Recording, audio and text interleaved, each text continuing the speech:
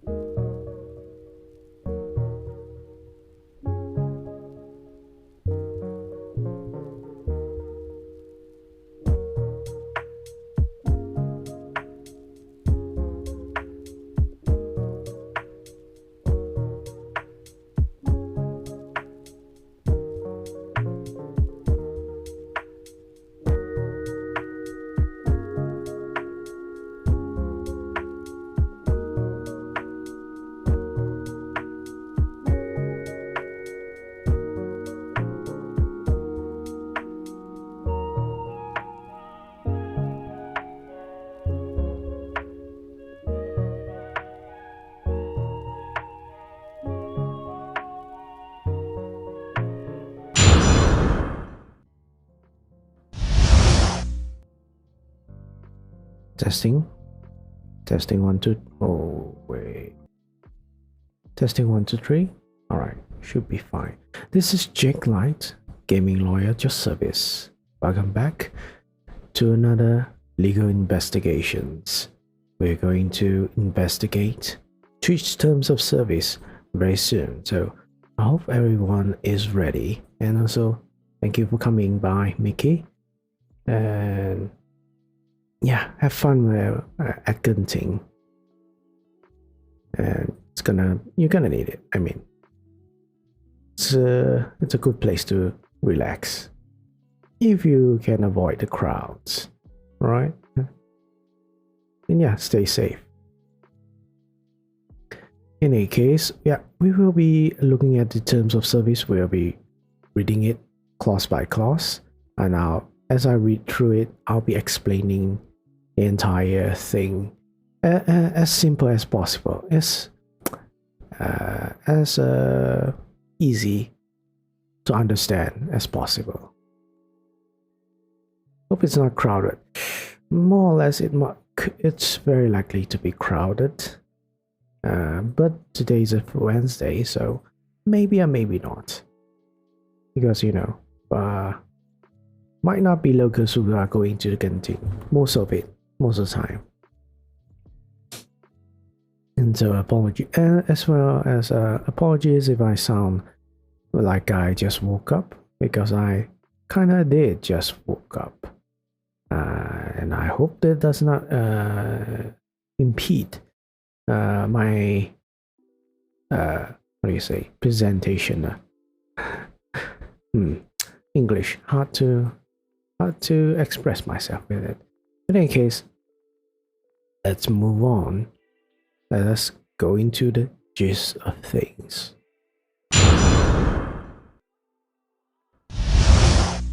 Right, if you do have any questions, it will all be compiled over here, right?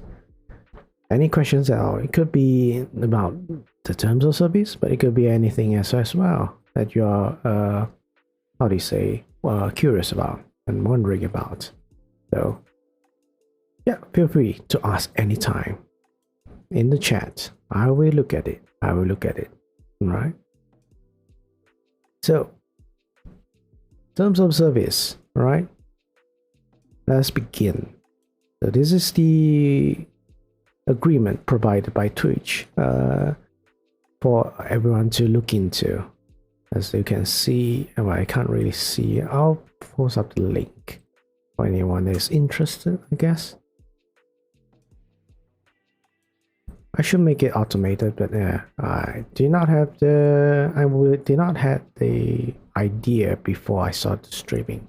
Yep, I should have done that. But in any case, I'll do it periodically, maybe, probably. All right, So this document has been last modified since 2021. The important thing, everyone, is for everyone that's listening right now or watching, is that the agreements or any documents, legal documents from any websites actually, or any service providers, whether it's providing you internet, providing you sort of a monthly service, even Netflix,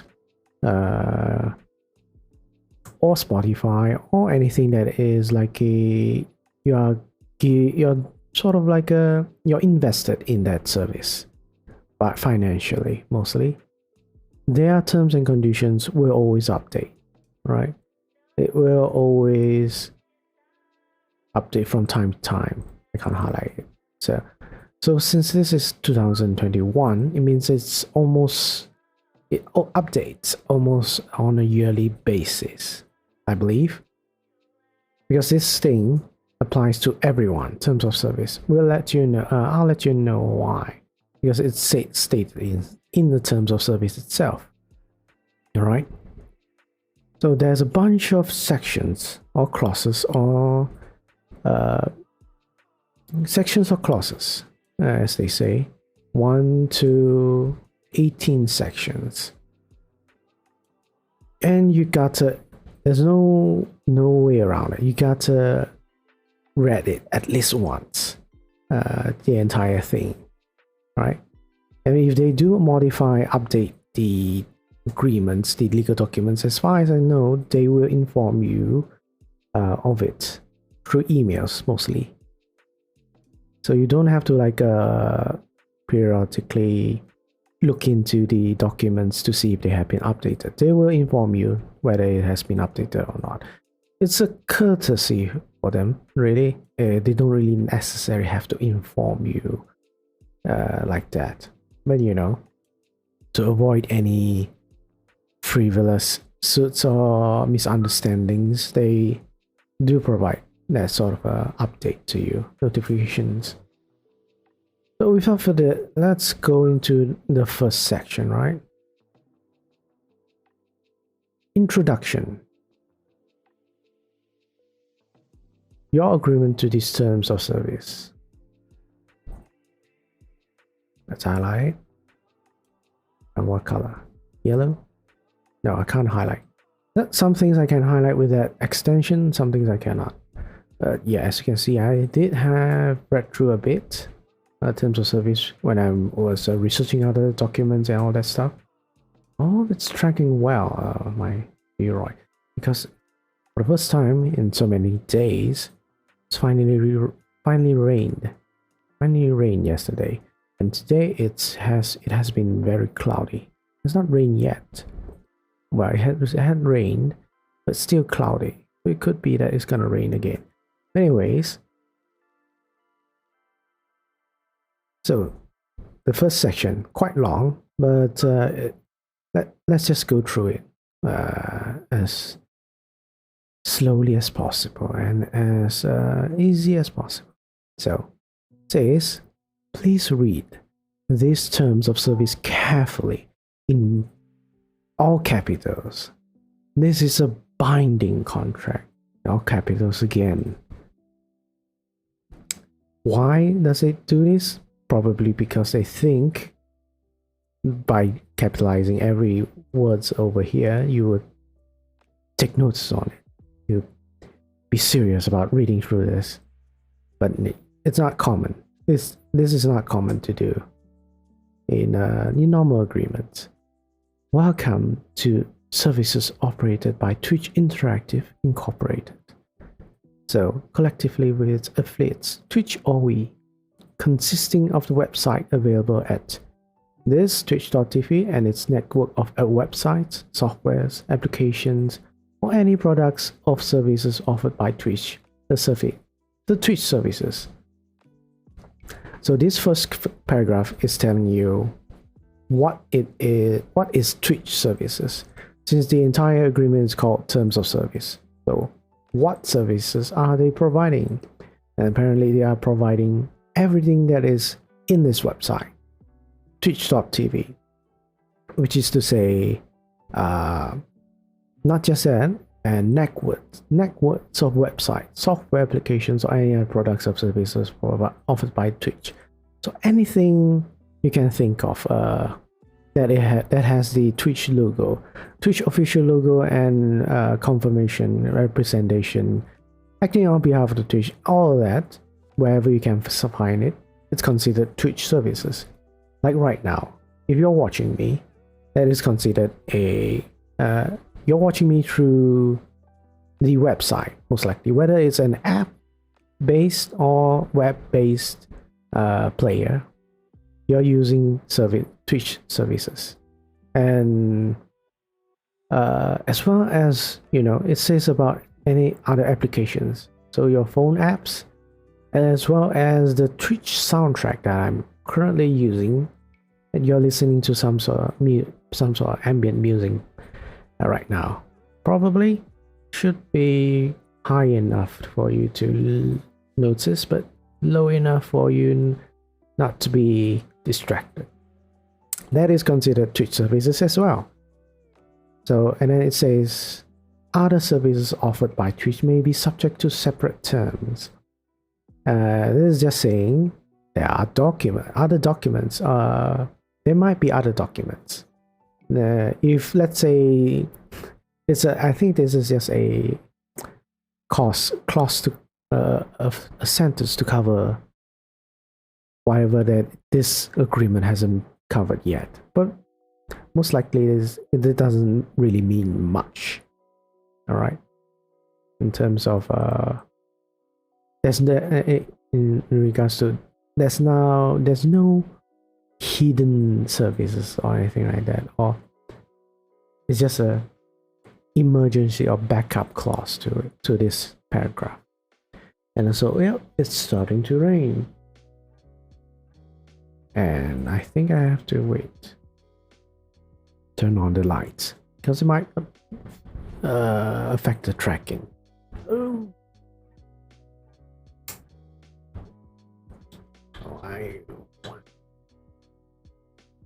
your side is raining heavily.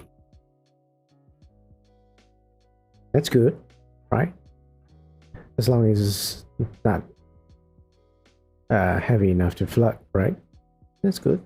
Raining is most of the time is good, as long as the infrastructure holds, you know, drainage system and all that. But yeah, let's continue. So the next paragraph. When using the Twitch services, you will be subject to Twitch community guidelines. This is very important. And additional guidelines or rules that are posted on the Twitch services made available to you or disclosed to you in connection with specific services and features. So, this is what I mean by there are other documents, legal documents that might you have to read as well. If you haven't watched my previous legal investigations, I talk about this as well. All legal documents are connected one way or another. Last time I also explained the affiliate agreement, which says something about that they are. But that if you are reading this agreement, you have to read in tandem with terms of service, as well as Twitch's community guidelines. And this community guideline is another legal document that you have to read through, and it's also contractually binding as well. Right? This is all about what you can do and cannot do about using the terms. You are using the Twitch services. So whether you're streaming, whether you're chatting, all these community guidelines also applies to you. All right, and the legal the consequences, all that will happen if you do not follow them. All right.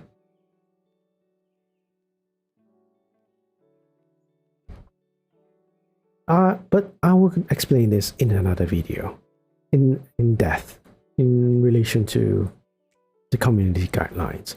But just so you know, yes, all legal documents are connected one way or another. So it's all right to read one, but it's better for you to read everything that's connected and related to you. As for us right now, let's say I pretend that I'm just a viewer. I'm a user of Twitch services, meaning to say I watch other people only. I do not stream myself. Do all these things affect me? Yes, they do. And why is that? They will tell you in the next paragraph. But let's read this as first. Twitch may also offer certain paid services which are subject to the Twitch terms of sale, as well as any additional terms or conditions that are disclosed to you in connection with such services. So yeah, Twitch terms of sale is a different thing as well. So this one, I would say, most important terms of sale, very different from terms of service. This is where Twitch sells you something, where you buy something from Twitch rather than just using the services. It could be a service that you need to pay, right? Or a product that you get digitally or physically. Probably includes that. But most common would be subscriptions. So that one is in a separate document, as it says. So we're probably going to cover this as well in a future date. Because if we try to cover everything that relates to the terms of service, we're going to be here all day long, right? So we don't have that much time, so we can't do that, unfortunately. We'll do that in another stream. Yeah, this agreement itself is the mother lode, I would say. It's the one that you have to read through in order to understand the rest of the agreements, if they apply to you. That's what I'm saying. Right? So over here, all such terms, after that it says, all such terms and guidelines are incorporated into these terms of service by reference. Yep. By reference, just referencing, by just linking the documents in here, you have to follow them. You're legally obligated to follow them. Whatever conditions they want you to comply with, you have to comply with.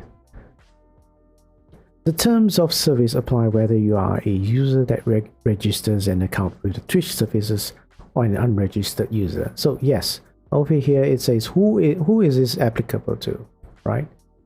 So they are saying anyone, whether you have registered an account or you have not registered or have not registered at all. This is a bit iffy, right? Because if you have it will be quite safe to say if you are registered an account with Twitch, meaning say you probably have agreed to their terms and conditions when you sign up.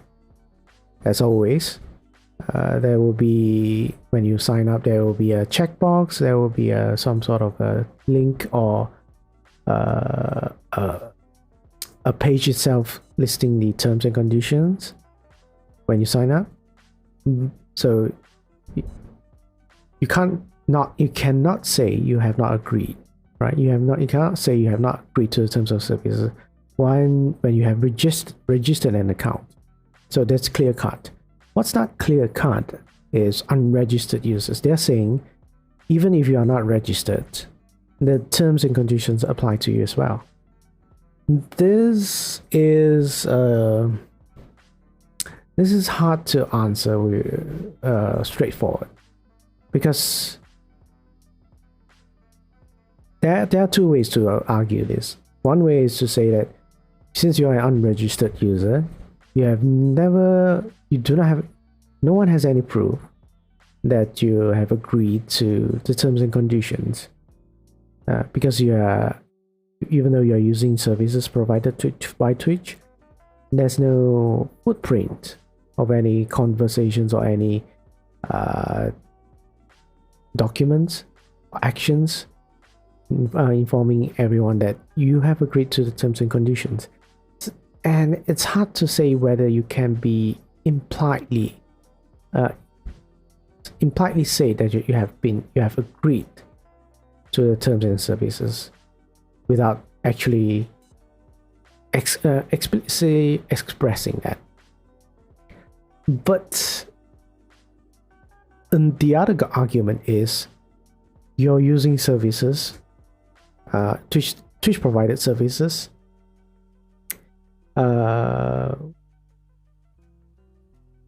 Yeah, that's about it. You're using something which Twitch is providing, which Twitch is giving you to use. So there is some sort of a relationship between you and the unregistered user already. By using something that Twitch is providing, you're in a sort of a contractual, maybe not contractual per se, maybe a consumer relationship.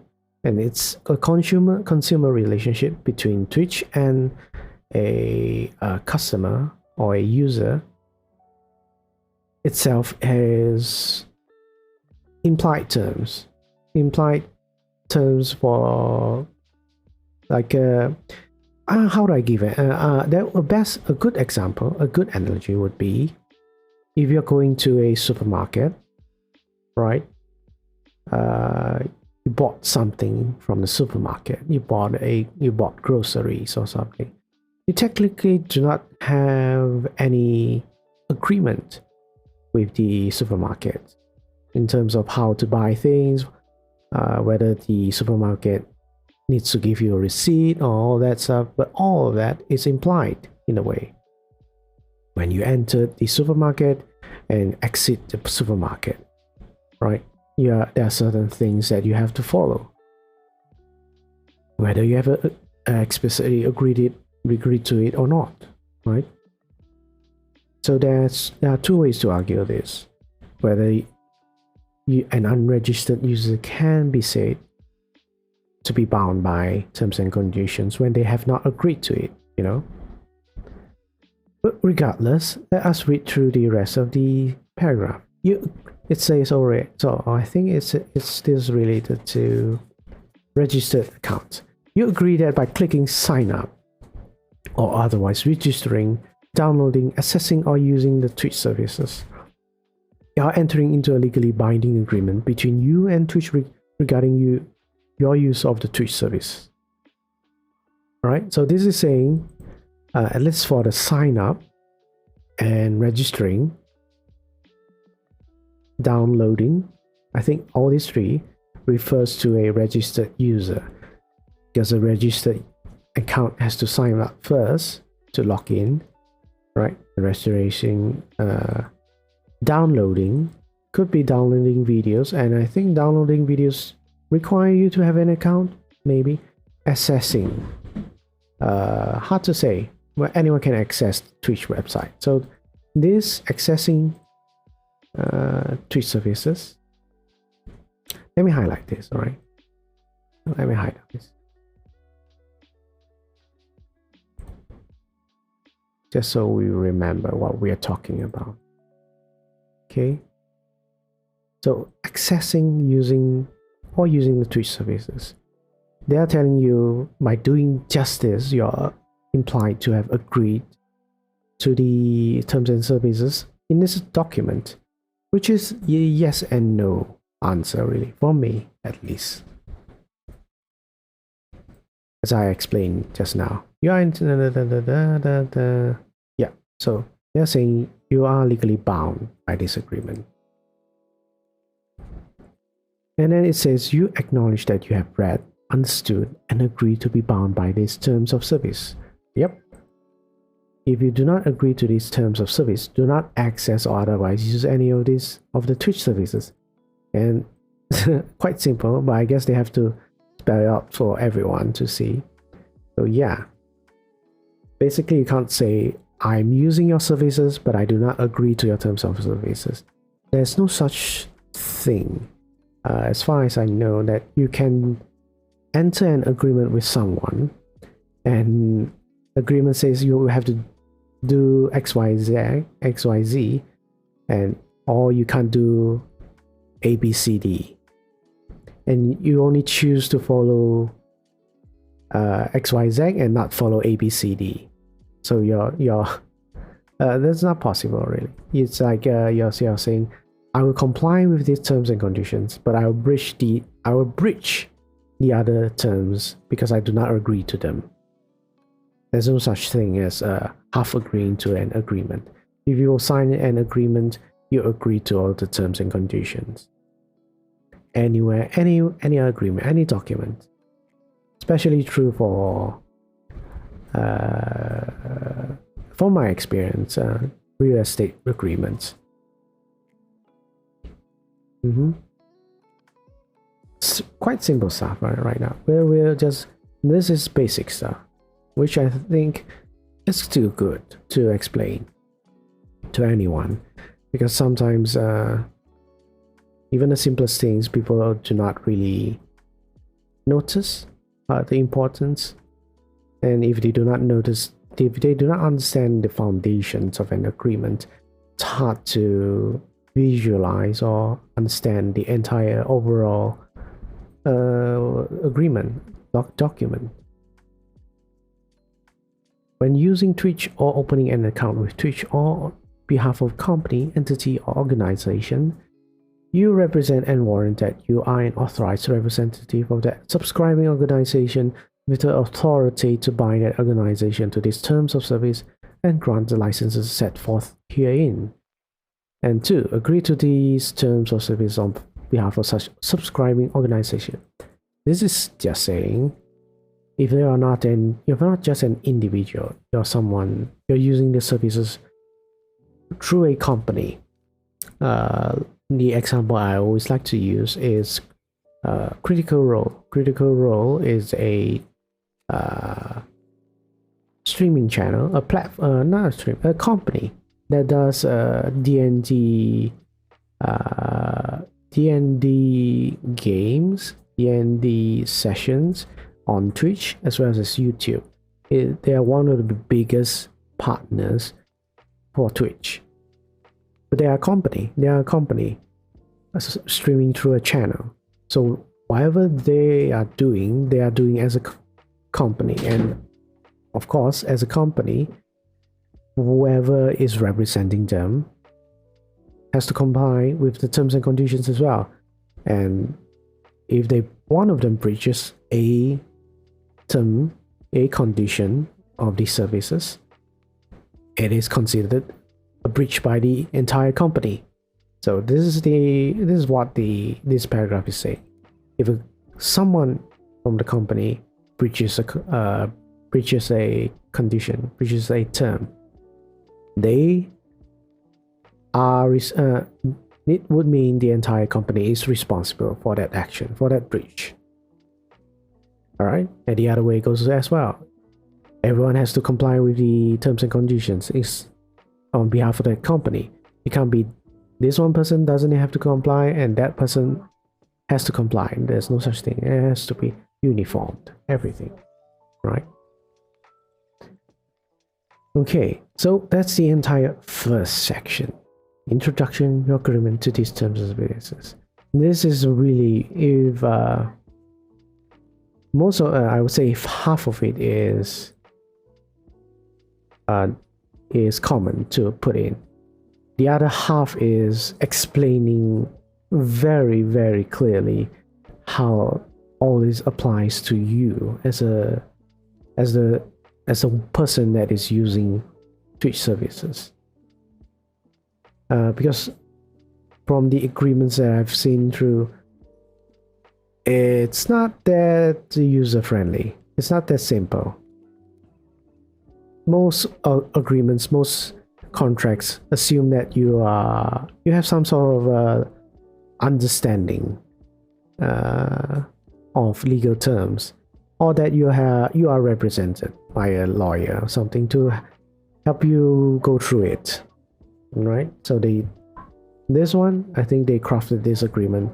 I think most of the agreement in Twitch are crafted in a way that they try to help the layperson to understand it as clearly as possible without being too vague.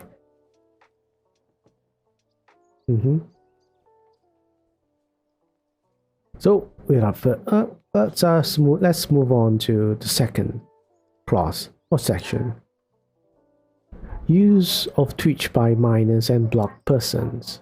So yeah, this is about who can legally use the services. Right? The Twitch services are not available to persons under the age of 13. Right? Let's highlight this. It's important to some people, right? So it's important. If you are between the ages of 13 and the age of legal majority in your jurisdiction of residence, you may only use the Twitch services under the supervision of a parent or legal guardian who agrees to be bound by the terms of services. Okay. This tells us several things, really. From what I can tell, that what it implies, what's the purpose of this, right? So normally, why does Twitch say this? Why does Twitch say this? Twitch services are available to persons under the age of 13. First question would be, Does other platforms do this as well? That's the question, really. Because we are reading through just Twitch, and my first gut reaction was, is this only Twitch? Twitch is only saying this, and other websites like YouTube are not saying this. I can't say until I read through YouTube's terms of service, which is gonna be another video. I could be wrong, or I could to think that YouTube doesn't have this clause, but they could have this as well. But yeah, why do I think that? As far as I can remember, Twitch doesn't have any channels that are catered to minors, as in, you know, YouTube has a lot of videos, lot of channels that are for children, like advertising toys, baby songs, children stories, and all that. YouTube has a lot of that. I'm not sure YouTube regulates who can watch you use or watch the channel, the website. Sorry, their services and all that. But for Twitch, I can say for certain they do not have any streamers, at least, that caters to people, caters to children. Right? I don't see any streamers doing like very, very childlike entertainment, like maybe Blue's Clues, that sort of thing. Dora the Explorer, that sort of entertainment. No, I don't think I seen any streamer does that kind of service. But I think it is for very, very good reason, because on the other end of the spectrum, lots of things are not even, I don't think is even appropriate for anyone that is 13 or above. All right, so they're saying users above a 13 can use the services. I would say yeah, not right. This is just my personal opinion. 13 is still not old enough for certain content in Twitch, so to say the least. But I guess they are saying if they have supervision of a parent or legal guardian, then I guess they're safe. Hard to say. That's all I know, not for a fact, that this is the internet, right? The internet does not always have someone supervising a child or a teenager in this case, what they see in the internet. And Twitch, the top streamers, it pops up in front of you at the homepage. And yeah, enough about that. This is Twitch's stance on who can use the Twitch services. So explicitly, no one below age of 13. So if you see anyone using this using Twitch services or watching or you streaming or using Twitch to stream, and they are below age of 13, that is a no-go. That is very, very bad, right? It is forbidden. Okay. So next paragraph. The Twitch services are also not available to any users previously removed from Twitch service by Twitch, or to any person apart from receiving them under laws of the United States, such as its export and re-export restrictions and regulations, or applicable laws in any other jurisdiction. So, a simple way to explain it is people that has been banned one way or another by Twitch, they cannot circumvent this ban and continue using Twitch services. For example, it would be, I think the more practical would be streamers that are affiliate and above, because they have to submit personal information. If these streamers are banned and they try to create another account using the same name, personal name, real name, everything, if Twitch finds out they did that, by these terms of service agreement, you can't circumvent it. You will be removed again, or you will be banned again, right? Simple as that.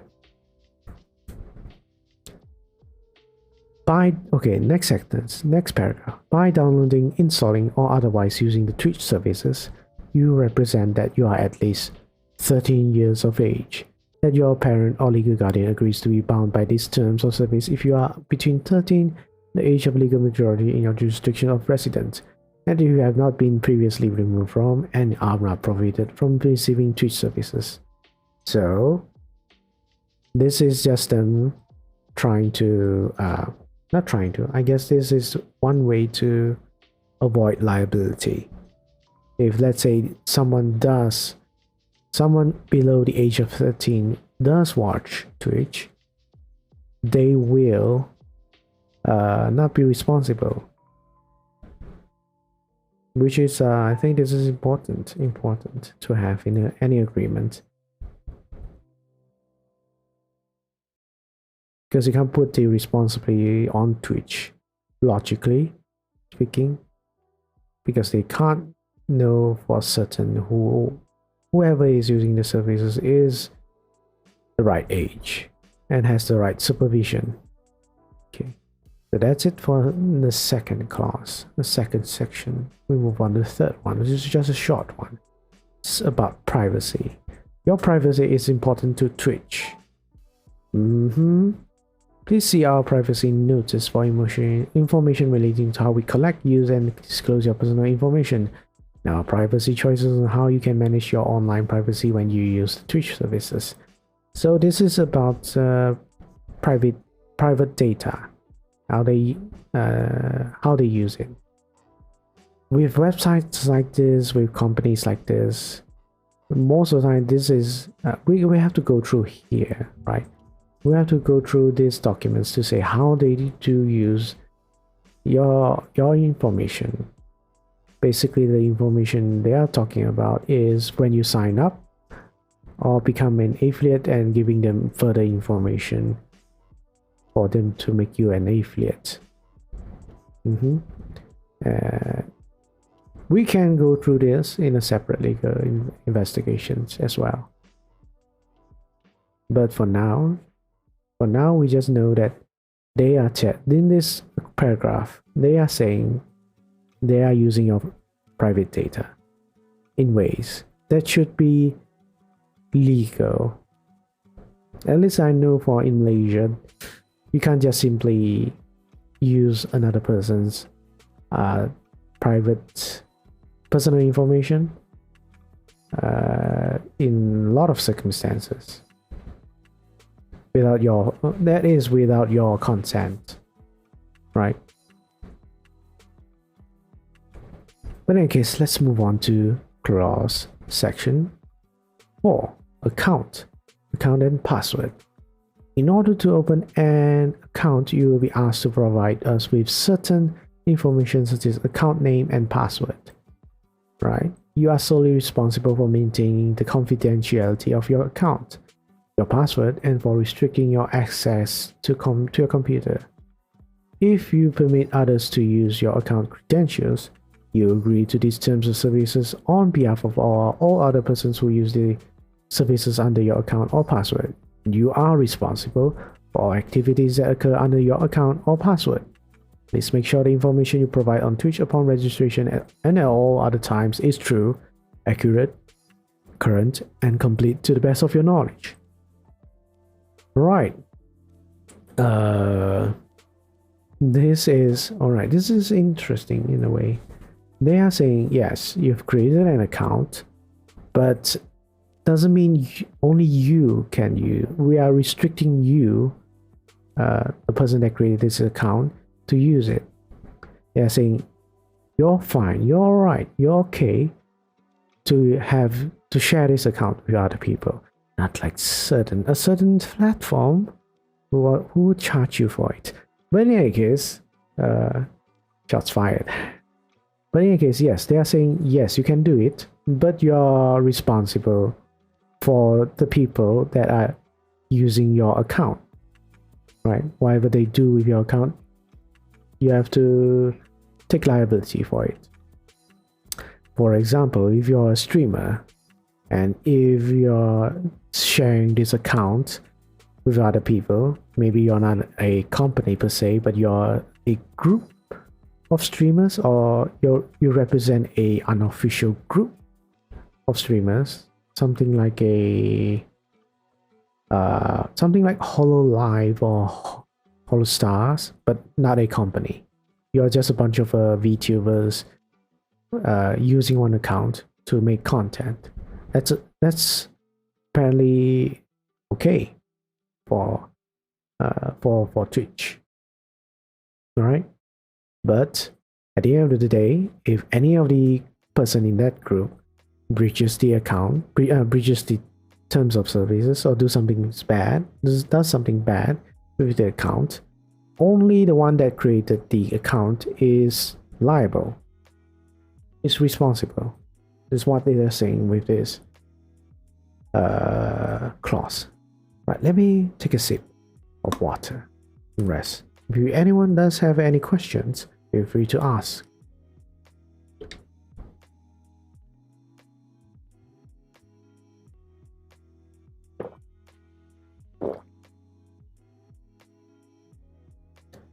My throat is a bit sore, so I apologize if I can't. Maybe there's a minor chance that I won't be able to finish the entire agreement. As you can see, we are only like there's 18 sections. We are like at 4th section only. I did quite a bunch of talking yesterday. Not good. Should have planned this better. Because after streaming yesterday, I recorded for a let's play for about 2 hours. Ooh, 2 hours. Of Ace Attorney. So I did a lot of I had a lot of strain on my throat yesterday, speaking in very different accents and personalities.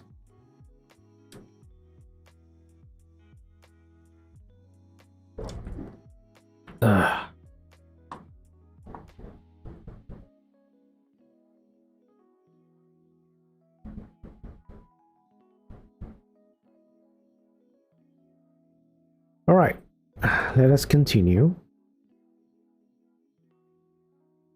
on the 3rd paragraph of section 4. Unless expressly permitted in writing by Twitch, you may not sell, rent, lease, share, or provide access to your account to anyone else, including without limitation, charging anyone for access to administrative rights on your account. Right. So they are saying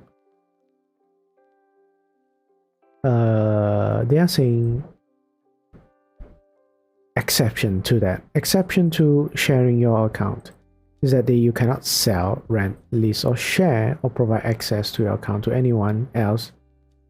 Right. Twitch reserves all available legal rights and remedies to prevent unauthorized use of the Twitch services, including but not limited to technological barriers, IP mapping, and in serious cases, directly contacting your internet service provider regarding such unauthorized use. Very, very big. I would say, or very broad. This paragraph is saying. Hard to know how Twitch can enforce this, really, in terms of yeah, I mean, unless someone rats out this person, Twitch, you're not gonna find out whether one person is gonna sell their account, rent their account, list their account, share their account. Unless we are talking about streamers, affiliate and above. Because anywhere below that, it's hard to.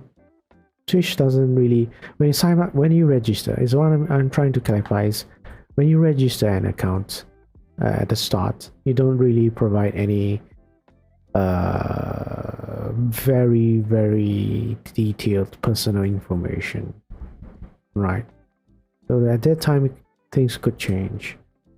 You can do things, other sort of things, really.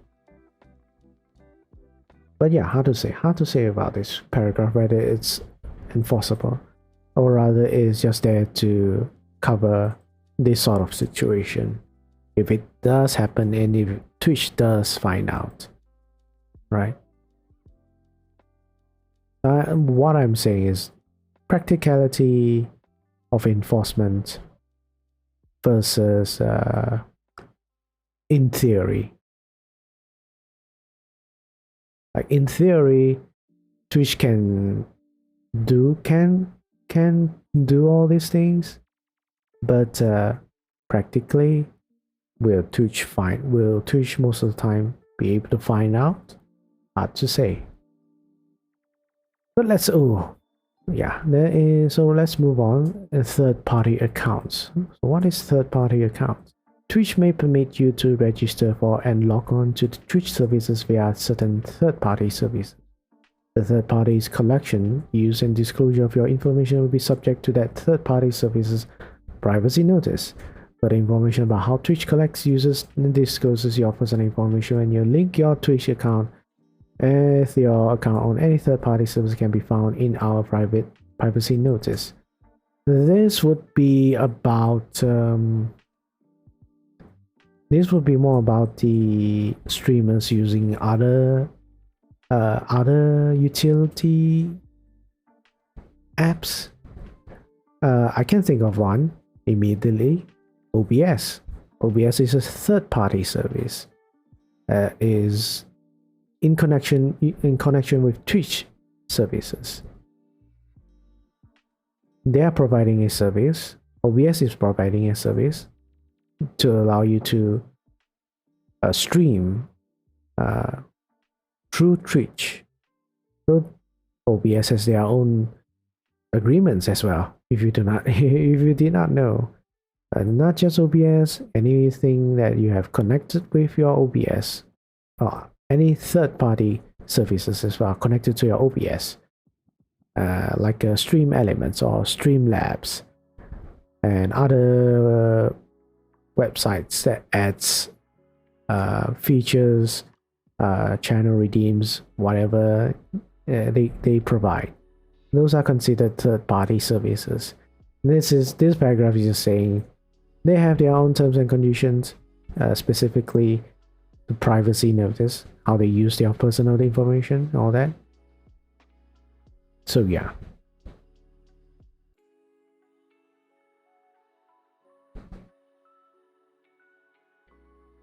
And they are saying, again, please read through their privacy notice.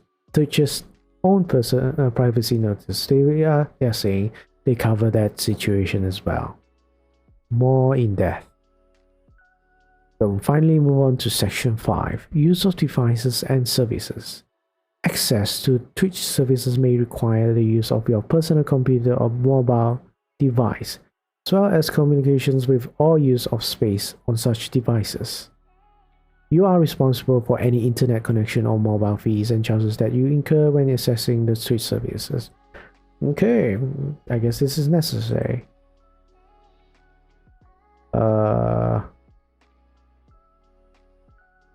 with or use of space on such devices. I think this is just saying, yeah, to use Twitch, you have to either have a PC or a phone or something similar. But then most importantly is what they're saying. Twitch is not.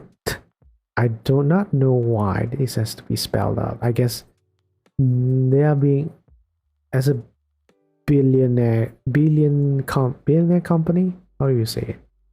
Multi-billion company. They have to cover every situation, I guess. They are saying they are not going to pay for your internet or data plan. Really, this clause is weird. It's weird. But I guess, yeah, it's there so that you won't complain or sue Twitch for not paying you your own internet. I can't see how this is. Can't see how this is a real issue. Okay, let's move on to section 6. A modification of these terms of service. We have this now. It's over here apparently. Right, I'm gonna highlight this. Alright, so immediately the first sentence it says Twitch may amend any of the terms of these terms of service by posting the amended terms. Right? Your continued use of the Twitch services after the effective date of the revised terms of service constitutes your acceptance of the terms. Right. For residents of the Republic of Korea, Twitch will provide reasonable prior notice regarding any material amendments to its terms of service. All amendments shall become effective no sooner than 30 calendar days after the posting, provided that any amendments regarding newly available features of the service that are beneficial to the user or changes made for legal reasons may become effective immediately.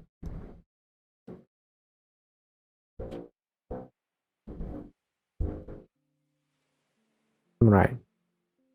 For residents of Republic, all amendments shall become blah blah blah blah. Features of the all changes made for legal reasons may become effective immediately. So yeah, they are saying any terms and conditions in this terms of service is susceptible to change. Right? All agreements gonna have this. All agreements that are how do you say big, reputable or famous has a lot of users. Has a lot of users using it, has a lot of people, clients, customers, users using this. They have to put in this clause to say for many reasons, actually, for many reasons. Even though this could be seen as unfair, there are many reasons why. Because Twitch as a platform, as a streaming platform, is global. It involves a lot of countries, the entire United States, and everywhere else in the world. In terms of the laws they have to follow, there are many changes. There are many things they have to they have to consider. Local laws and international laws. So it's safe to say why they have to put this. Anytime the law changes, they have to change their agreement as well. Maybe to add additional notices, additional clarifications, all that, or additional benefits. That's what they're saying in the second paragraph. Okay. So, and again, they are saying they all events you're gonna. They are saying there's this sentence, of course. They are saying they might not inform you though. You're going to use of this Twitch service after effective day of the revised terms because it is your acceptance of the terms. They are basically saying here is we don't have to inform you changes of the terms of service for it to apply to you. The new changes, I mean. They are saying it's your responsibility to look through this agreement. So there's one thing. On one hand, you have seen Twitch update you on the terms and services through their emails. On the other hand, in their agreement itself, they are telling you, even if we didn't send you any updates, you're bound to these new changes still. So keep that in mind, everyone. It's not like if you read this once and you don't have to read it a second time. Try to do it on a yearly basis, if possible. I will try to do it as well. Although, yes, I am a lawyer, but I'm still a normal person who is not insane to read through these legal documents every month like that. But a year to just skim through the agreement, to just look at if they did update it, they will put it here. They will state it over here. Last modified date, So if this date doesn't change, you don't have to read through again. You just have to remember what the terms of service has talked about last time you read through it. So yeah.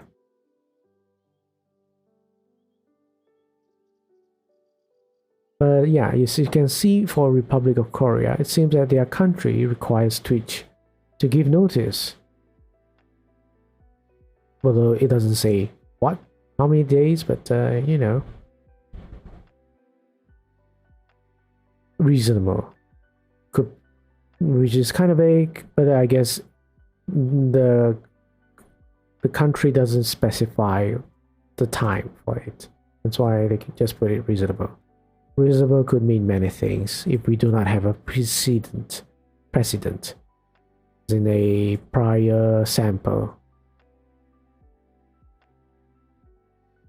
So in any case, let's go on to the very, very important thing, where streamers, VTubers, all of you, please take note on this clause, on this very, very clause. If you ignore everything until now, as I've said, or have not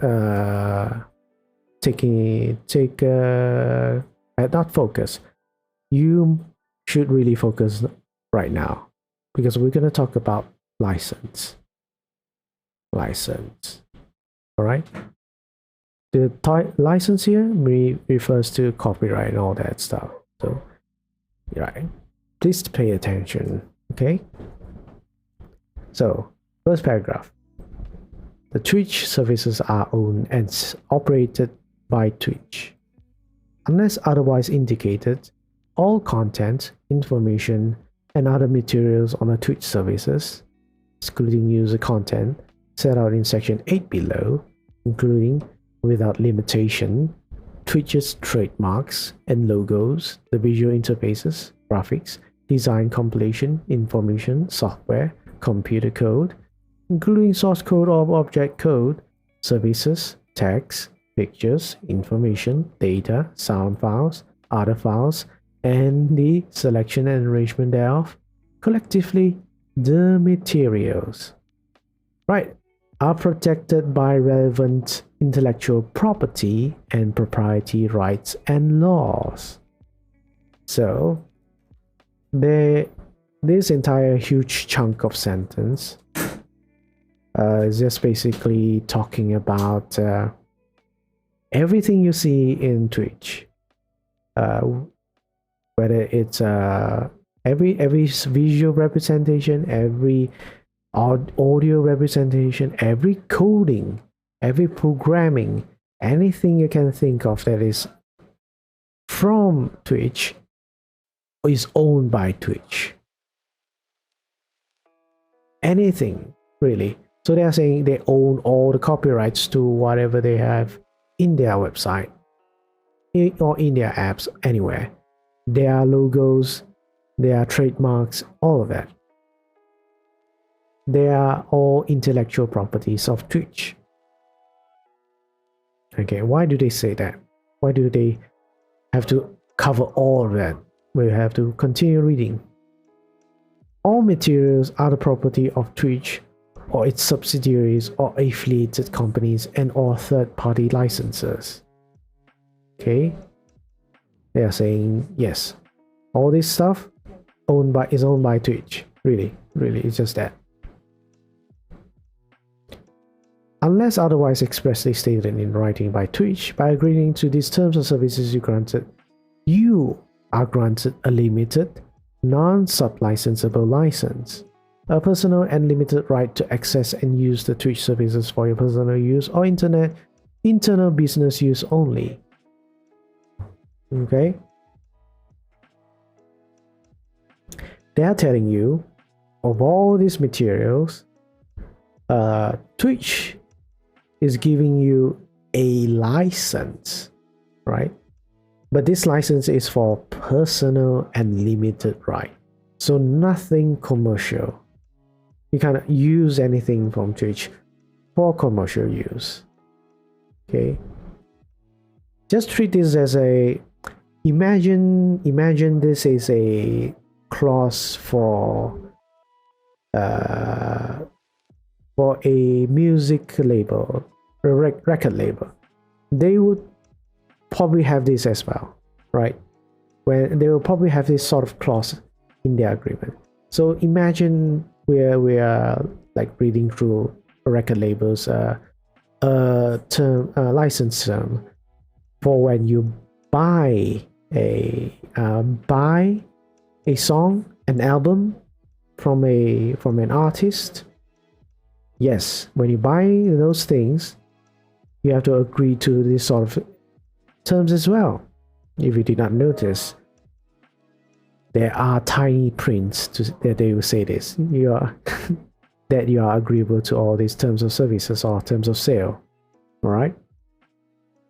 So they are telling you, in a way, you can use this. You can use these services or you can use these products. Well, over here it's services, but imagine songs and everything. So they're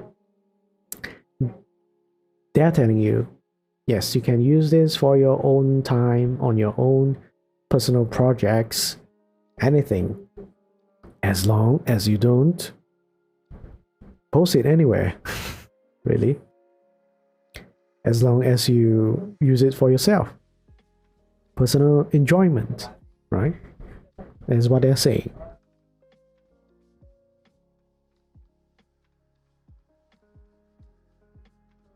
Right, so we're moving on. So I'll highlight this just so we remember. So Twitch in the next paragraph says, Twitch reserves all rights not expressly granted in these terms of service. Right? This license is subject to these terms of service and does not permit you to engage in any of the following. So they're telling you what this license entails. What is Twitch granting you, giving you? What sort of license they are granting you? They are saying this license they granted you, you cannot do these following things from A to F. Right? They're saying you cannot resell it, you cannot use it for commercial, you cannot distribute it, you cannot use it for public performance or public display of any materials. Right? He's saying you cannot modify them or turn them into any derivative uses of the Twitch services of the materials, yeah, you cannot modify them. You cannot try to copy them in a sense, in a way, or add stuff to it. Ooh, it's raining heavily. And it says you cannot use their services for data mining or robots or similar data gathering or extraction methods. You cannot download it except for page caching or of any portion of the Twitch services, the materials, or any information contained in them, except as expressly permitted on the Twitch services. So they are talking about that you can download anything as long as Twitch provides it, right? If Twitch doesn't provide a way for you to download something, you can't, right? And it says any use of these Twitch services or the materials except for their intended purposes. So they're saying you can't use the Twitch services unless it has for its intended purposes only. So again, imagine all this as if you're reading a contract for listening to music, maybe in Spotify, maybe in some other services, which you might, in my mind right now, it's all about the covering, the karaoke stuff. But yeah, this is if you imagine that and replace materials with that, with songs and music, they are all very, very much applicable.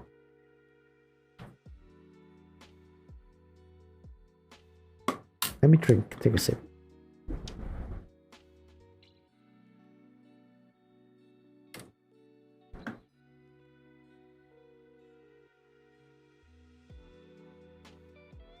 But even though I'm emphasizing this clause really heavily, we will actually look into the actual. There are documents, there are documents talking about copyrights in Twitch itself. We'll look into that in another stream as well. And yes, we have a lot of things to go through. We don't have to worry about running out of things to read through, to go through, because if you're a streamer, all this is going to be important for you to know, to at least be at the back of your mind when you're doing anything, when you're creating content, so that when you do anything, you will not accidentally get yourself in legal trouble, right? The next sentence actually says any use of this Twitch service or material except as specially authorized in the terms of without the prior written permission of Twitch is strictly prohibited and may violate intellectual property rights or other laws.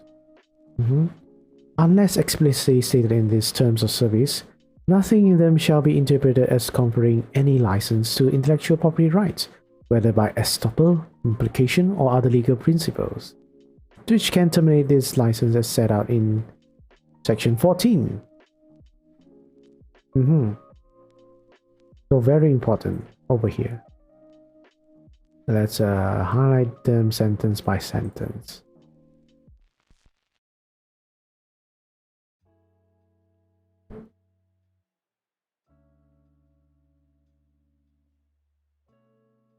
So here it says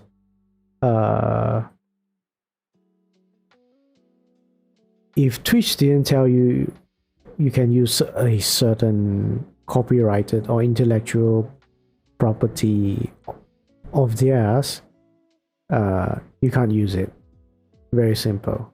If you use it, it's a breach of intellectual property rights. So intellectual property rights, for anyone that doesn't know exactly what they are, you guys can say intangible assets or products products or ideas, anything that is cannot be touched per se, anything not physical per se. Those are the things, and those things can be owned by someone legally. Right? Copyrights is one of the type of IP, of intellectual property. There are trademarks, there are patents, and other types of IPs as well. I've gotten my wish. Rain is non-stop now. Good thing I did my recording yesterday. So yeah. Then the second sentence, unless explicitly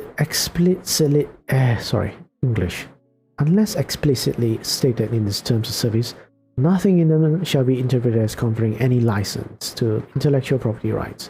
So they are telling you, you have a limited license, but over here it says you don't have a license as well. A bit contradictory, but again, the license is not a thing. It's not a physical thing per se. A license can mean you are allowed to do many things, or it can mean you can use it to do very, very little things. Over this in this sentence, highlighted sentence over here, they are talking about licenses which can may be created by estoppel, implication, or other legal principles. They are talking about anything they have not given you, have not expressly told you they have given you a license for, right? So you cannot assume, you cannot imply that if let's say Twitch says certain things that you can do or cannot do, really very specifically in terms of a license. For the best example we always can think of is music. If Twitch if you somehow interpret Twitch saying something like they allow you to use copyrighted music, they allow you to cover songs or something like that, but in a very, very, very vague way, they can do that. They might do it because sometimes not everyone writing those things have a legal background, have legal experience, so they might write things they think it's okay, but at the end of the day, we have this document to tell you if they're saying, if Twitch says something like that, they are not really giving you a license. They are not expressly giving you a license. Because unless those sentences says Twitch is giving you a license to cover songs, to use copyrighted music. If they say that, then it's fine. But most of the time when you see, if there are articles, there are Q&As or anything from Twitch that say something like, you may use this in a certain manner, blah, blah, blah. They are not expressly telling you can do it. They might be misinforming you, but without implicating them, as in without them actually saying yes, you can use them. Right. Sometimes they want to try and cater to the streamers as well as the copyright holders, but end up being and they end up in a mess when they use that sort of a terminology. But for us, we just need to know, unless Twitch gives you an express license, for example, literally saying they give you a license to use copyright works, you can use them. If they don't assume by anything, by any implication, by any way that they did give you a license. right? We just want to be on the safe side, right? Laws or interpretations of laws or terms and conditions of words, anything like that, are interpretations. To be on the safer side, we must not try to do anything that has a legal risk to it. Ooh, heavier rain now. Why is that though? I guess the several days that have not been raining has accumulated now. Right.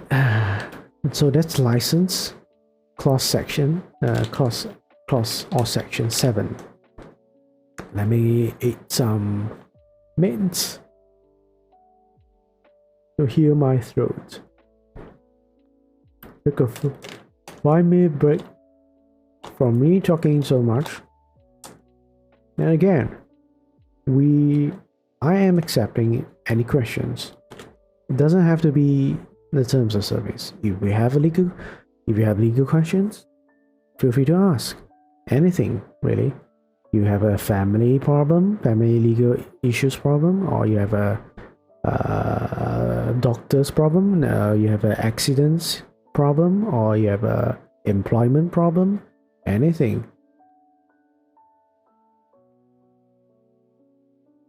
I can answer them. You just have to give me some time to look into it.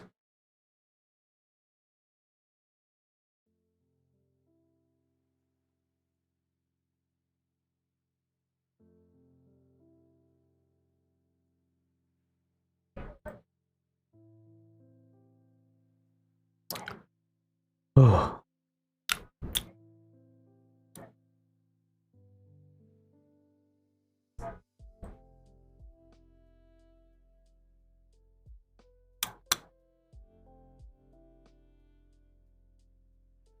All right.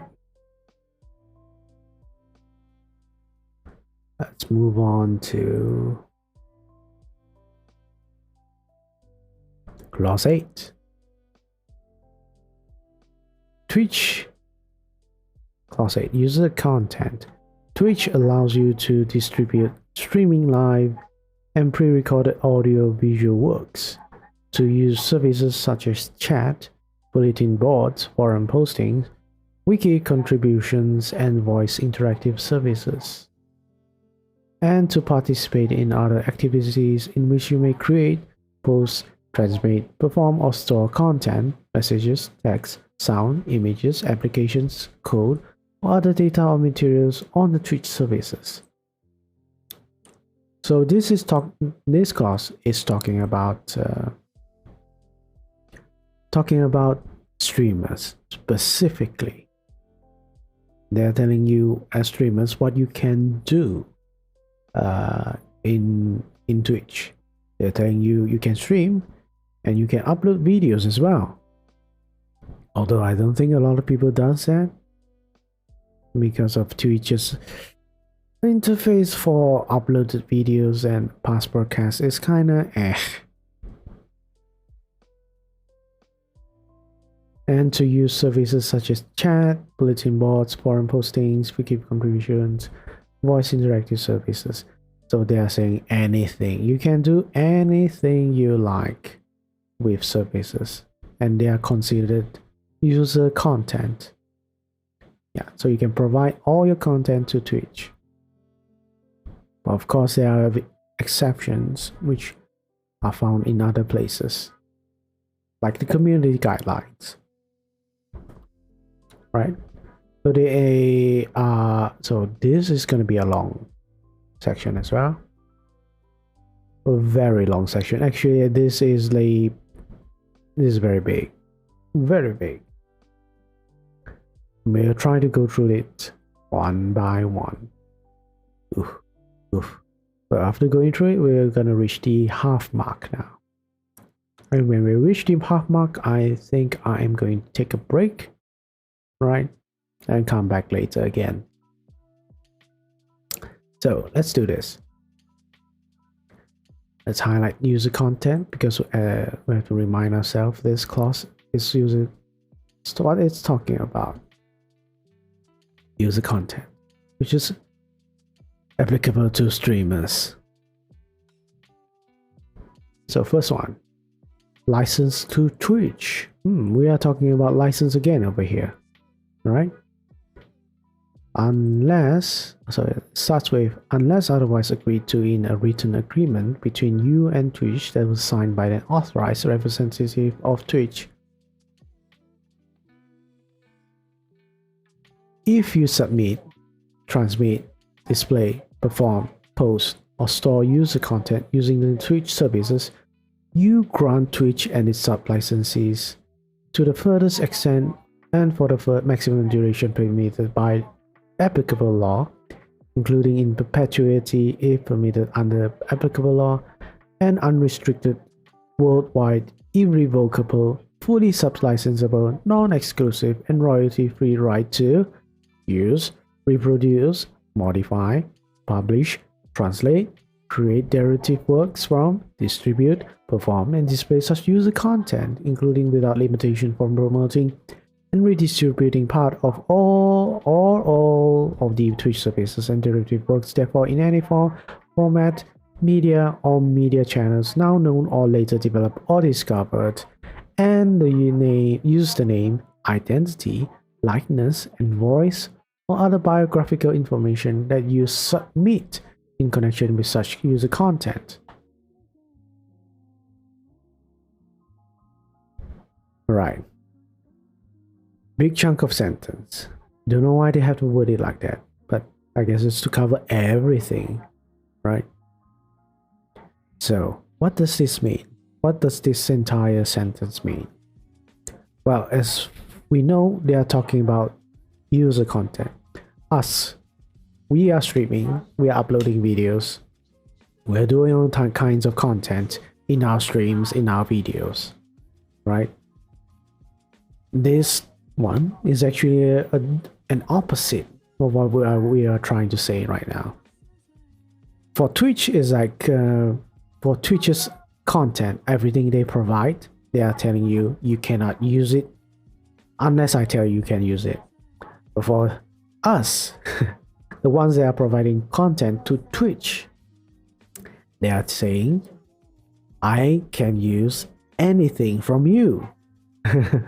I can use anything from you. Any content you have put up on Twitch, I can use it. So let's just digest this one by one. So that's what they can how can they use it? That's the question. They are telling you you have granted Twitch license in a way, and it's sub licenses to the furthest extent and for the maximum duration permitted by applicable law. They're telling you you've given Twitch a license to use your content indefinitely, in a way, up to applicable law, which I guess in terms of copyright law, indefinitely, and unrestricted, worldwide, irrevocable, fully sublicensable, non-exclusive, and royalty-free. Yeah, so this license that you've given Twitch is there's no strings attached, can be used anywhere, cannot be revoked, meaning you cannot not give them, you cannot withdraw this license from them, and they are saying it's fully sub-licensable. Sub-licensable here means they can further license your content to other people. They can actually charge people to use your license. To use your content. Non-exclusive means to say your content cannot be exclusive to a certain company or platform or anywhere. For example, you cannot say I only uploading I do not let I can't how to say non-exclusive. You cannot force Twitch to say that they can only upload this on Twitch only. They can do it, upload Twitch on here only, or they can present your content in anywhere, everywhere, but maybe YouTube itself as well, or other platforms that the Twitch is partnered with or works with. And lastly, it says royalty-free right, meaning to say when they use your when you use your content, this license is free of charge. You are giving them license as well as free to use it, right? And how are they going to, and how are they allowed to use this license, your user content? So immediately just say use, reproduce, modify, adapt, publish, translate, create derivative works, distribute, perform, and display such user content. Yeah, literally they are saying I can do whatever I want. I can do whatever I want with your content, including without limitation of promoting and redistributing part of all of the Twitch services and derivative works thereof in any form, format, media, or media channels now known or later developed or discovered. Yeah, anywhere you want to promote it, use it for more promotion, promoting Twitch themselves. I can use it, and I can use your name. I can use your likeness, your identity. For example, if Twitch was to use me, they can use me. Anything that is identifiable as Jake Light. They can use Jake Light. They can use Jake Light's VRoid model. It's a representation of my channel, all that. My voice even, and my biographical information, if they choose to submit in connection with such user content. Yeah, user content again involves a lot of things, anything that you have done with on Twitch services, right? Yeah, so that's all that stuff. Twitch can use that for all of it, right? Then it says, should such user content contain the name, identity, likeness, and voice or other biographical information of third parties, you represent and warrant that you have obtained the appropriate consents and all licenses for your use of such features, and that Twitch and its sub-licenses are allowed to use them to the extent indicated in these terms of services.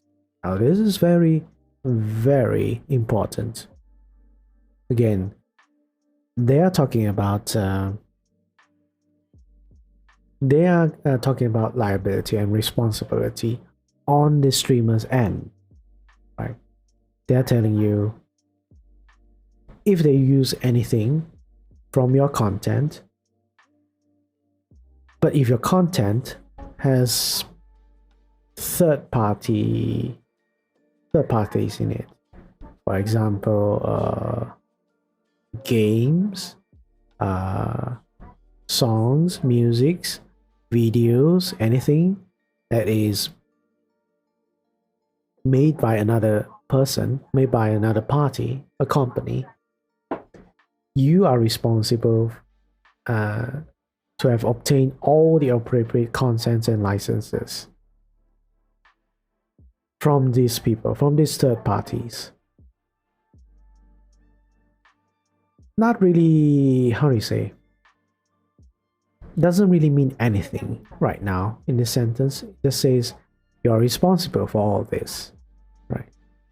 What it actually Twitch is implying is, if let's say if you did commit copyright infringement, or anyway in a sense of that, maybe IP infringement or anything, because you didn't get the appropriate consent and licenses, it's your responsibility, right?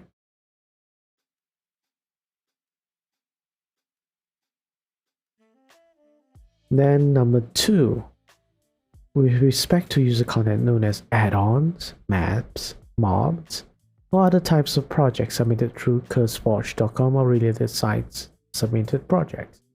Rights granted by you here under terminate once you remove or delete such submitted projects from Twitch services. You also not acknowledge that Twitch may retain but not display, distribute, or perform server copies of submitted projects that have been removed or deleted. Very interesting. Very interesting. I am not particularly sure what this means, but I'm guessing it is talking about there is a way for you to submit projects to Twitch through websites like CurseForge and related sites.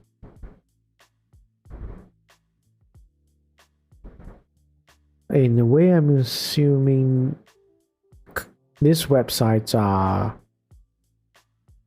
partnered with Twitch one way or another. That's why they are saying if you have submitted this sort of content, modifications, maps, add-ons to these websites, they're saying in a way, rights granted by you under terminate once you remove or delete such.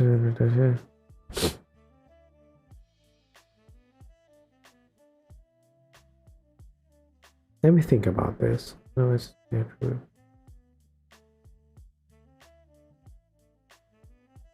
Right. They're talking about you may have rights over this sort of content, but you terminate your rights once you delete or remove these projects from Twitch services. And for somehow Twitch are saying that they may retain these projects in their server copies, although they won't display it, distribute it, or perform it. That have server copies of submitted projects that have been removed or deleted. Yeah, they will retain it. Why are they retaining it? They did not say. They are just saying they will retain it, but they won't use it. Very confusing. I think a person with more technical experience or expertise would be able to answer this. With respect to streaming live and pre-recorded audio-visual works, rights granted by you here under terminate once you delete such user content from Twitch services. Right, this is more, I can understand this. Or generally by closing your account, except to the extent you shared it with others as part of Twitch services and others copies or stored portions of the user content. Made a clip. Twitch use it for promotional purposes and for the reasonable time it takes to remove the backup of other systems.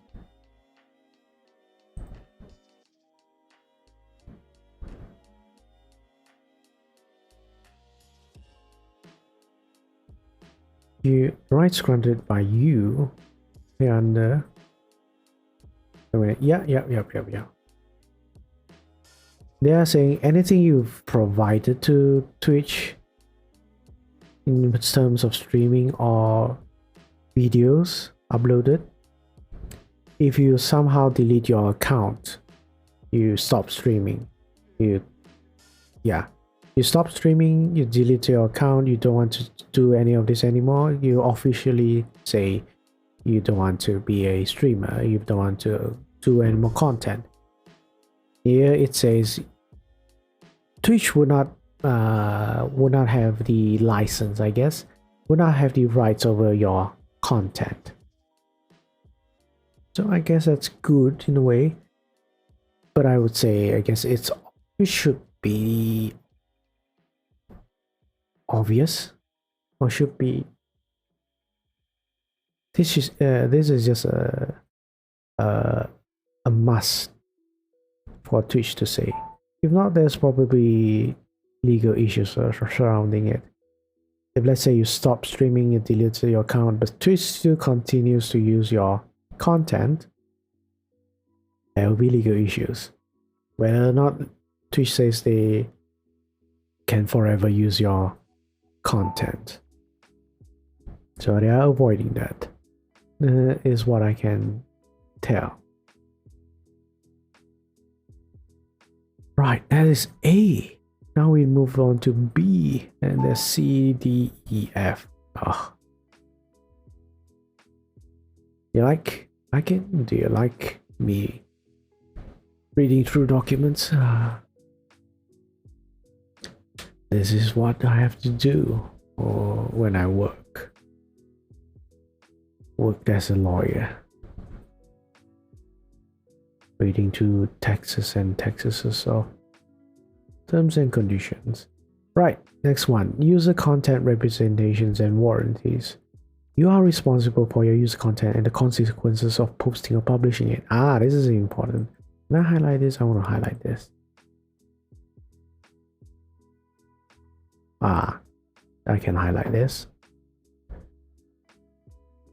You represent and warrant that. So again, streamers, anyone that is watching, this is very important. So pay attention.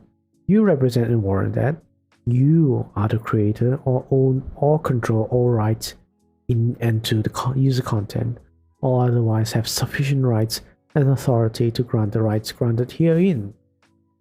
Your user content does not and will not infringe, violate, or misappropriate any third-party right, including any copyright, trademark, patent, trade secret, moral right, privacy right, right of publicity, or any other intellectual property and property right. Okay, let's highlight this.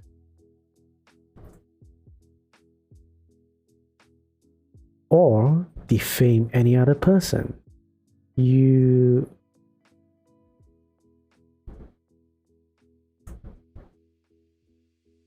let's put this a different color. All these are important. Why I'm highlighting it. Your user content doesn't contain any virus, adware, spyware, worms, or other harmful or malicious code. Not that important, but alright, good to know. Unless you have received prior written authorization. Your user content specifically does not contain any pre-release or non-public data for software or game content or any confidential information of Twitch or third parties.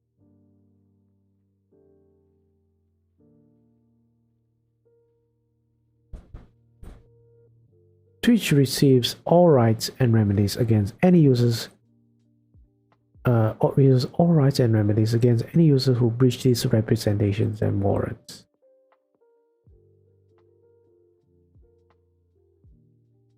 Right, so here, again, they are telling you, streamers, that anything you post, anything you publish, anything really you stream, or however you want to say it, they are telling you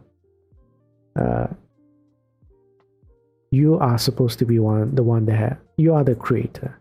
You own all the control and all the rights to whatever you create, to whatever you have given to Twitch as user content, or that you have sufficient rights and authority granted the rights granted herein. Yeah, so basically you have obtained the necessary consent, you have obtained the necessary license to do whatever you have to do in your streams, and you have not done any of this. You have not done any copyright, IP infringement violations or misappropriations or any third-party rights. Right.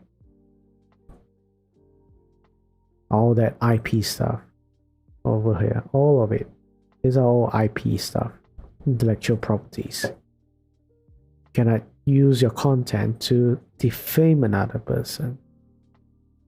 Yeah. Then your content cannot contain virus, adware, spyware, worms, or other harmful malicious code. And if is say you are using any pre-release or non-public data software or game content or any confidential information of Twitch or third party. So anything that is supposed to be secret, you have obtained the necessary permission to use it for your content, is what they are saying. So, and at the end, they are telling you Twitch will take actions if you did not do any of this. They will take actions, legal actions. But for us, it mostly means DMCA strikedowns, copyright claims, copyright strikes, all that.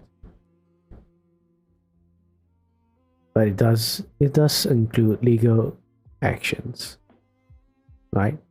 There is always a risk of you directly getting sued. So take note of that whenever you stream or do anything. Of course, I understand not everyone is able to avoid this risk, but as far as for me, my concern is try to reduce that legal risk as much as possible. Do not expose yourself. Let's say you are driving, even if let's say the road is dangerous and other drivers are dangerously driving, recklessly driving, do the best to keep yourself safe. Drive safely. Put on your seat belts. Use your blinkers. Use your brakes properly. Right? Do not speed. All that stuff. Anything that you can control, anything you can do to reduce the risks, do it for yourself. Right?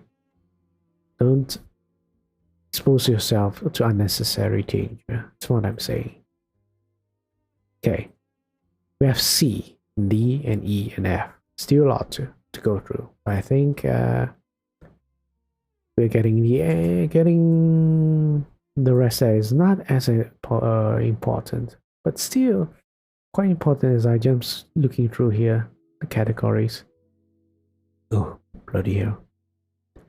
Alright, content is uploaded at your own risk. Yep, again, they are emphasizing this. Copyright stuff. Twitch uses reasonable security measures in order to protect user content against unauthorized copying and distribution. However, Twitch does not guarantee that any unauthorized copying, use, or distribution of user content by third parties will not take place.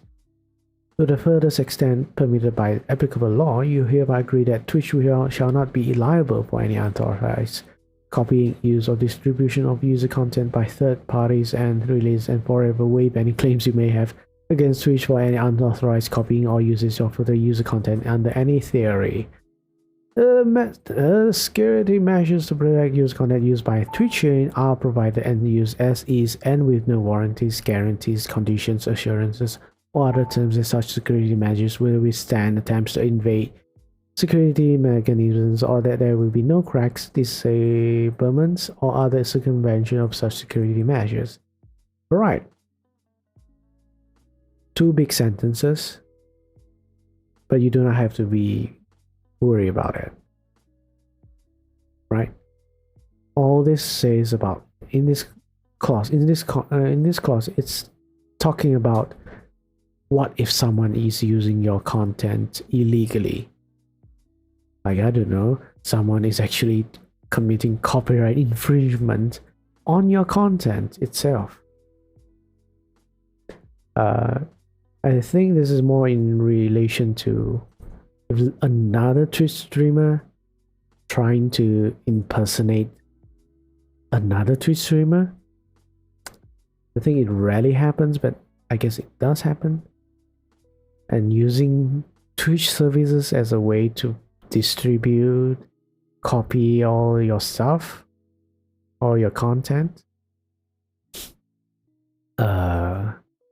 But I guess if it does happen, Twitch has some countermeasures against it. But again, this is more of a liability waiver, a disclaimer.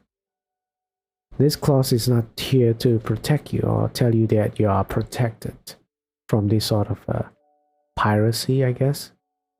It's more like if it does happen and we are unable to do anything about it, we are not liable. That is what Twitch is saying. But with all disclaimer clauses, I can tell you that it is not absolute. No one can absolve themselves from liability fully. If let's say we can prove that they are responsible in some way, they are negligible in some way, there is no full disclaimer or zero liability. Whenever if you see these clauses, it doesn't do that. It cannot do that. At the end of the day, it's always we have to look at the facts. Even we have clauses like this, even we have clauses that says that Twitch can change their terms and conditions anytime, you still see whether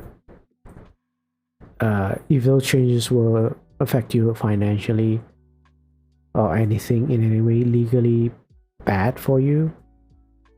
There are still ways to take actions. Ooh, it's gonna be a rainy day, whole day raining. Actually, I mean, all said, I really love rain. Love rain. If my choice is rain or no rain, I would choose rain most of the time, except for when I have to record something. But yeah, let's see. Very simple. I do not think I have to really explain it in depth. Then there's promotions, right? I think this is another thing that I don't really need to explain too much, but we'll go through this and see what it talks about. Users may promote, administer, or conduct a promotion, a contest, the sweepstakes on, through, or utilizing the Twitch service as a promotion. Oh, well, this is sort of important, right? Let's highlight this. So these are all about those us streamers. We always do giveaways, right? Contests and all that stuff. So this is Twitch saying you can do this, you can do all this, but how? So this is how. If you choose to promote, administer, or conduct a promotion, you must adhere to the following rules.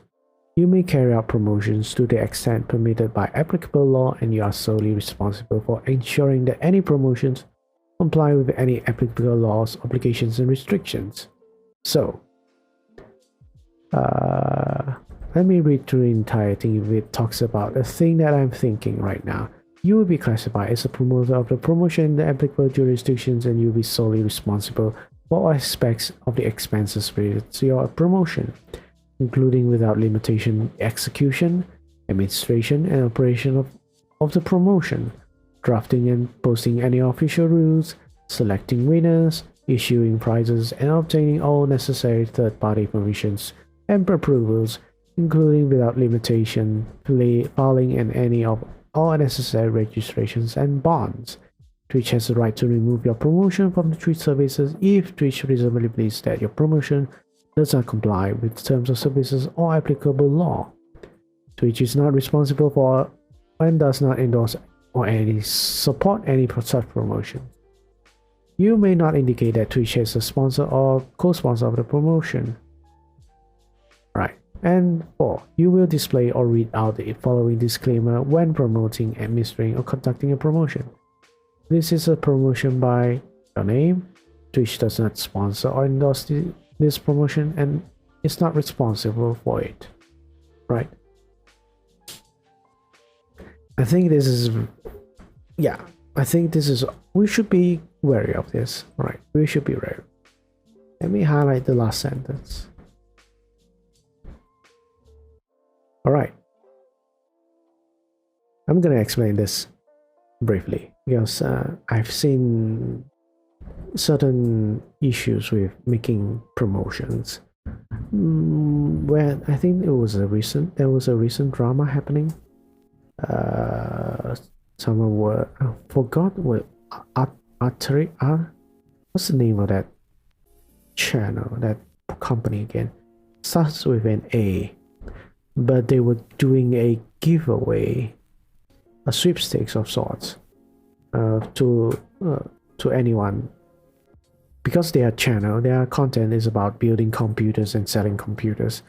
They were doing a giveaway for a computer that they were a laptop, a desktop they were building on live on stream, and once they have built it, they will announce the winner that will get this PC, will get this desktop.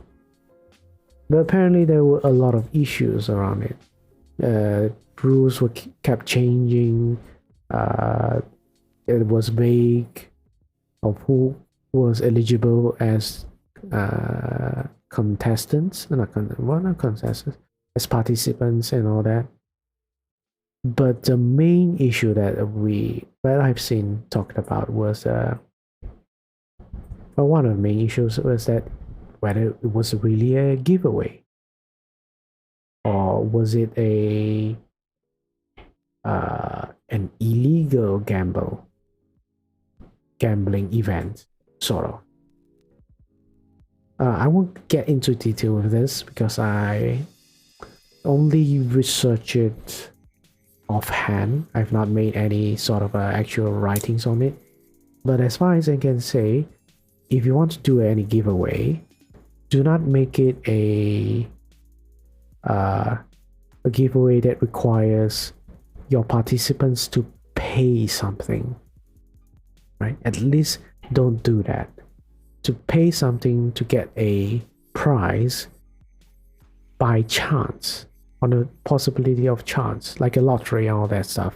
Yes, if you name your giveaways lotteries, you're implying like the word itself, it doesn't indicate anything, but lottery means gamble, a gambling method where you pay a certain amount of money to participate in a giveaway, a event, a prize giveaway, which is like gacha games.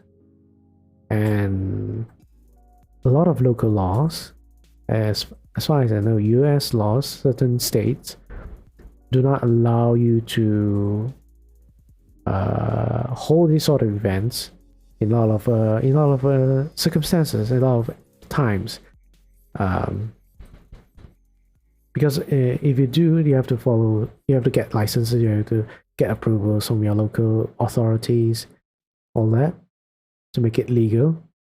If you do not get all those stuff, it's illegal, and it can mean, how do you say?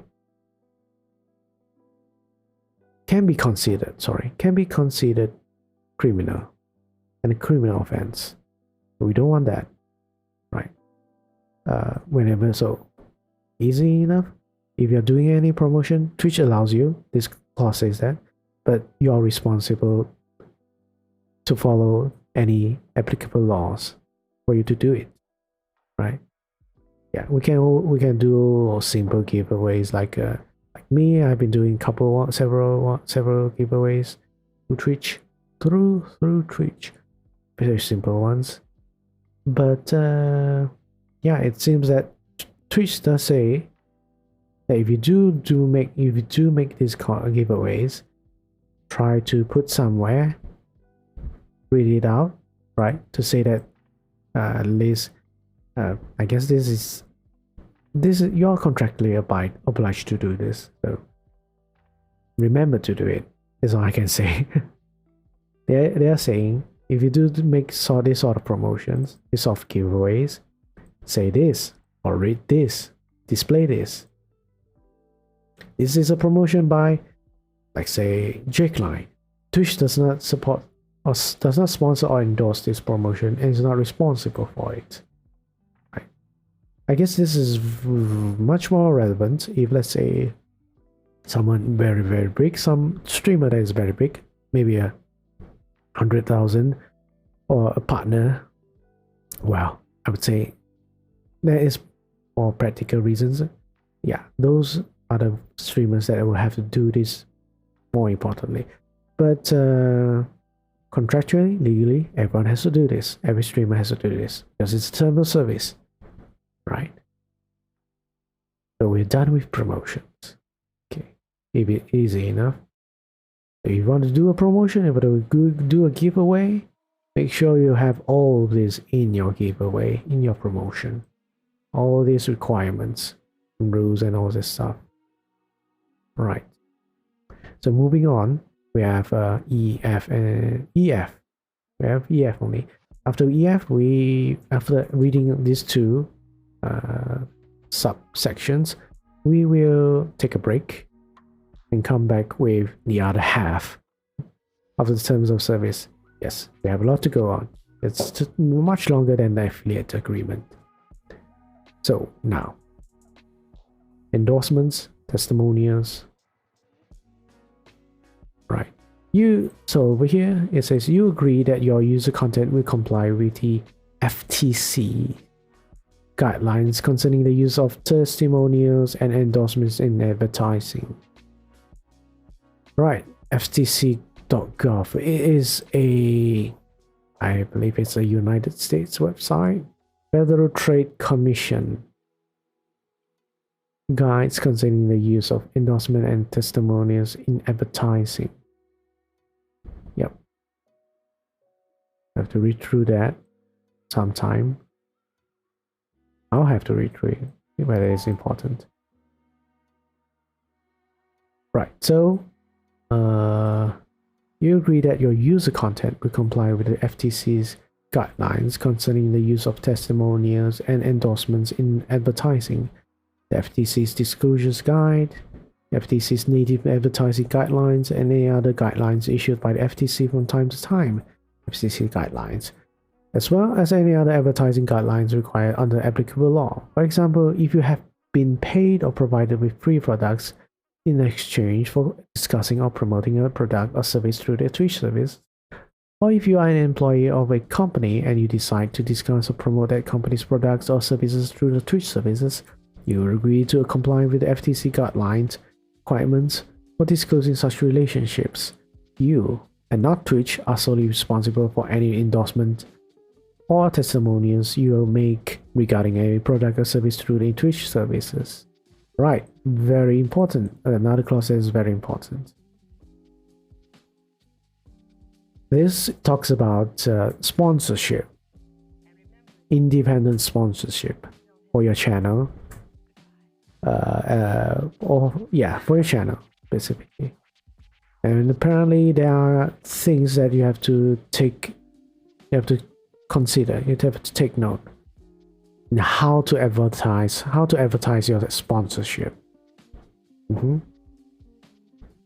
I think there was a video that extensively explains or talks about advertisement when streaming, when being sponsored by someone.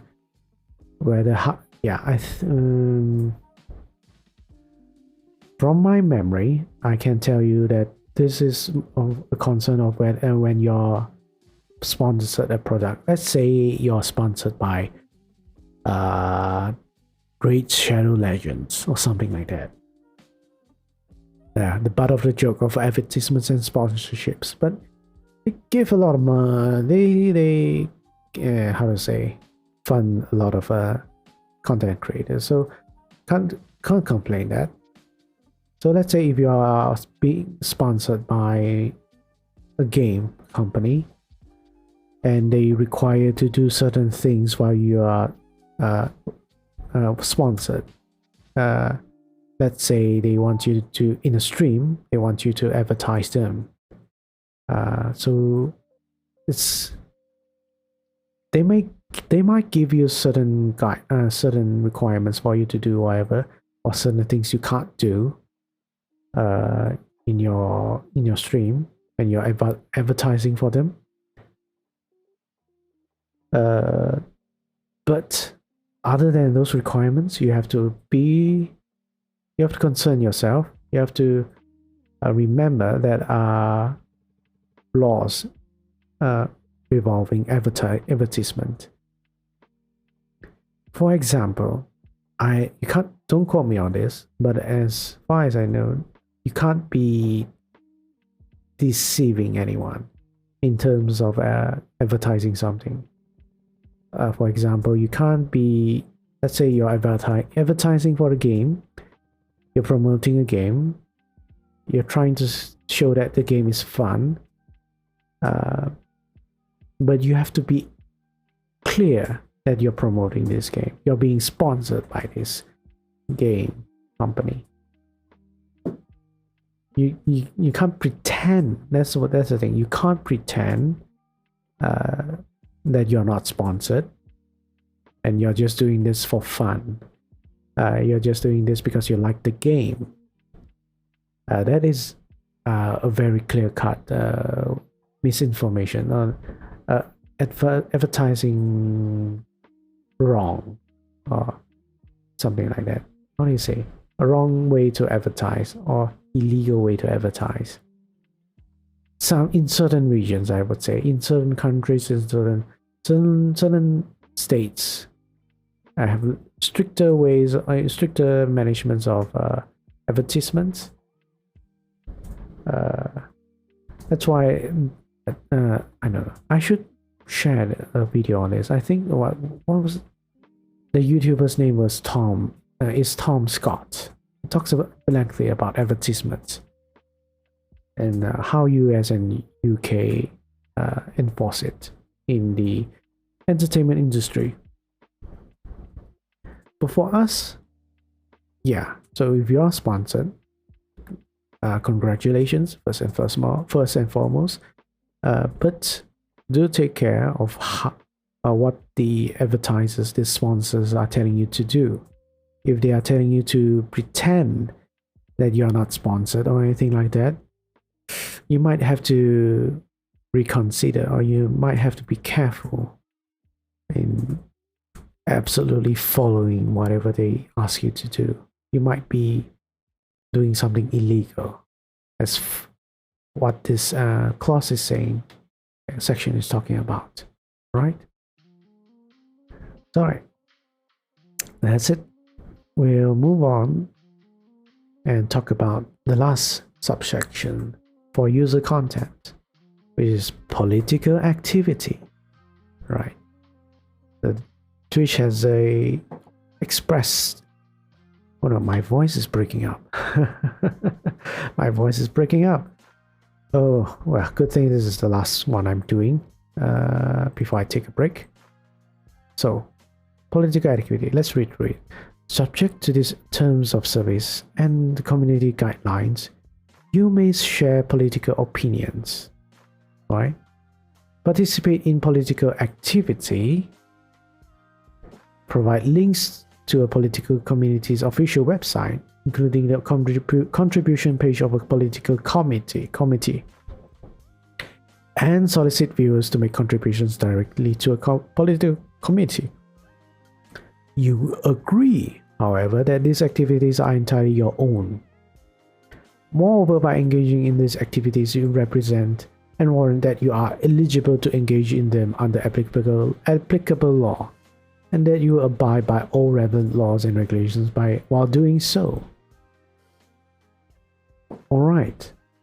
You agree not to solicit the use of any Twitch monetization tool, bits or subscriptions, for the purpose of making or delivering a contribution to a candidate's committee, political action committee, ballot committee, or any other campaign committee, or otherwise for the purpose of influencing any election.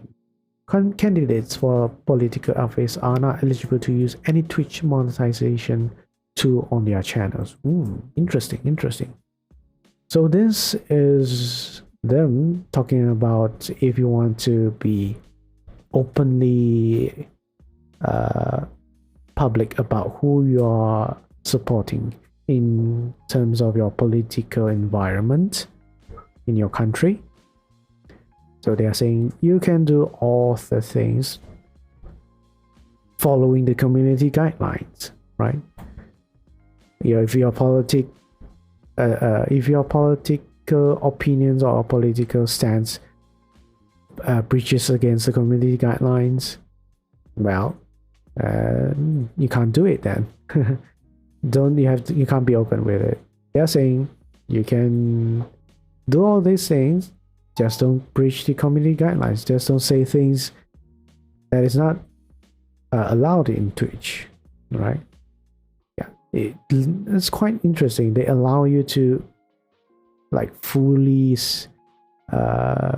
advertise or fully promote your political party, I guess.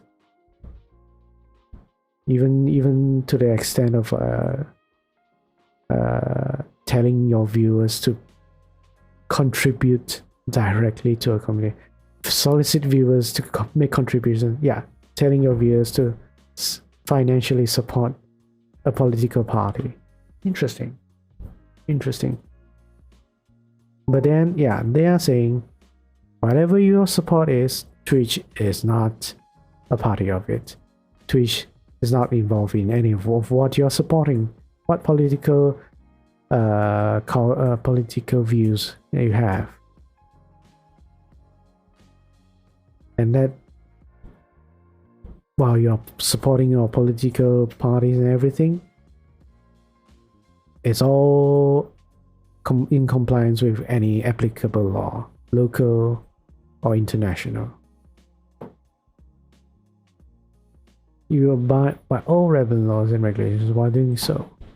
But yeah, of course, they are telling you can't use anything on any of the Twitch monetization tools, bits or subscriptions, to entice, I guess, entice people to contribute, entice people to support your political views. So for the purpose of making or delivering, contribute to a candidate. Yeah. So you can't tell your viewers, your subscribers to subscribe, so and then you will use this money from the subscriptions or bits to pay for your political candidates or your campaigns, all that stuff. Yep. You can't like, this is weird way. I'm not even sure if how Twitch is able to differentiate this. Whether a person is subscribing while you're promoting a political party or political view, and if let's say a viewer is subscribing to you, giving you bits, how can you differentiate though? Unless you're just telling me, as long as the streamer doesn't expressly say, give me the money so I can fund my political party, then I guess it is a loophole. It's a sort of a loophole you're giving them anyways. Giving them a platform to do something and then trying to restrict them from doing something in that platform, hard to enforce, really. Also, nice. It says candidates for political office are not eligible to use any Twitch monetization tool on their channels. Meaning to say, meaning to say, if somehow there is a political candidate, a political individual, member of a parliament or someone like that is using Twitch to stream, they can't use any of the subscriptions, they can't use any bits at all. Interesting, but I'm not sure how that's. I've not seen a streamer that like that. Maybe I'll find some. I'll find it if there is. Interesting. But yeah, anyways, I think it's time for us to take a 30 minutes break, 15 to 30 minutes break. See how long I need to rest up my throat and continue doing the rest of it, right? So hope you have enjoyed this. We'll be taking this break and come back again. While we are taking a break, I'll be putting you guys on BRB. That as a video I would would like all of you to watch. It's about copyright. I think I have to change it. About copyright. So while I'm away, feel free to put in questions on the stream or anywhere you like. But I'll tweet about it. I have a Google form for questions to be given anonymously if you'd like that instead. So yeah, BRB, all right?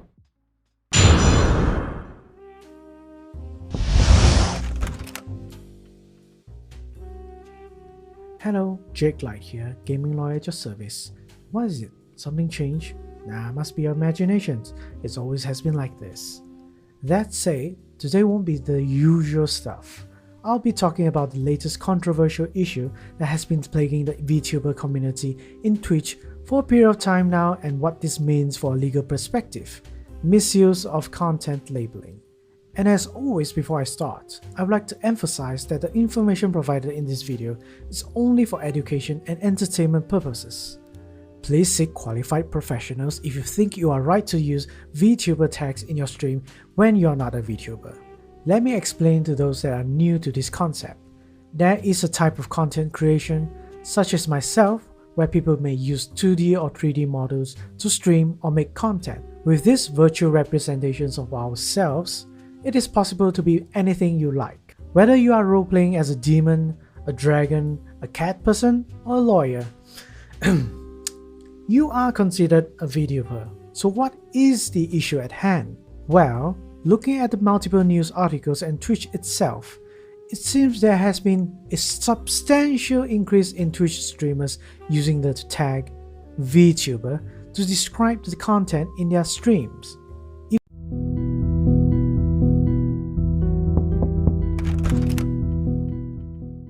Hello, Jake Light here, gaming lawyer at your service. Let's all step back from employment laws a bit because it's getting a little spicy over there. And let's all talk about something more complicated on the side to soothe our emotions.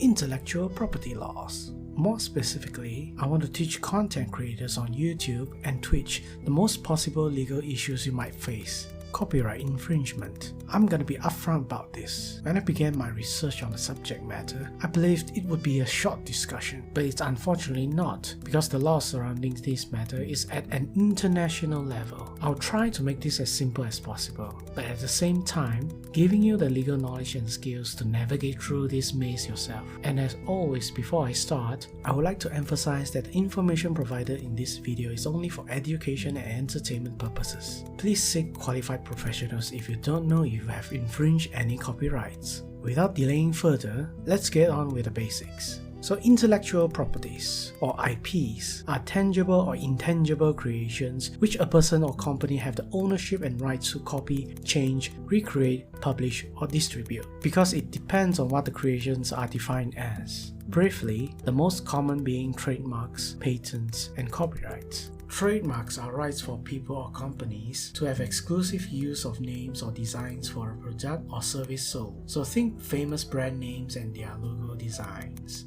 Patents are rights over new inventions, mostly scientific ones, that help society solve problems. Things like invention of insulin and greedy companies patenting the manufacturing process of it. And copyrights. They are anything that can be considered artistic creations or creative works, be it music compositions, songs, literatures, drawings, sculptures, digital art. And so the relevant IP I want to elaborate further is copyrighted works, which, just so you know, copyrights of any work exists the moment it is created and fixed. Since the Berne Convention, an international treaty, most countries have made it automatic for all works to have copyrights. If you use someone else's work without getting the appropriate permissions, what you're doing is called copyright infringement. A simple analogy would be, if you drew a fan art of me without my consent, congratulations! You have now just committed copyright infringement. Jokes aside, I'll be flattered if you do and won't sue you, probably. But if you want to know exactly how many things can be considered copyright infringement, and I'll tell you, even in the context of YouTube and Twitch, there is a lot.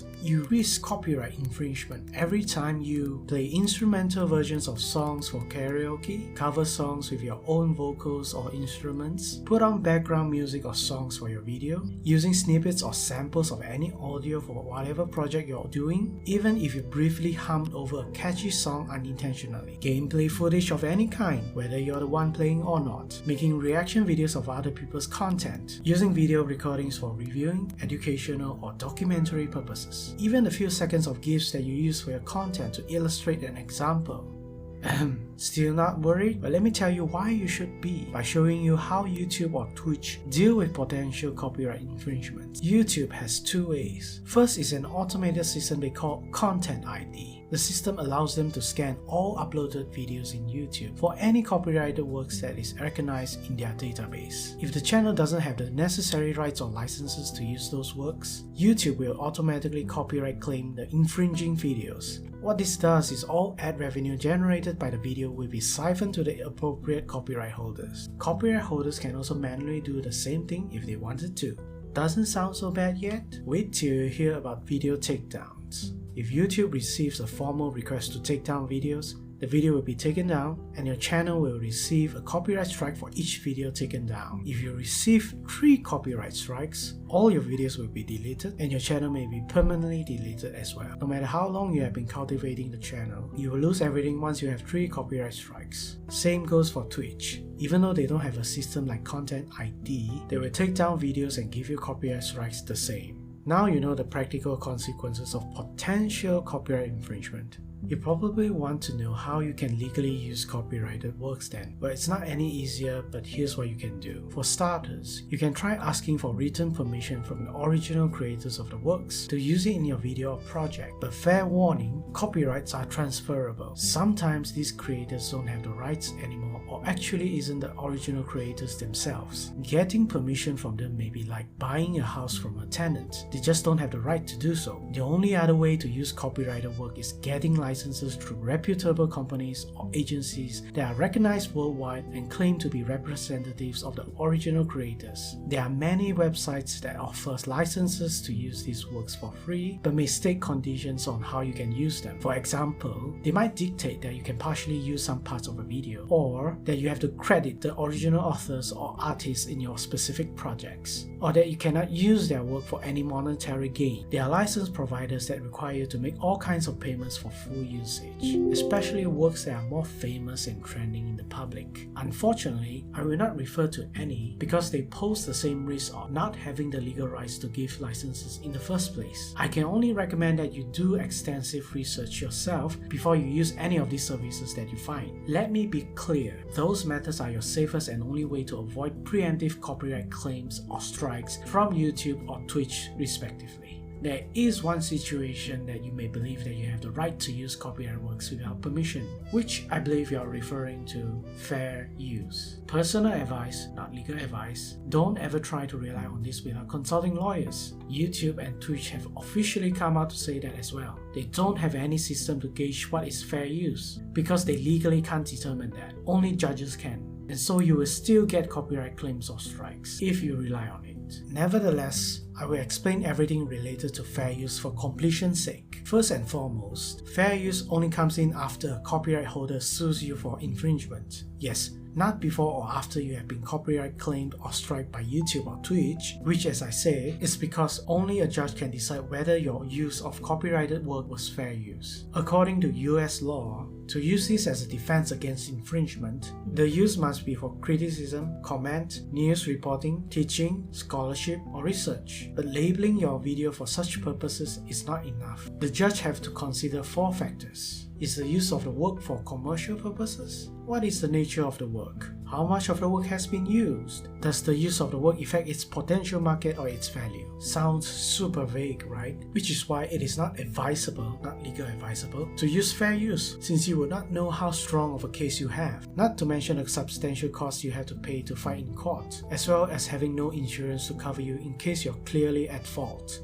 All that has been said, we've actually just been talking about US law. If the person doing the infringement lives in a different country, the copyright holder will take legal actions at that country. So sadly for you, you may or may not have the equivalent of fair use in the beginning. Let's look at UK. They have something called fair dealings instead. not the same as fair use. They exist both in statute law as well as laws created by court cases that specifies narrowly defined circumstances or factors that can be used as defense against copyright infringement. To use these fair dealings as a defense is like finding a needle in a haystack. You have to closely examine the facts of your case to see what's applicable for you. As for Malaysia, somehow we managed to have both laws of fair dealings from UK as well as fair use from the US together, but retain all of the difficulties of using them as a defense. Excellent lawmaking skills. Just fuse them together to make super laws. In all fairness, pun intended, you might be thinking, Gee, Mr. Light, if using copyrighted work without permission is so dangerous and risky, why am I not drowning in lawsuits and deaths from infringement I've committed in my YouTube, Twitch, TikTok, Twitter, Instagram, Facebook, Twitter, and Goodness, Timmy, take a chill pill. But a valid question. So why aren't the copyright holders going after these people? The answers are simple. They fear the possibility of public retaliation if they pursue legal actions. It may have more serious effects on their reputation and harm their business in the long run, compared to taking down a small fry, relatively speaking. Media will portray the copyright holder as the big bad company bullying a small YouTuber that's just making content to live by. And a lot of people will buy into that narrative, whether or not it's true. Rather, it's better for them to allow content creators to use their works, since they indirectly help market their products or services, increasing the discoverability and exposing them to wider audiences. But this is just an act of generosity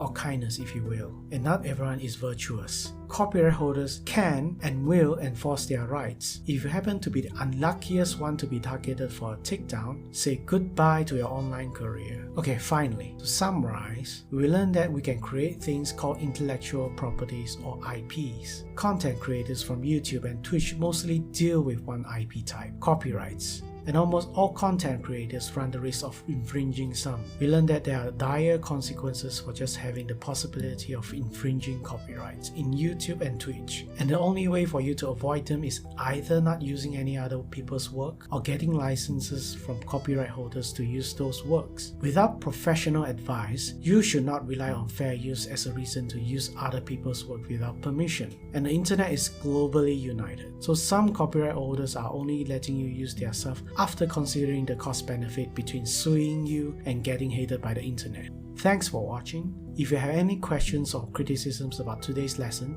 please comment and let me know, or you can find me at our Discord community server, Light & Co Gaming Aid Center. Link is in the description below. Until next time, be hopeful but stay critical.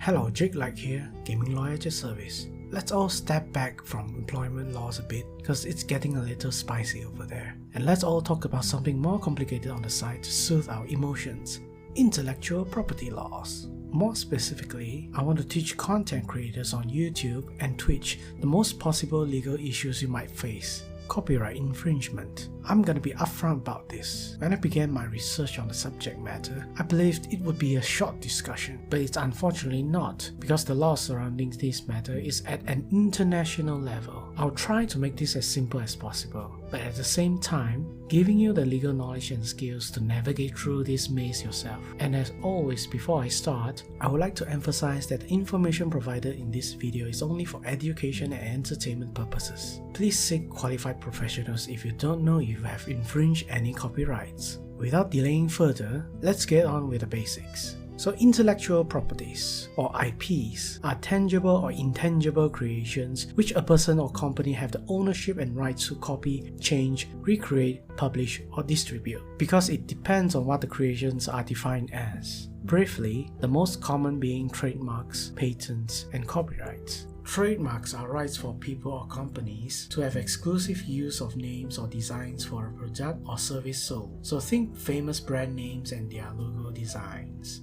Patents are rights over new inventions, mostly scientific ones, that help society solve problems. claims. Things like invention of insulin and greedy companies patenting the manufacturing process of it. And copyrights. They are anything that can be considered artistic creations or creative works, be it music compositions, songs, literatures, drawings, sculptures, digital art. And so the relevant IP I want to elaborate further is copyrighted works, which, just so you know, copyrights of any work exist the moment it is created and fixed. Since the Berne Convention, an international treaty, most countries have made it automatic for all works to have copyrights. If you use someone else's work without getting the appropriate permissions, what you're doing is called copyright infringement. A simple analogy would be, if you drew a fan art of me without my consent, congratulations! You have now just committed copyright infringement. Jokes aside, I'll be flattered if you do and won't sue you, probably. But if you want to know exactly how many things can be considered copyright infringement, and I'll tell you, even in the context of YouTube and Twitch, there is a lot.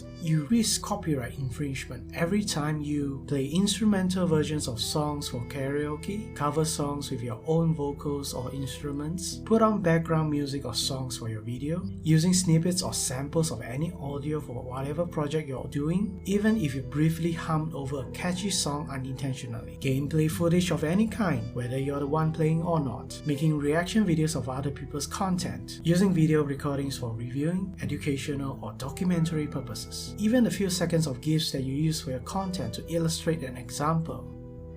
Still not worried? Well, let me tell you why you should be by showing you how YouTube or Twitch deal with potential copyright infringement. YouTube has two ways. First is an automated system they call Content ID. The system allows them to scan all uploaded videos in YouTube for any copyrighted works that is recognized in their database. If the channel doesn't have the necessary rights or licenses to use those works, YouTube will automatically copyright claim the infringing videos. What this does is all ad revenue generated by the video will be siphoned to the appropriate copyright holders. Copyright holders can also manually do the same thing if they wanted to. Doesn't sound so bad yet? Wait till you hear about video takedowns. If YouTube receives a formal request to take down videos, the video will be taken down and your channel will receive a copyright strike for each video taken down. If you receive 3 copyright strikes, all your videos will be deleted and your channel may be permanently deleted as well. No matter how long you have been cultivating the channel, you will lose everything once you have 3 copyright strikes. Same goes for Twitch. Even though they don't have a system like Content ID, they will take down videos and give you copyright strikes the same. Now you know the practical consequences of potential copyright infringement. You probably want to know how you can legally use copyrighted works then. Well, it's not any easier, but here's what you can do. For starters, you can try asking for written permission from the original creators of the works to use it in your video or project. But fair warning, copyrights are transferable. Sometimes these creators don't have the rights anymore or actually isn't the original creators themselves. Getting permission from them may be like buying a house from a tenant. They just don't have the right to do so. The only other way to use copyrighted work is getting licenses through reputable companies or agencies that are recognized worldwide and claim to be representatives of the original creators. There are many websites that offer licenses to use these works for free, but may state conditions on how you can use them. For example, they might dictate that you can partially use some parts of a video, or that you have to credit the original authors or artists in your specific projects, or that you cannot use their work for any monetary gain. There are license providers that require you to make all kinds of payments for full usage, especially works that are more famous and trending in the public. Unfortunately, I will not refer to any because they pose the same risk of not having the legal rights to give licenses in the first place. I can only recommend that you do extensive research yourself before you use any of these services that you find. Let me be clear, those methods are your safest and only way to avoid preemptive copyright claims or strikes from YouTube or Twitch respectively. There is one situation that you may believe that you have the right to use copyright works without permission, which I believe you are referring to fair use. Personal advice, not legal advice. Don't ever try to rely on this without consulting lawyers. YouTube and Twitch have officially come out to say that as well. They don't have any system to gauge what is fair use because they legally can't determine that. Only judges can. And so you will still get copyright claims or strikes if you rely on it.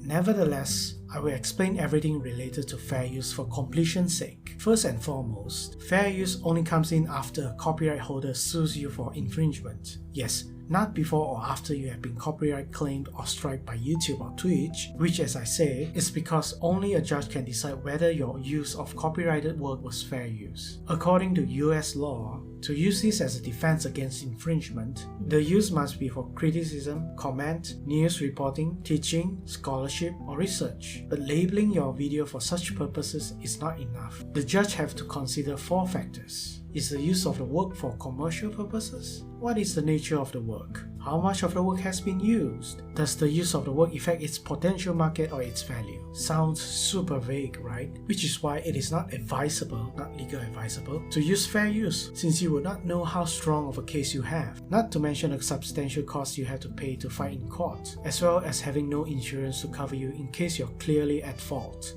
All that has been said, we've actually just been talking about US law. If the person doing the infringement lives in a different country, the copyright holder will take legal actions at that country. So sadly for you, you may or may not have the equivalent of fair use in the beginning. Let's look at UK. They have something called fair dealings instead. Not the same as fair use, they exist both in statute law as well as laws created by court cases that specifies narrowly defined circumstances or factors that can be used as defense against copyright infringement. To use these fair dealings as a defense is like finding a needle in a haystack. You have to closely examine the facts of your case to see what's applicable for you. As for Malaysia, somehow we managed to have both laws of fair dealings from UK as well as fair use from the US together, but retain all of the difficulties of using them as a defense. Excellent lawmaking skills. Just fuse them together to make super laws. In all fairness, pun intended, you might be thinking, Gee, Mr. Light, if using copyrighted work without permission is so dangerous and risky, why am I not drowning in lawsuits and deaths from infringement I've committed in my YouTube, Twitch, TikTok, Twitter, Instagram, Facebook, Twitter, and Goodness, Timmy, take a chill pill. But a valid question. So why aren't the copyright holders going after these people? The answers are simple. They fear the possibility of public retaliation if they pursue legal actions. It may have more serious effects on their reputation and harm their business in the long run, compared to taking down a small fry, relatively speaking. Media will portray the copyright holder as the big bad company bullying a small YouTuber as just making content to live by. And a lot of people will buy into that narrative, whether or not it's true. Rather, it's better for them to allow content creators to use their works, since they indirectly help market their products or services, increasing the discoverability and exposing them to wider audiences. But this is just an act of generosity or kindness, if you will, and not everyone is virtuous. Copyright holders can and will enforce their rights. If you happen to be the unluckiest one to be targeted for a takedown, say goodbye to your online career. Okay, finally, to summarize, we learned that we can create things called intellectual properties or IPs. Content creators from YouTube and Twitch mostly deal with one IP type, copyrights.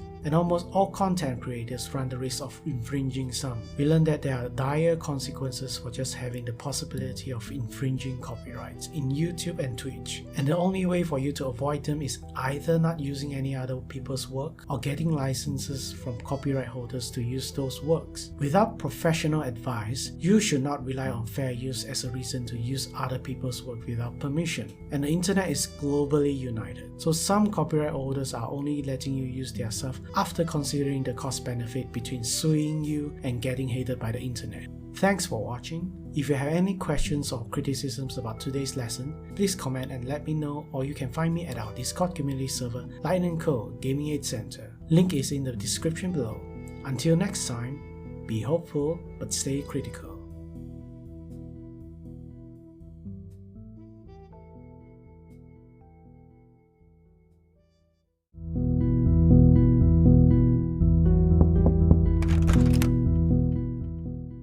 Hello, Jake Light here, gaming lawyer at your service. Let's all step back from employment laws a bit, because it's getting a little spicy over there. And let's all talk about something more complicated on the side to soothe our emotions: intellectual property laws. More specifically, I want to teach content creators on YouTube and Twitch the most possible legal issues you might face: copyright infringement. I'm gonna be upfront about this. When I began my research on the subject matter, I believed it would be a short discussion, but it's unfortunately not, because the law surrounding this matter is at an international level. I'll try to make this as simple as possible, but at the same time, giving you the legal knowledge and skills to navigate through this maze yourself. And as always, before I start, I would like to emphasize that the information provided in this video is only for education and entertainment purposes. Please seek qualified professionals if you don't know if you have infringed any copyrights. Without delaying further, let's get on with the basics. So intellectual properties, or IPs, are tangible or intangible creations which a person or company have the ownership and rights to copy, change, recreate, publish, or distribute, because it depends on what the creations are defined as. Briefly, the most common being trademarks, patents, and copyrights. Trademarks are rights for people or companies to have exclusive use of names or designs for a product or service sold. So think famous brand names and their logo designs.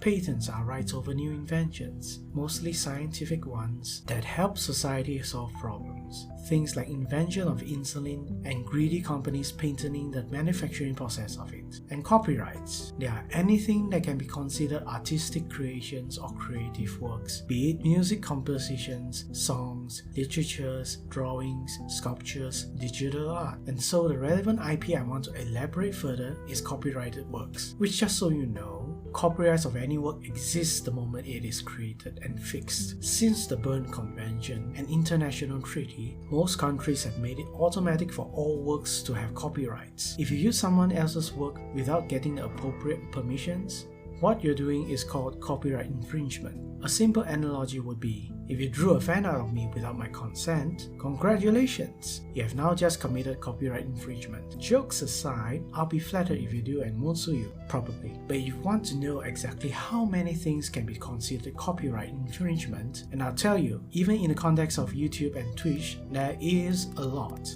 You risk copyright infringement every time you play instrumental versions of songs for karaoke, cover songs with your own vocals or instruments, put on background music or songs for your video, using snippets or samples of any audio for whatever project you're doing, even if you briefly hummed over a catchy song unintentionally, gameplay footage of any kind, whether you're the one playing or not, making reaction videos of other people's content, using video recordings for reviewing, educational, or documentary purposes, even a few seconds of GIFs that you use for your content to illustrate an example.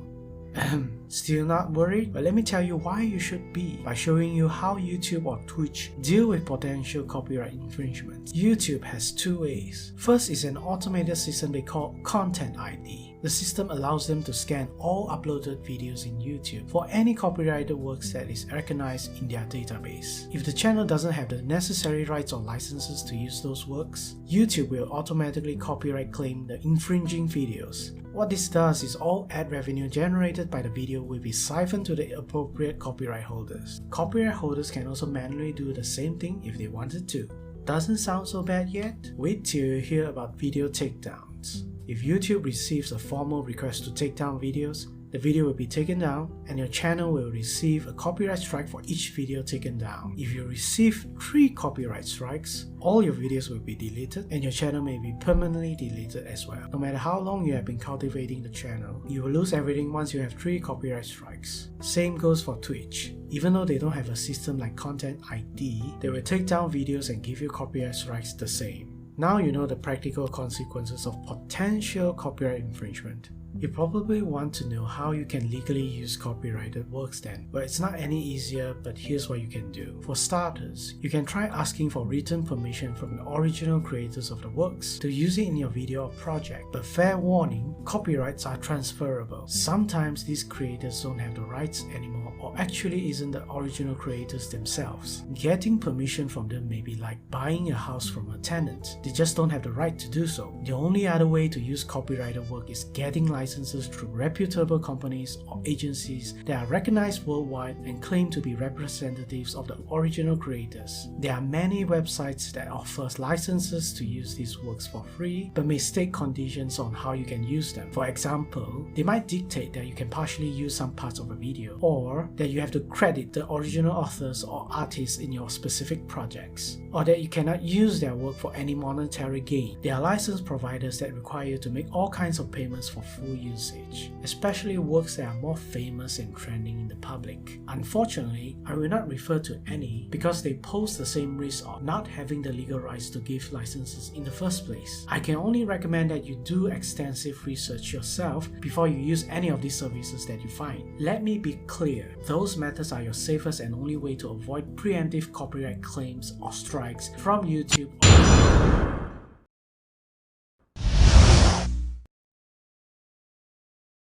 Testing. Wait. Music. Yes, that's music. All right, I'm back. Yes. Oh, Eden and Andrea, thank you for the questions. Oh yeah, regarding this video that's playing right now, if an indie artist gives explicit consent to use their music on stream, YouTube videos should be fine provided they're not tied to any publisher, correct? So about your question about Andrea, so I think it was two, right? So first one is being that Twitch is doing a pay cut sorts, specifically for partners, I think. So this article, this news report says that Twitch is considering a number of changes to increase the revenue it collects from its most popular streamers. This includes encouraging streamers to run more ads, reducing a revenue share for streamers from 70% to 50%. The favorable deal only available to some of the platform's biggest draws, right? Introducing a new tier system allowing streamers to graduate through different revenue splits based on set metrics.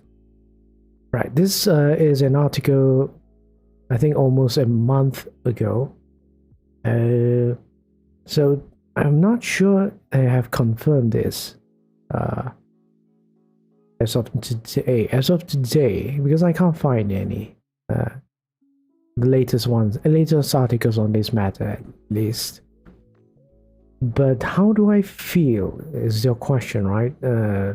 Not much right now, because partner is a long way for me, and how do I say this? We have nothing in solid yet, right? Well, all of that is just Twitch is telling us certain things that they want to change. How exactly they are changing, we don't know, because at least for partners, Twitch partners, you have to understand their agreements are not the same as affiliates.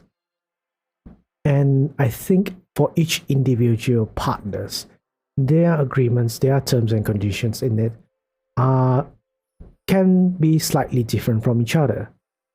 There might be some uniform things like the revenue cut and that stuff. I've heard a lot of things. I can't confirm this. I do not know any Twitch partners myself personally, but I've heard that they get paid differently for each partner. Some gets paid 75%, some get 70, 65, 60%. It's not uniformed. So I'm not sure about this, about 70% to 50% decrease in payout. There's a number of other things that Twitch is saying they are changing. As far as I know, if they do change any of this, they would make an announcement at least to all the partners. And as for affiliates, you're asking about whether they will remove the exclusivity clause for affiliates.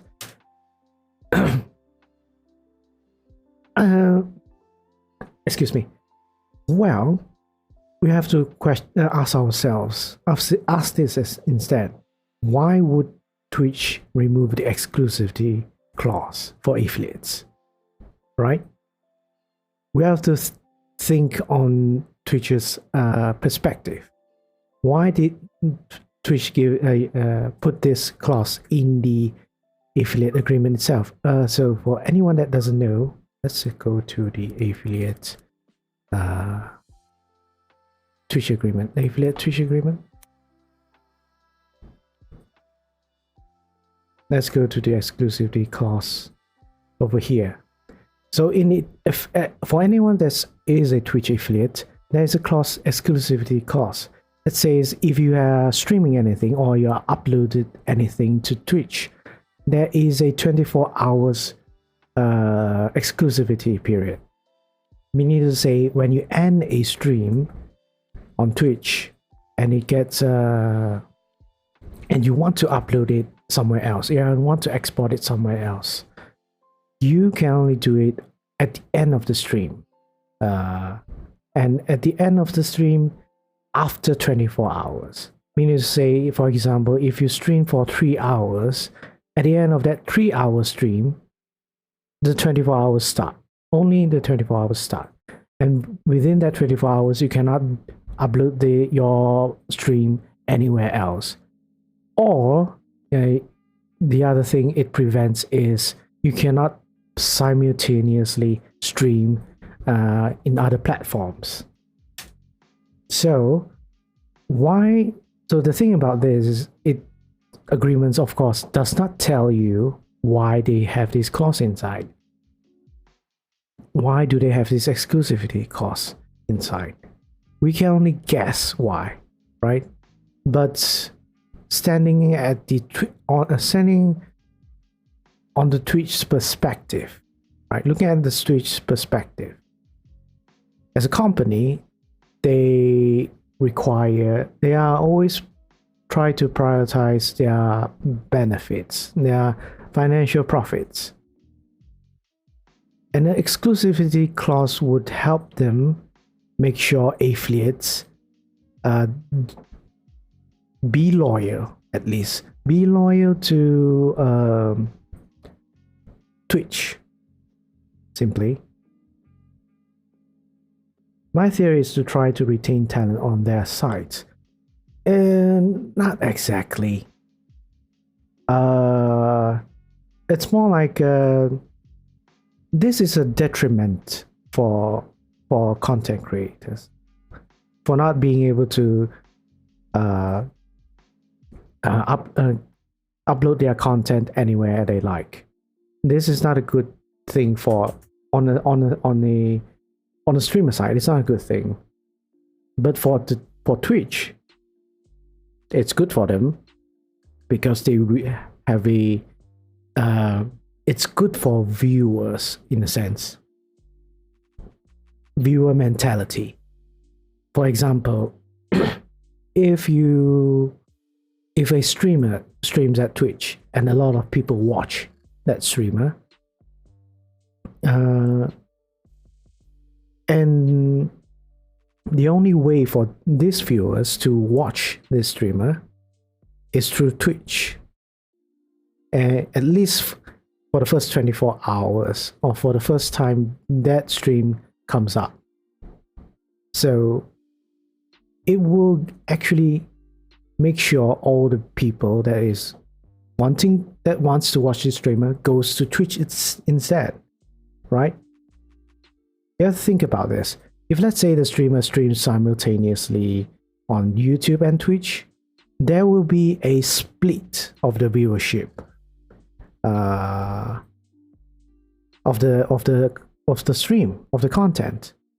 If let's say there were 100 people watching that streamer, instead of all of those 100 people watching on Twitch, some of them will be going to other platforms like YouTube, right? And if they are watching in YouTube, their viewer count will not go towards Twitch.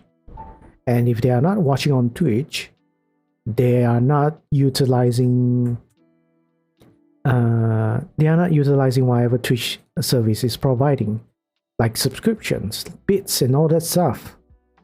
Instead, some of it will go towards YouTube's services, membership, and all that stuff.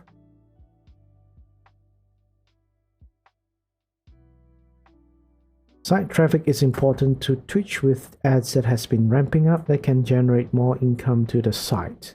Yes.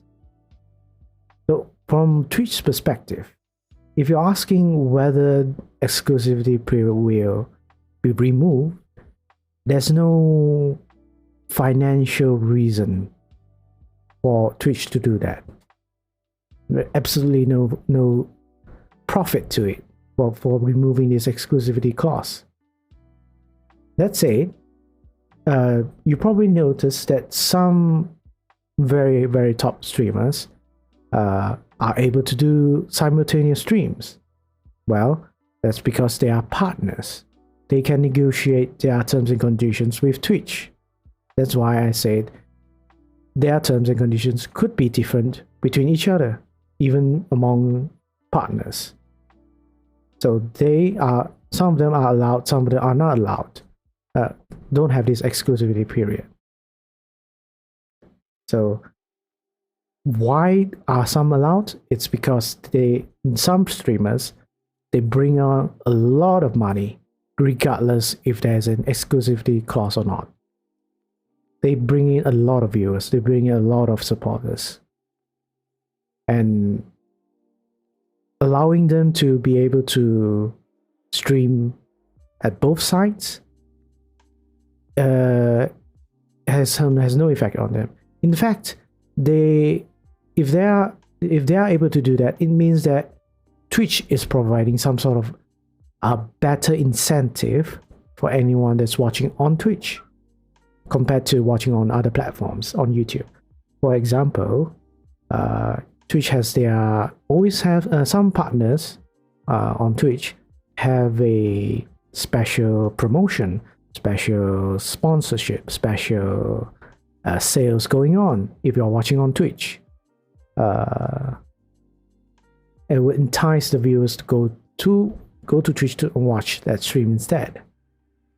And of course, this sort of a service Twitch will only provide to certain partners, right? So that's why they won't provide. They won't. For my opinion is that's why they won't remove this clause, especially for affiliates. Affiliates that their loyalty is still not to Twitch exactly, and their community is small, and losing an affiliate is negligible for them, really. That's the thing. Even if you don't like it, Twitch is able to say it's fine, you can stop being an affiliate and do all your content in YouTube, right? Losing an affiliate is like losing a few cents, a few dollars for them. That revenue is negligible. Unfortunately, that's to say, unfortunate. But that's how company works. Always think when you're considering things like things are being unfair, clauses are being unfair.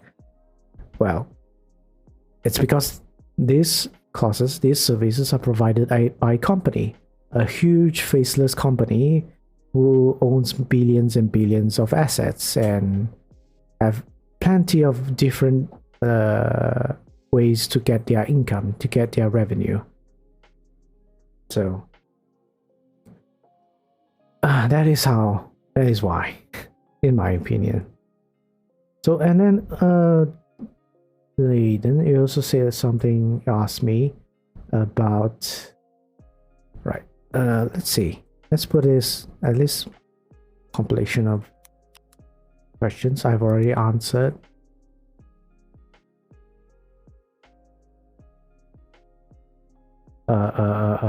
Twitch terms of service questions compilation. Let's see. First question was about partners. Oh, it's getting.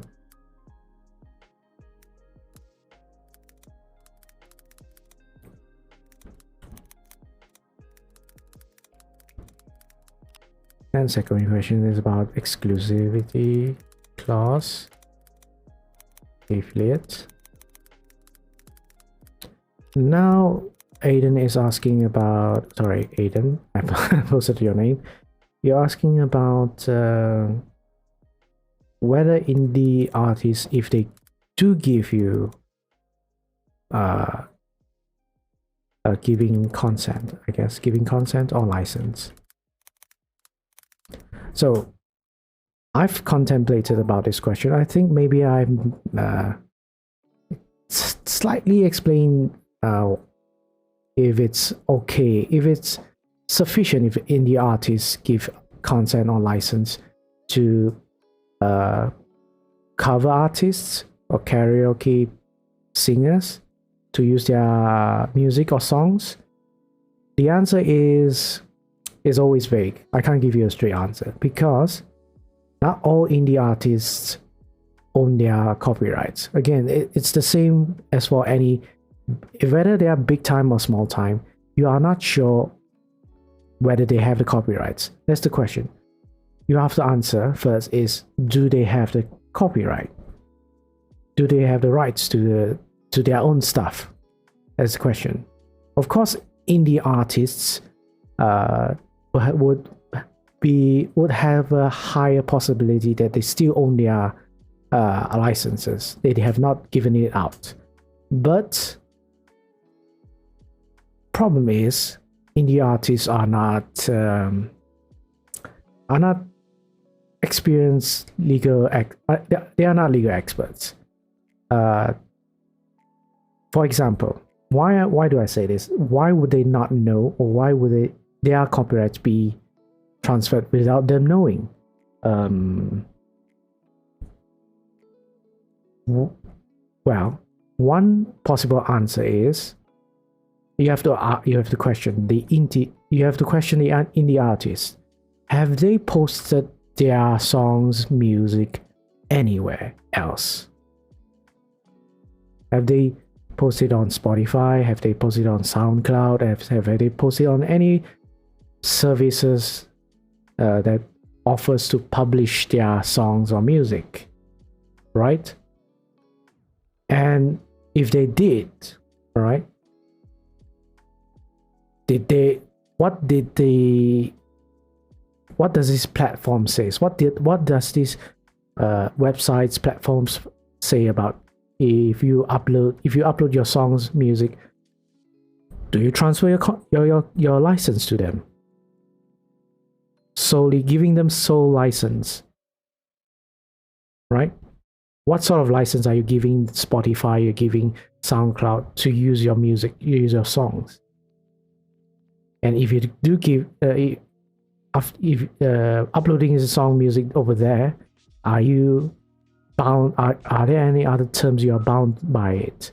For example, would Spotify or SoundCloud say something like, you can't post this anywhere else, like an exclusivity clause? Reason why I ask is because of the featured artists in Osu. Technically stated that you can use their songs, but just to be sure, for example, Hyper Potion tweeted out, you can use our music on your live stream or on your YouTube video. Yeah, so that's the thing. All of this is the same. Also, whether also featured that's something I'm not certain, but we always have to ask the right questions to know the answers, the right answers, right? So if you're asking about supposedly featured artists in Osu in the game are allowed for live streams, are allowed to be played on live streams, or uploaded on YouTube videos, then you have to ask where exactly have they said that? Have they said that in an official capacity or on a tweet? Something like that. You have to consider all this. Sorry, I'm still a lot of stuff going in my throat. To drink something.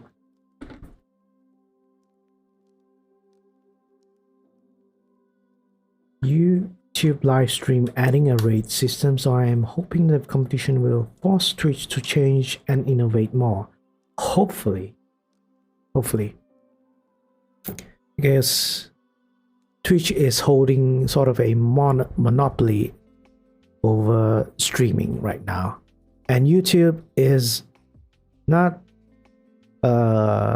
friendly towards small time content creators. That's one thing. So adding features, fine, but using as a career path for streaming career path in YouTube, that's another thing. If you don't make videos on YouTube and you're just streaming most of the time, hard to make a long-lasting impression, because YouTube, first and foremost, caters more towards uploading videos, be more user-friendly for videos uploaded, editing videos, making compilations, playlists for videos, and then showing to other people what you have made, uploaded.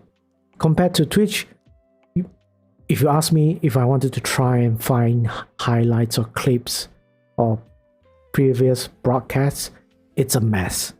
I have to be, even though right now I think only after a couple of months I've got used to Twitch's navigating their interface to find uploaded videos. It's a mess. It's a mess. Just that's the thing. I think it's still a long way. If you are talking about whether YouTube will become a rival, will become a competition against Twitch, it's gonna take a long time. Even with adding any features that's supposed to promote a community, a streaming community, right?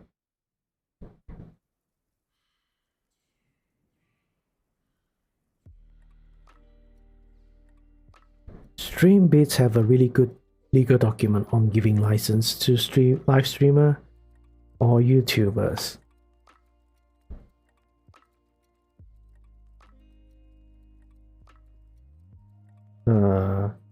I can't confirm anything unless I've seen it. But you reminded me of that document that you sent me from that publisher, game publisher, where you just put your name and it automatically generate a statement saying you can use our games on your streams and YouTube channel, which is kind of weird. I don't think that's how things work. I don't think that's how you make legal agreements binding, because you can literally put anything and then put it up. Devolver Digital, yes. Let me see if I can find that thing. Let's show it to everyone. So this is the website, the web page for Devolver, and it's this simple thing. It says, can I stream and monetize Devolver Digital Games? We said yes. Please enter your Twitch or YouTube channel name to create written permission. Right, so basically I just write this and it will generate a statement saying that I can use this list of games for my channel, right? I can use it to monetize, blah blah blah, all that. Great. And you can print it as proof. All right. So nice. But imagine I can write anything in here. So I can literally write everyone. As you can see how weird this is. Everyone. So the statement is for everyone. Basically, what's the point of this, really? Why don't you just put it in somewhere in your actual terms of service, terms of sale, right? And put it over there and just say you can use it for anything, for your channel content creation. Why put something like this where you can literally change to everyone, or what do you call? You can put dog,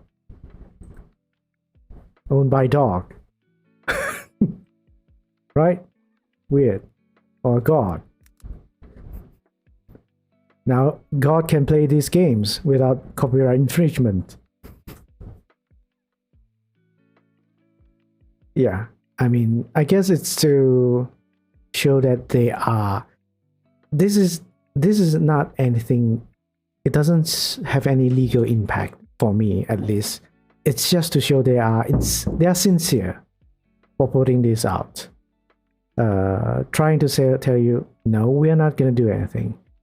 But reality, in legally speaking, they can go back on their words on this.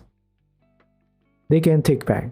Unless I see in their actual terms of sale, terms of service, the games that every time you buy a game, you have to agree some terms of sale or terms of service.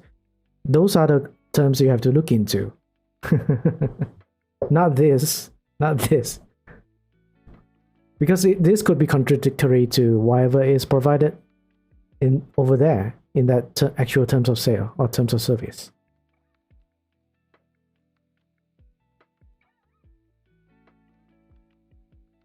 You could put a fake name or trolley name like Shrek or something. Yes. Actually, yeah, you're right. I wonder why they put in enough to make that, honestly. Afternoon, hey, bye you, afternoon. Plus gaming let's play falls under fair use. Andrea, okay. I'll just briefly talk about this. Streaming games and fair use. Right? For intents and purposes, streaming games is not fair use. No matter how you want to stream the game, no matter how you want to change the game, as long as you're playing a game, streaming on it or uploading on YouTube, it's clear-cut copyright infringement. I will say that openly. Whatever games I'm streaming, it's copyright infringement because I did not get any license, any consent from the game developers or game publishers. All right. So, what a lot of streamers or a lot of gamers, content creators think that we have all been doing this without any legal repercussions. Most people is because it is fair use, right? But as I've explained in my video, that's not how fair use works. Fair use doesn't include this. It doesn't include streaming games, right? Without going too extensively, what actually fair use covers, it's transformative from the original. You would have to look at the actual wordings behind the fair use exception. So fair use is this. It's a defense. It's an exception, a defense against copyright infringement. First and foremost, the act of streaming games or uploading videos, game videos, is already copyright infringement. There's no denying it. We did not get any express license or any consent from game publishers, game developers. We are outright doing copyright infringement, right? At any time, these people that actually owns the copyrights can take actions against us. Does modding a game technically infringe copyright material? Modding a game itself for your personal use is not. Modding a game, distributing it to other people, modifying the game. Yes. you're changing, modifying the game itself, and then you're distributing it without the permission of the game developer, game publisher. Right. Unless there's no way I can say it as a. You can't say you made this yourself. You made these modifications based on the codes, the programming of the game, right? And you're distributing it to everyone. Maybe you're advertising it, promoting it. You're using it with some sort of commercial use behind it. It is considered copyright infringement. But back to fair use. Without getting into explaining too much, there is a limited category of when you can use fair use. As a defense, as an exception. You can only use it. In the most obvious example I can think of is news reporting and reviews. News reporting and reviews. Those are the two things, most obvious things that you can use fair use as a defense. And even then, there are requirements under that category. Like say, if you're doing a news report, how exactly are you doing it? What purpose are you doing it? Are you doing it for commercial? Are you doing it for the good of public? Or are you doing for whatever reason you're doing it for? Like, all of that are factors. To let you know, they are factors. They are not absolute absolute factors that you take this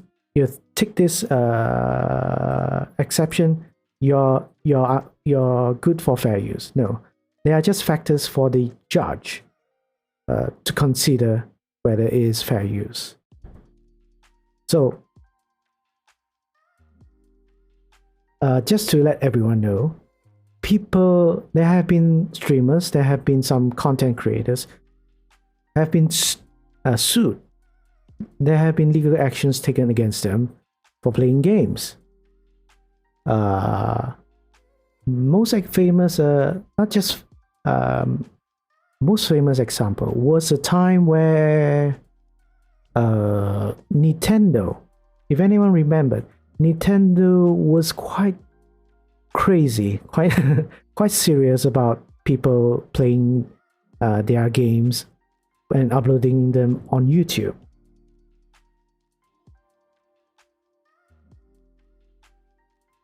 They have taken actions against people before, and there is no wrong for them to do it. No legal wrong, at least. The only problem is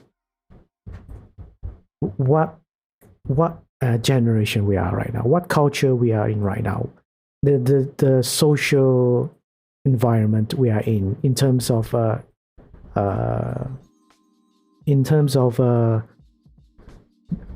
streaming games and uploading games, doing let's plays. It has been 20 years, maybe 20 years or more than that. We have been doing this without any legal repercussions because of many things, because of many reasons. First and foremost is because it is beneficial for game developers and publishers most of the time, because we are providing a free market, a free advertisement for their products, for their games, right? And playing that's one thing, giving free exposure to the game, and as well as if let's say there are problems with the games, these videos will help expose them. And if developers see there are problems, there are bugs, there are glitches in these games, they would be able to fix those problems. Or if there are anything that the gamers are not satisfied with, they can improve it. There's so many benefits to streaming games that it outweighs the commitment or the act of copyright infringement. Right? So, all right. So to summarize this thing, is I would say my suggestion, my advice in terms of looking at fair use, don't think of it as a shield against possible legal actions taken against you, because fair use is a defense, it's an exception.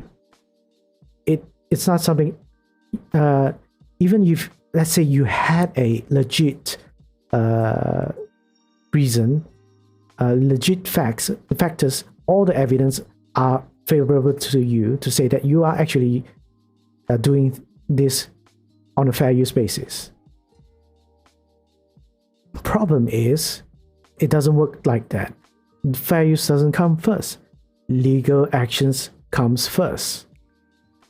People will sue you first, and only afterwards consider whether it is fair use. People that go after you, the copyright holders that goes after you because of copyright infringement, they will sue you first. They won't negotiate or discuss with you whether what you are using is fair use. And why is that a problem? The problem would be it costs a lot of money. If someone takes legal actions against you, you have to spend a substantial amount of money to fight against that.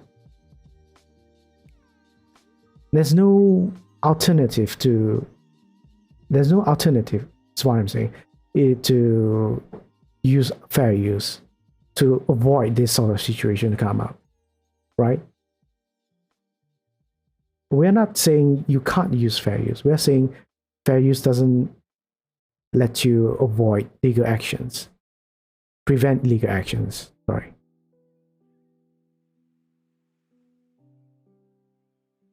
If I made, Bayou says, if I made a song cover using my own instrument instead of the original, is it also copyright infringement? All right, copyright, sorry. Your question is, you are covering a song with your own instrument. So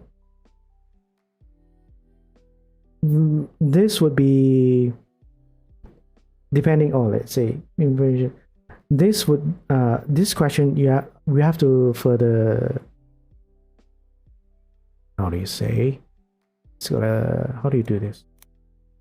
There's no, all right, there's this thing.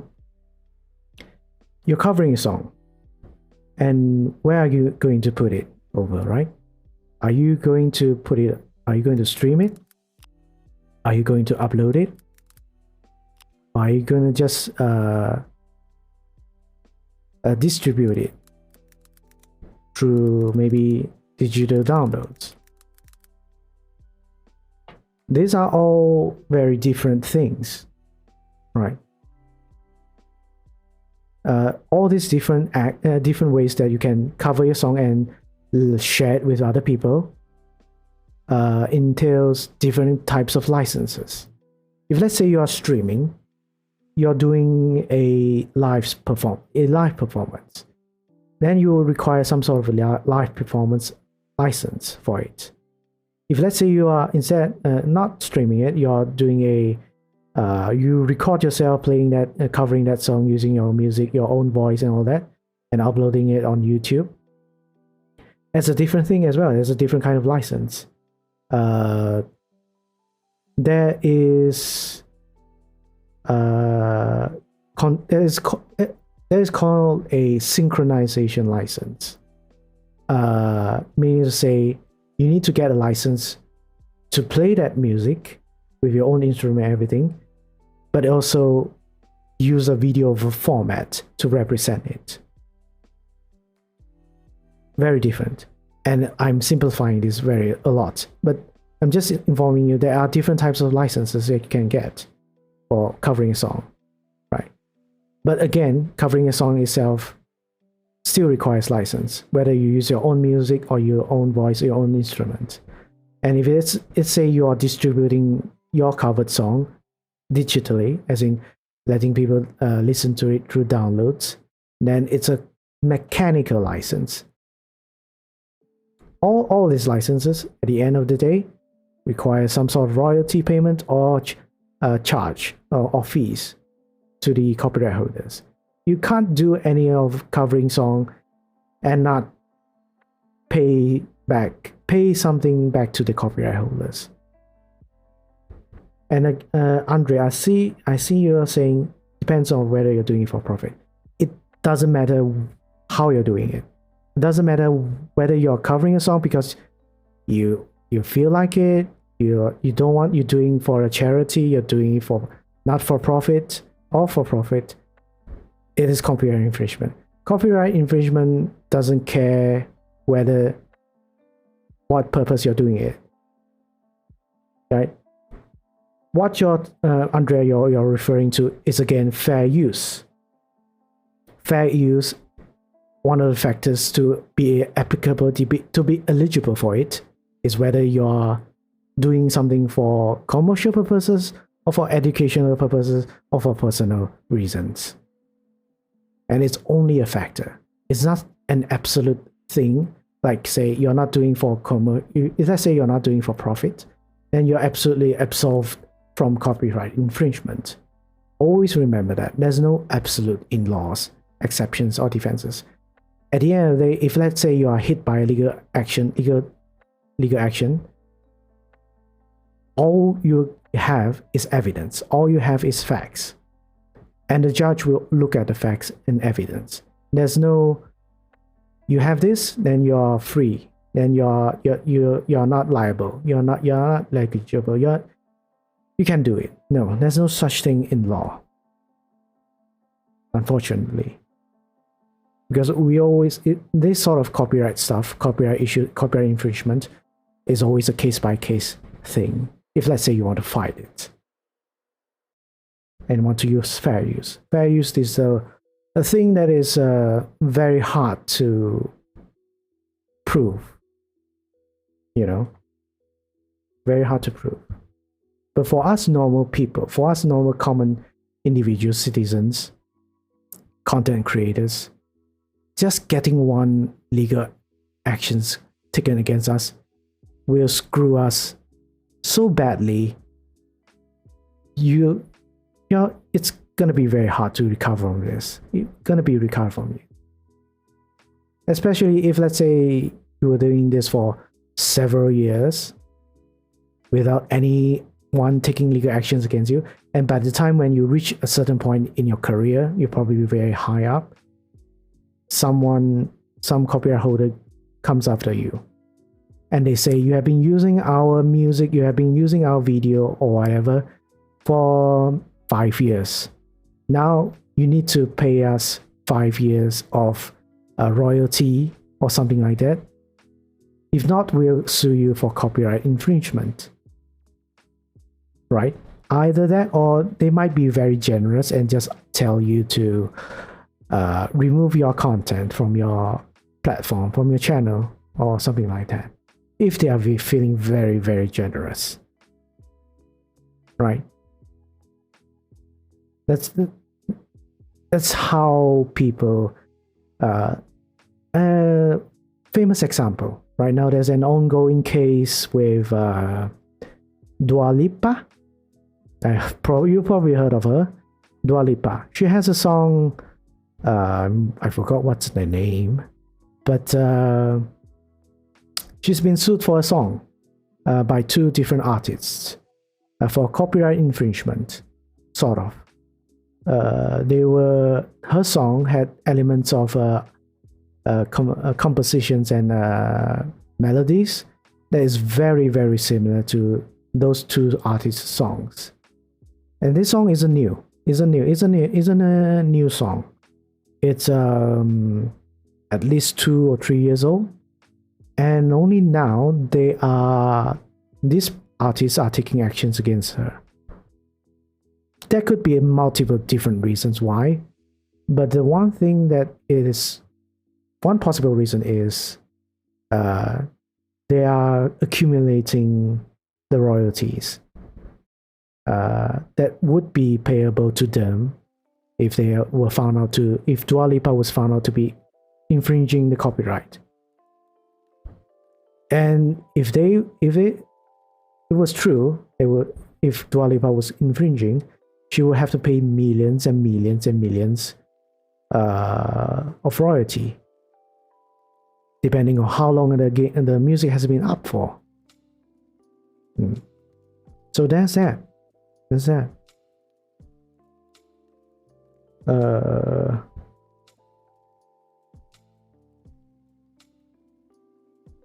Aiden, wait.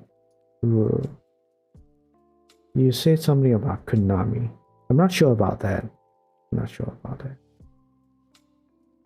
I knew a well-known case with H3 Productions about fair use. I am unclear on that actually as well.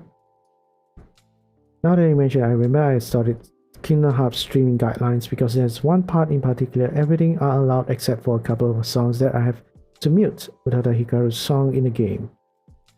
I remember I watched Music Theory on YouTube about it. It's fascinating. Yeah, so yeah, games as well.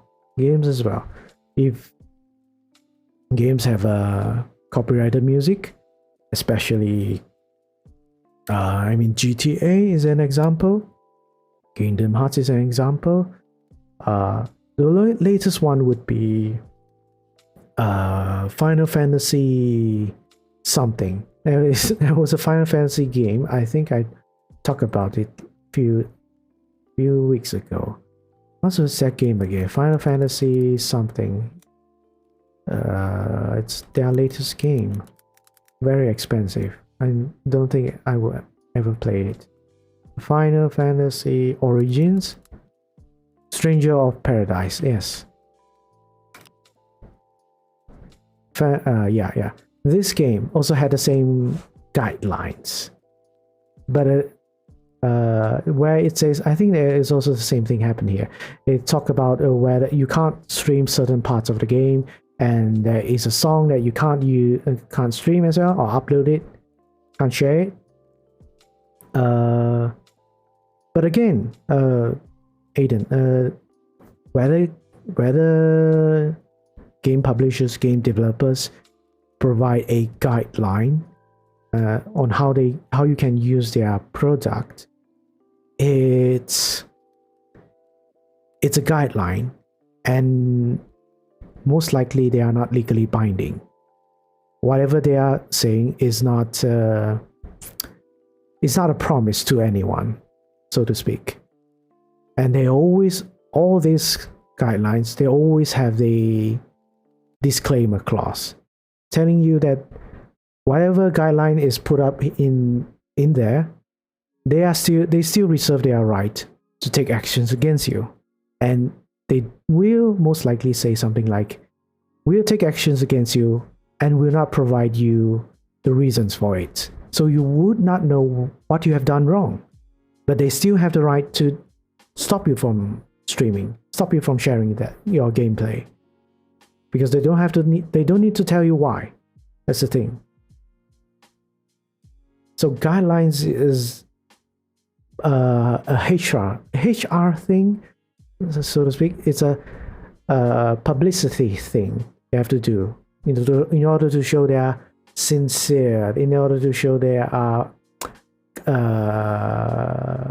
cooperative with, they are peaceful, they are not hostile against streamers or content creators. I think it's just that.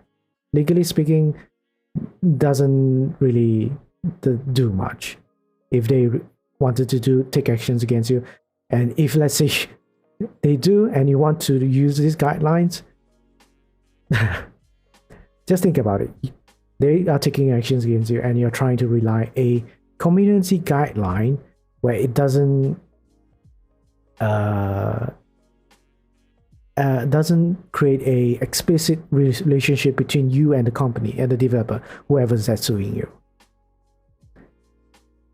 yeah, there is a lot of things to argue to just dismiss it. Dismiss the guideline is what I'm saying.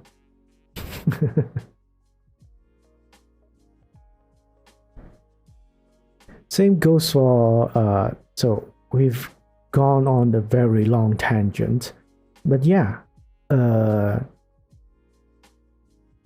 let's go back. I don't think we have any questions. Right, no questions. So we'll go back towards terms of service. We're only halfway through it, but I can recap a tiny bit on what we have discussed. We have gone through. I'll be back. Got the naan for lunch. All right, no problem. Have your lunch. Good, very good. So I have to take a drink as well. I also have to drink.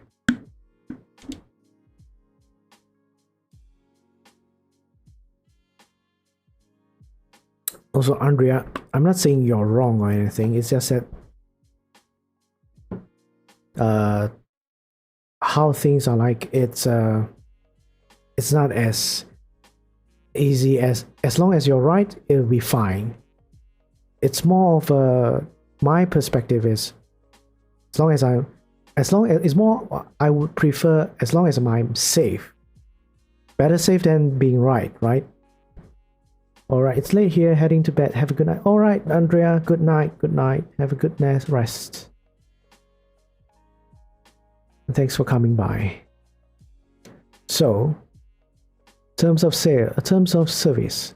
So far we've discussed about 8 sections. 8 sections of the terms of service. First, we talk about how this document applies to everyone, which is implying both registered users and non-registered users have to comply with this as well. Then we talk about minors not being able to use Twitch. So apparently for Twitch, anyone that's below age of 13 can't use Twitch at all, whether to view it or to stream it. And anyone that is above 13 up to the age of legal majority requires a supervisor, a supervision of a parent and legal guardian. And anyone that has been banned from Twitch for whatever reason cannot use the services again as well. Then we talk about privacy notice. Not really. It's more like they're telling you they are using your private personal data, personal information, and in a different document in depth. They talk about it in a different legal document in depth. And the fourth one is account. How you can use your account. So surprisingly, they are saying you can share your accounts with other people, but you're responsible for whatever is done using your account. Right. Then we have third-party services. Third-party services, most likely referring to OBS, Streamlabs, Stream Elements, informing you that they do also would utilize your personal information for their services. Thanks for following. Oh, thanks for following, Punyulada. I think I've seen you on Twitter. Thanks for following me and interacting me on Twitter. Good you're here. Good that you're here. All right. So we also talked about use of devices and services, which is apparently Twitch has to say this, that you can't claim your internet fees or mobile charges against Twitch just because you're using Twitch services. I don't know why they have to put it there. They've put it there to clarify. No worries, sad I missed most of this. I will watch the VOD to catch up. No worries. I'm recapping what I've previously explained in the first half of the stream. So good. If you have any questions still, you can ask. A bunch of people have asked me questions, so feel free to do so.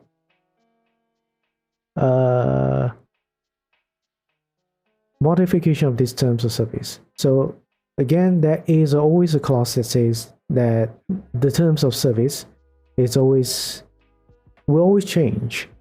They always change, and that you have to be sure if you are reading what you last read is the latest one. And how do you make sure of that? There is a last modified text here, update here. So as we can see, this was last modified last year, 1st January 2021. So I would recommend anyone, if they are streamers, really streamers, any streamers at all, Twitch streamers, read this, try to see if it's updated every year at least. If you see this, it hasn't changed, don't have to read it again. Just assume that nothing has changed. All right? If it changed, see what has been changed. At least for the clauses that are important to you.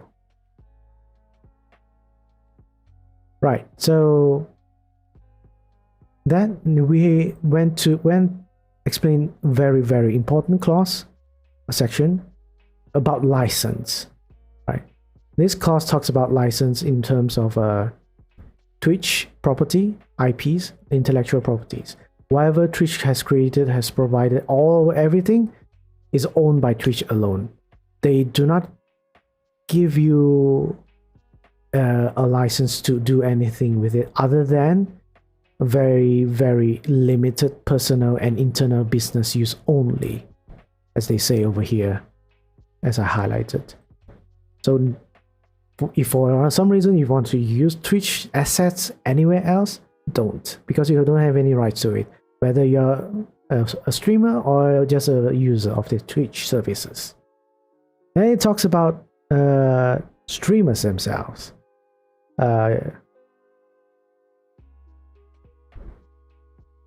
Wait. Yeah, specialized rights. Yes, they talk about streamers themselves in the next clause. But you can assume at this section license, you can imagine this clause as it appears a lot of different places. But you can also assume that it appears in record labels, as in albums, music albums, song albums, record label terms and services, terms of sales. Most likely this clause will appear there as well. So imagine that. Then you would find it easier to understand that if you were to cover any songs, you would do any karaoke's, just remember they have clauses like this for those songs as well. And if they have that, they explicitly tell you can't use it. You can't use their songs, you can't use their music anywhere else other than for personal use, or maybe not internal business, but most likely personal use only, for you to listen, for you to sing along by yourself, right? You can't use it anywhere. For commercial use, for performance, even for non-profit performance, anything, you can only use it for personal. That's the definition of personal. We need either a sync or a similar license for that, right? We need a different bunch of license, actually. Let me list down. Someone asked this, actually. So streaming would probably be a live performance license.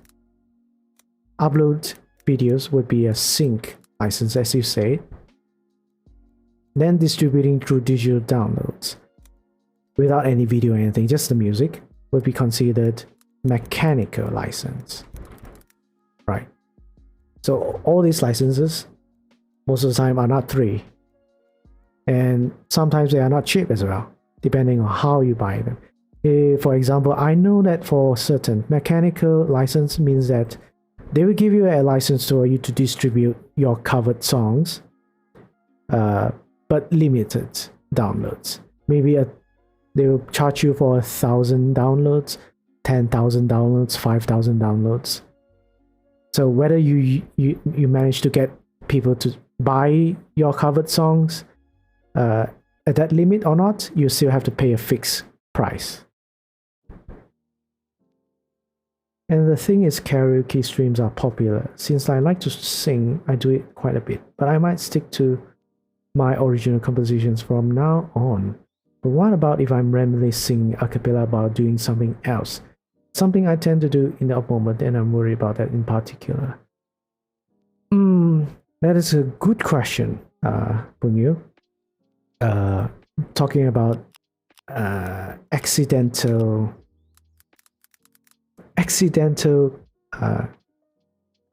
copyright infringement.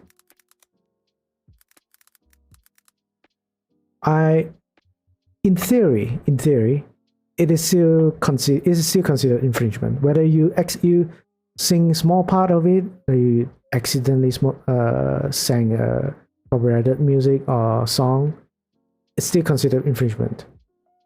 Practically speaking, don't quote me on this and don't confirm me on this.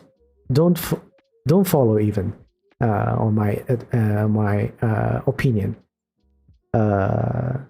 Just consider risk yourself. Practically speaking, if let's say you sang like 1 second, 2 seconds, I'm not gonna say it's low chance. I'm just gonna say there's no benefit. There's hardly any benefit for copyright holders to take legal actions against you if you did do it. But that said, if let's say you accidentally watch a music video, that is different. That is a bit different. Like you're showing a music video, or you accidentally pass through a place that is broadcasting copyrighted music. Maybe the copyright holders will not go after you, but the the content ID systems, Twitch and YouTube has them, they will recognize it. You'll be in trouble for it.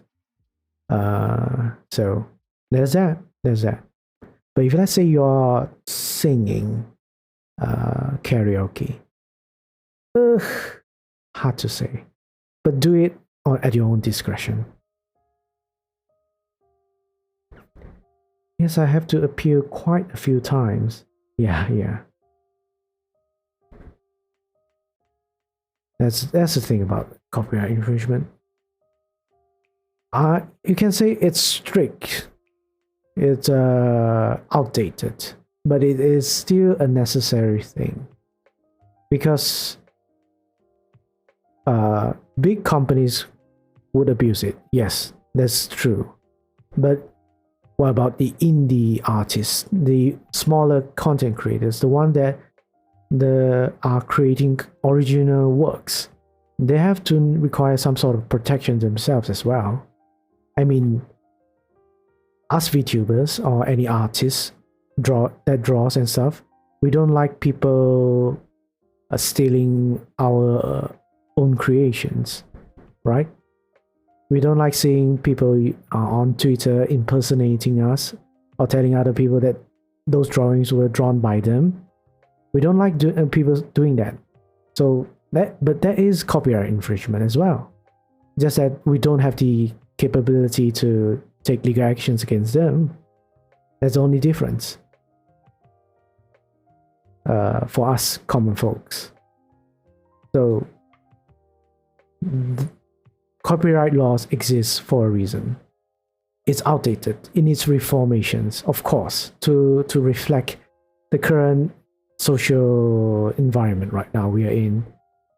Since we are, I've talked about this with another VTuber yesterday, because I think this is a hot topic for all content creators. it's a thing that everyone is worried about. But yeah, it requires a lot of reforms. We are right now living in us content creators living in a gray area right now. Everything we are doing is technically not legal, but we are allowed to do it because of societal pressure against the companies, at least for gaming side, on the gaming side. Us gamers, us the consumers, the customers has so much power, so much influence, at least not power maybe, towards how these game companies get their revenue, that they are afraid of taking any legal actions for copyright infringement. Instead, they are not, most of them are not taking legal actions. Instead, actually, most of them are, some of them are even sponsoring us, giving us free games to play and show it to everyone, free marketing. Because yeah, at the end of the day, even if that's not sponsoring us, we're giving them free marketing. The same can't be said for songs and drawings. Those are very different kinds of original works that, if that, how do you say, distributing them without the original creator's consent affects them much worse in terms of getting credited and getting recognized and getting paid for it. If let's say we are fine with people stealing art from other people, no one would want to create original artworks anymore, because they won't be recognized at all. They won't be protected. It won't be profitable for them to make art, to make music, to make songs. Anyone that makes music, someone will just steal it, use it for their own stuff, and if they become famous, they profit from it much better than the original creator. And sucks to be the original creator then, wouldn't it be? It would end up like that if there was no copyright laws, or people were fine with it.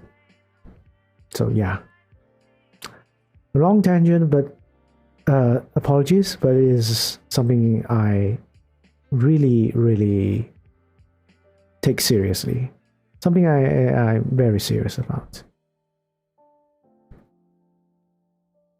I use a third-party service that gives me a license to use otherwise copyrighted music in my streams, but Audible Magic hits false positives quite a bit, even for my own music.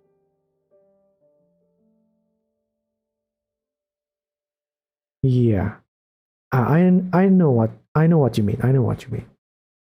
Even if, let's say, there are plenty of third-party services that says they are providing royalty-free or copyright-free or licenses or whatever they say, that is fine with Twitch or YouTube. At the end of the day, it's a third-party service and not easily recognizable by Twitch or YouTube, the systems provided by Twitch and YouTube. So they will flag your videos or streams mistakenly. How I avoid it is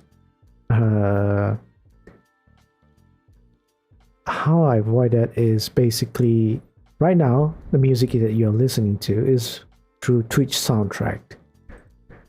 Twitch Soundtrack, trying to figure it out. Sometimes it records into the VOD, sometimes it doesn't, but it works. About 90% of the time, because it's a system, it's a software that Twitch endorses it themselves. If there is a problem with it, it's Twitch's problem, or my problem if I did not correctly set it up. But if it's a third-party service, it's hard to say. It's true, it just makes me sad that even with songs I made entirely on my own, I have to put my legal info out there to rightfully counterclaim. Yes. Yes, the system has a lot of flaws. For me, it's I always try to be safe rather than be creative and take too much risk to do things to be entertaining. Right, so that's license, and we just covered this huge chunk of clause called the user content. User content here really just means anything that you have made. You stream, you created art, you sang, you composed any music, you done any video, make any editing, whatever you made, that is considered user content. And there's a couple of interesting things to mention is that Twitch is saying they can use any of your content for their own purpose. Anything. So literally you're giving, so here it explicitly tells you whatever you created here, Twitch is okay to use it anywhere for free. At least within their branding, I guess. Yes. So this is which kind of touches on the question where someone asked me whether indie artists are sufficient sorry, let me rephrase this. Using indie artists content or works, let's say Pungyu, you're saying you make your own music, right? Would it be correct to say that you are able to give permission or give consent to me to use your stuff, your works? And how sure are you that you can give me all what permission or consent you've given me is sufficient, legally speaking wise? Because like this clause, even though it says all this, that you can use however Twitch can use whatever content we make, they could put something fair as in saying they could limit this license, or this license is fully transferred to them. It could be worse, giving the entire copyrights to Twitch itself. Twitch, they could write that, they could say that. And if that happens, then you yourself, the original creator, wouldn't have the rights to give anyone else then, even if you are the person who created it. If you don't mind me asking more, since I am in a strange position, some content I do, what about doing something similar to you but medical? I've done live journal appraisals. Basically, it's like dissecting medical journals that are spread around Twitter before, and quite a few of the articles in questions are paywalled. I have access to them through my hospital affiliations. Will this fall under fair use? You're talking about looking up articles where the websites require payment to look at. Then you have to look into their what you have to do is look into their terms of services or terms of sales, like I'm reading right now. Can you use articles from that place for your own benefit, for whatever your own use? We don't even have to talk about whether it's for commercial or for non-profit. That is the question, because whether you're doing it for profit or not profit, it doesn't matter, because at the end of the day, your relationship is you and with the publishers of the articles. If they tell you you can do it, preferably expressly, then you can do it. If they don't, try not to do it. Try not to do things like that. If they find out, there might be legal repercussions, or worse, your reputation might be affected. And yeah, another thing, people have asked me about fair use, whether fair use is, as long as you know it's fair use, it's fine. What I'm just gonna remind people again is that fair use is the last step in a legal action. Someone, a copyright holder, if they find you that you have been committing copyright infringement, they might consider, maybe tiny bit consider fair use, but it won't be their priority. Their priority is, you're using their stuff, you're profiting from it, our reputation is being affected, I'm going to take legal actions against you. That is what they are doing at the first step. Whether you are aware of this legal actions that's going to be taken against you, it doesn't matter. You can tell them, I'm doing this under fair use. They will not care. You can discuss this, debate this, argue this in court. And that is a problem. You have to go to court to fight your case. Nobody wants to do that. At least for normal people like us, all of us. We do not have the time or money to fight in court to tell people that we are doing is fair use, whether it is really legit fair use or not. And Twitch or YouTube, any service providers, platforms, would not, they have articles, I think, I've seen them, talking about fair use. And they explicitly tell you, do not rely on fair use. And they themselves, Twitch or YouTube, would not judge, would not deem anything whether it can be fair use or not, because they are not to judge, they are not lawyers, they are not representing you, they do not have the system. Even if they do have the system to tell what content is fair use, they will not have it, because again, they are not the judge, they are not the court, they cannot decide on these things. Only the court can decide these things at the end of the day. That's pretty much it.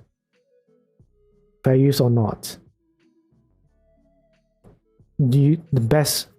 What we can do is avoid getting legal actions taken against us, rather than entice these risks in our content.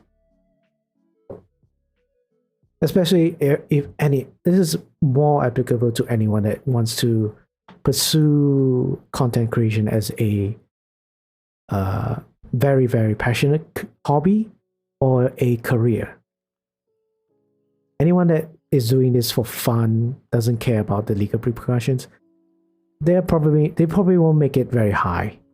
They won't probably get too much viewership to even consider the risks, right?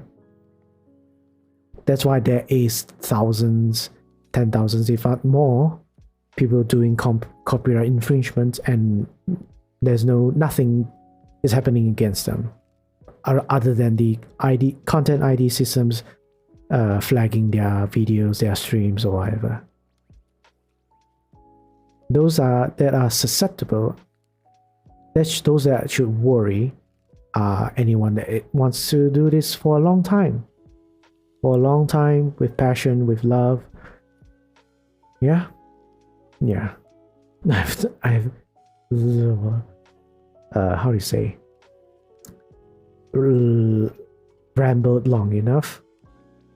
But yeah, this entire clause, user content, also talks about another thing. I'm just repeating all this slightly in a very summarized way. But yeah, in this clause, it also says that your content should not contain any copyright infringement. Right? So over here, I've highlighted. You should not infringe any intellectual property, not just copyright. You should not defame anyone in your content. Very interesting. Meaning to say you cannot do a stream and talk bad about someone, which isn't true, which isn't fact. Then it says about viruses. You can't provide content that has virus and all that stuff. Not very important, but the last thing is important. If you do any of this, Twitch reserves the right to take actions against you. So there's always that. Twitch is just hovering behind you or above you. And the worse you do in terms of legal decisions, the more possibility that you're digging yourself a hole be buried in. Then there are promotions. This one. I like to repeat all this. These are all very important, as I highlighted. Promotions over here means giveaways, contests, sweepstakes, as they give examples. So our art giveaways, our game giveaways, our PC giveaways, our whatever we are doing a promotion to appreciate our supporters, our fans, is considered a promotion, right? So there are laws surrounding this, actually, how you can do a promotion. One thing I can only advise is do not do promotions that involve participants paying anything to join a contest or a not necessary contest, mostly giveaway. To pay something and then for a chance to get a prize.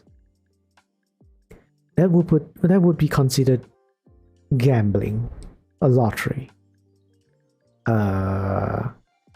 Although labeling something doesn't necessarily mean it's illegal. Let's say if you name something lottery, doesn't necessarily mean that it's a gambling event. But it points towards it. If you just so happen to be think of making something like that, it would be considered a gambling event, a lottery. And lotteries are illegal if you do not get any approval or licenses from your local authority, and it can be considered a criminal offense, as always. So do not do that. Right? Also, last one thing. Apparently, when you're doing all these giveaways, Twitch tells you to actually say this or display this, to tell them that you are doing this promotion as by yourself only, referring to your name, and that Twitch does not sponsor or endorse this promotion, is not responsible for it. So that's it. That's promotion. Then there's endorsements, right? Interesting stuff. If let's say you were sponsored, or you were sponsored to play a game, to advertise a product, a service, that is considered an advertisement for that company or whoever that is sponsoring you. So there are advertisement laws apparently, and these advertisements are based on United States laws. The Federal Trade Commission. So they have rules behind it. As far as I know, the most obvious one is do not pretend when you're being sponsored, do not pretend that you're not sponsored. It's the safest option to take. So even if, let's say, the company is telling you to pretend it's not an advertisement and play this game as if you're genuinely liking this game, don't do that. It might land you in hot waters, so I'm gonna say. I remember reading that part of the TOS because I was organizing a virtual fan event, so I added a disclaimer. This is a fan event by Twitch, and the copyright holders do not sponsor or endorse this event. That's nice. That's nice. It's good of you to put it over there. You're quite responsible. Maybe even more responsible than me. So that's for endorsements and testimonials. Then we have political activity. Last thing I've gone through. Quite interesting. Basically, this term just tells you that you're okay to show your political stance, political views, and even openly support, promote your political committee or party, I guess. The only thing you can't do is using Twitch's monetization tools, as they say, bits or subscriptions, to fund a candidate's committee or political action committee or anything political, I guess. So you can't expressly tell people, subscribe to me to help this political party that I'm supporting. You can't do that. But even if you don't do that, impliedly you can do it either. So I'm not sure what's the point of this. But also interesting, if let's say you are a candidate for a political office, you can't use Twitch monetization tools. Very interesting. Which I want to know right now. Actually, I want to know if there is a streamer who is a political figure. Are they using Twitch monetization tools? Right. So we are back again with prohibited conduct. Not back again. We're gonna start a section I have not explained. But first, gonna drink, eat some fisherman. I think I still have a lot of fishermen. Yeah, I'm eating fisherman mince.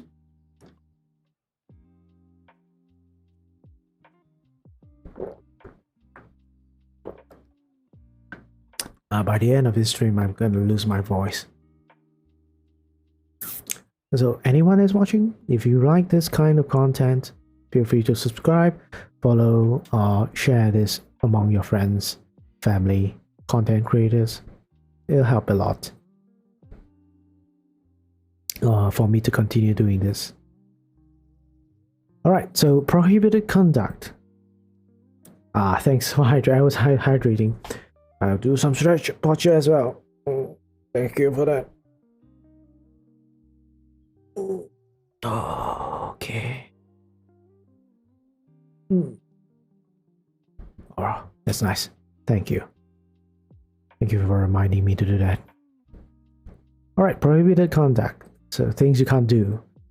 Among other things, other than community guidelines, I guess. Yeah, which we'll see here.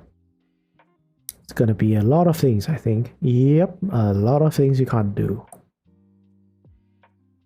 So, you agree not to violate any law, contract, intellectual property, or other third-party right. Not to commit a tort. A tort here is negligence. A negligent act. And that you are solely responsible for your conduct while on these Twitch services. You agree that you will comply with these terms of service and Twitch community guidelines. Something I'm gonna go in depth in a different stream. But yeah. And we'll see what we can't do. We cannot create, upload, transmit, distribute, or store any content that is inaccurate, unlawful, infringing, defamatory, obscene, pornographic, invasive of privacy or publicity rights, harassing, threatening, abusive, inflammatory, or otherwise objectionable. Very wide. So basically,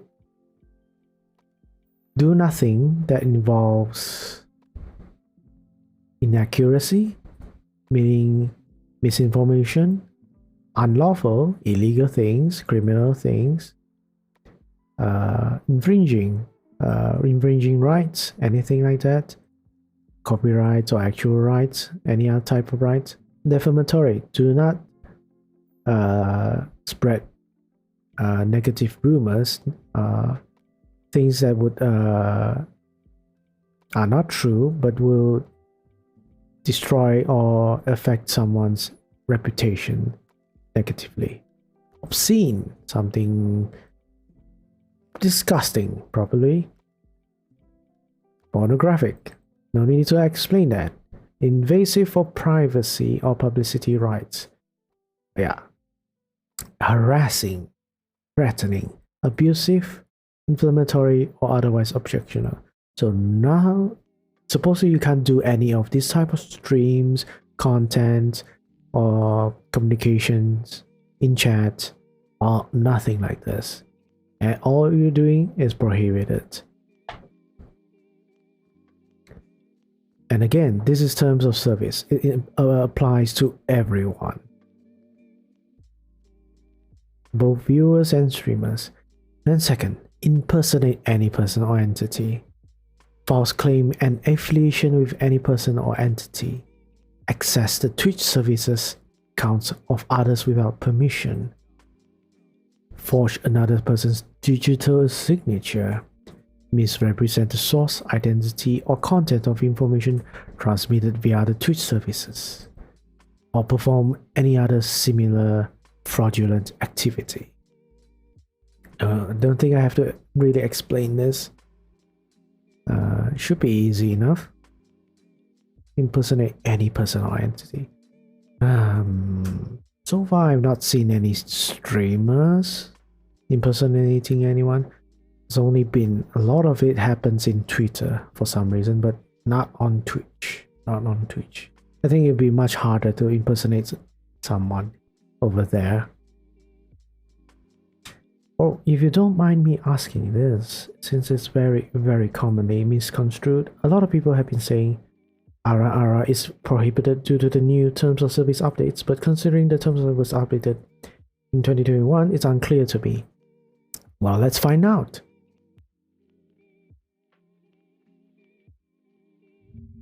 Has anything changed?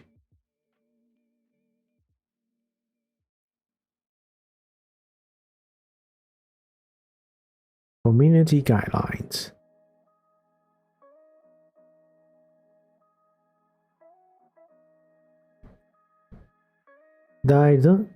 Again, if anything, Twitch is saying you can't do, so you should be able to find anything here. Right? News. So the latest thing is May 17, a statement from Twitch regarding the Buffalo Supermarket hate crime. Not what we are looking at, improving the clarity of our sexual content policy. What is this? Trust and safety. Angela Hessian shared that we are in the process of evaluating our community with an eye toward clarity and consistency. Let's read this. Is this that? Oh no, what is this? They even have an error in their website. Alright, we're back. Sexually explicit. Nothing. Is that update? Defining we have claimed that we consider to be sexually explicit content under a new designated subheading in our sexual content. As always in practice, so it's not let's say it's currently under sexual. It didn't feel appropriate or correct, as there is a distinct difference between content and sexually. Alright, let's go into this one.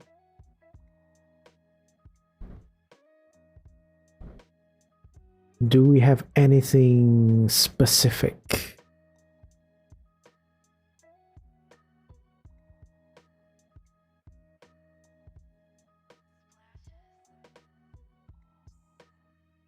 Yeah, the thing about this is Twitch, as I believe, would not specify exactly what is allowed and what is not. To be too specific.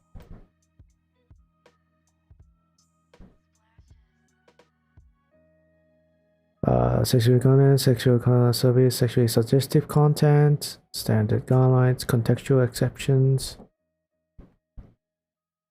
context restriction, nudity and sexual content in permitted games, additional restrictions, reporting sexual content violation. Was exclusively real mic analysis.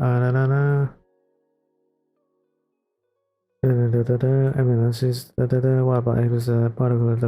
particle? Nope. From my skimming through of this, nothing about it.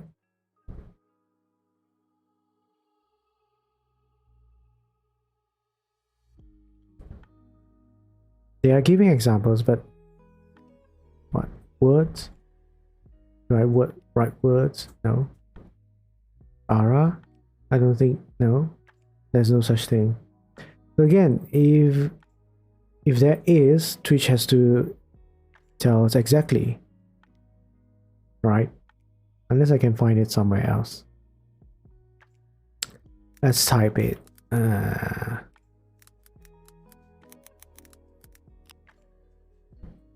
But I'm just gonna say, let's see.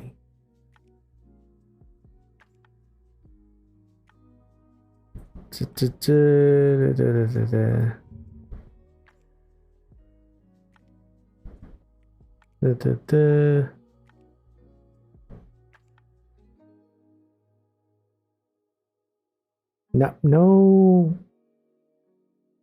official statement, unfortunately.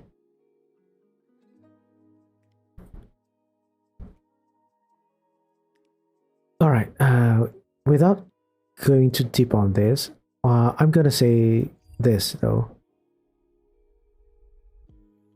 Anything that you heard on Twitter or anywhere really, you need to find out if it's true. Do not rely on hearsay, as we call it. Someone said so. Someone said so. If you can't find it, then most likely it is not true, the truest in its essence. There might be some sort of a modifications already as it spreads, as how misinformation can become. It can become a totally different thing when people share it irresponsibly. So right, so we were back with prohibited conduct. The third thing is send junk mail or spam to users of the Twitch services. Alright. Don't think I have to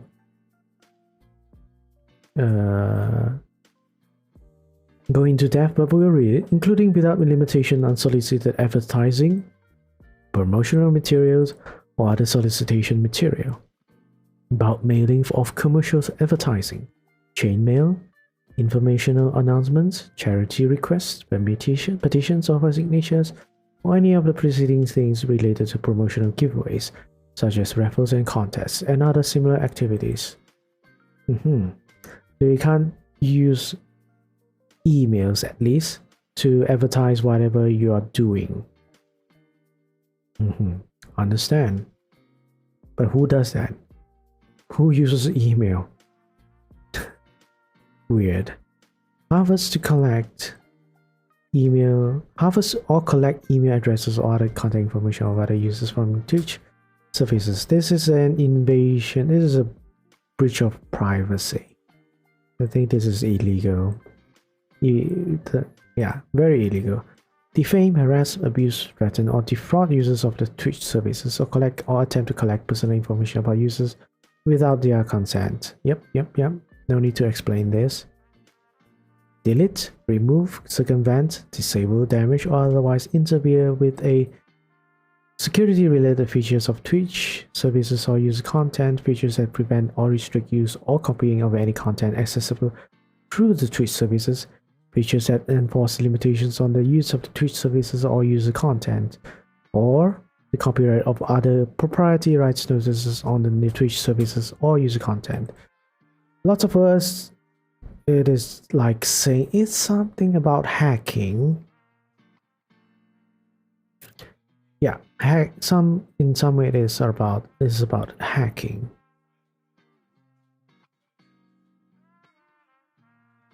Trying to interfere, trying to sabotage Twitch's Twitch service.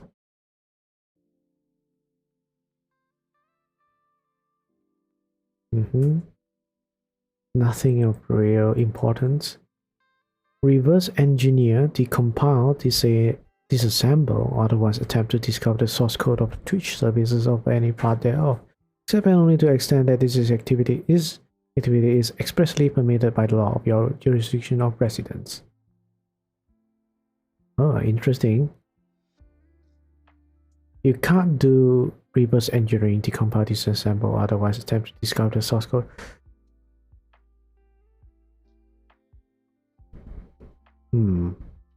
Very technical information over here. Technical terms.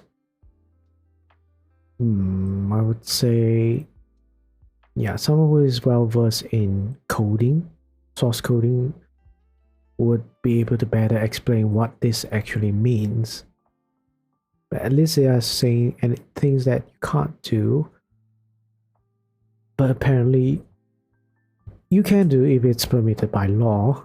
Very strange. Modify, adapt, translate, or create derivative works based upon the Twitch services or any thereof, except and only to the extent that such activity is expressly permitted by applicable law, notwithstanding this limitation. Modify, adapt, translate, or create derivative works based on Twitch services. Oh! Hey, Dr. Marmot! Wait, where's the sound? There's no sound. No sound. No! Thanks for subscribing. I'm gonna do it manually. Thanks for subscribing, Dr. Marmot. It's been 3 months, it seems. Oh no. Oh, Punya, you said something and I caught into the filter. It's not sexually suggestive on its own, but many people interpret it as such when said in a sultry voice.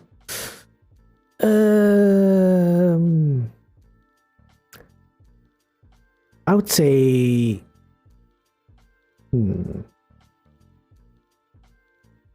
that's a bit of a stretch.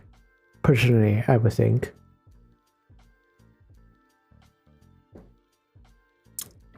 A stretch, I would say, because I know for certain there are a lot of people doing way worse.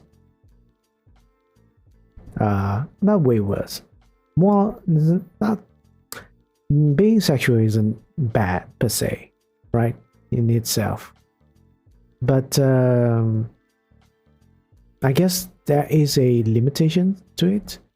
Twitch is trying to be family friendly, even though Twitch already said, as we can see,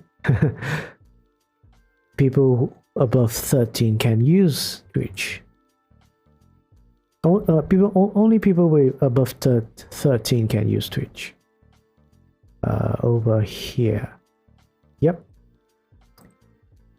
So I'm not sure how.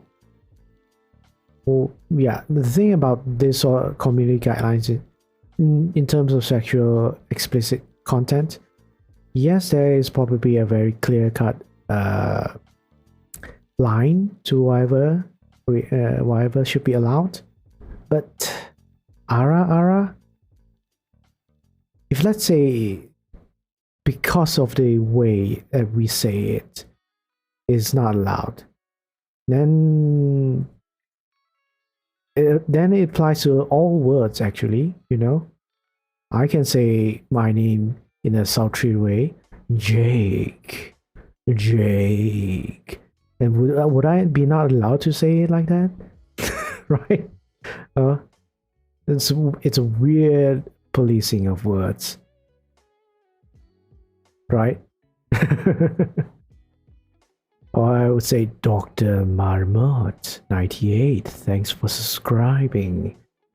If this is the way I speak, am I not allowed to speak the way I normally speak? Right? And if that's the case, what about ASMR ASMR streams? Wouldn't that be worse? The entire stream is about speaking in a very yeah, bye.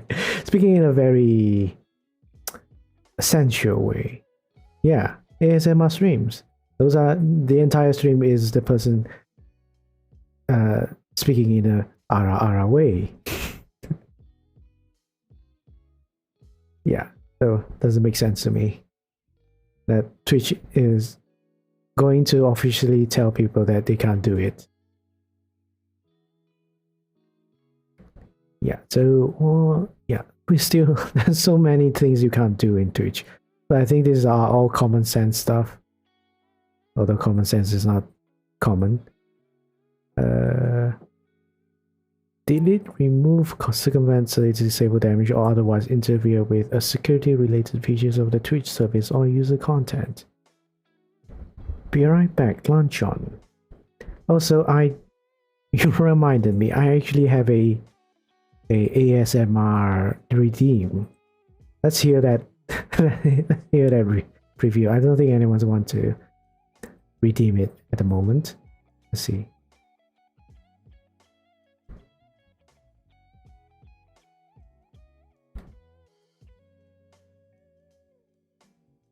Someone requested the ASMR voice activating in 5, 4, 3, 2, 1. So yeah, that's something people do, right? ASMR. And if I'm in ASMR mode and say the word ara ara, is it sexual?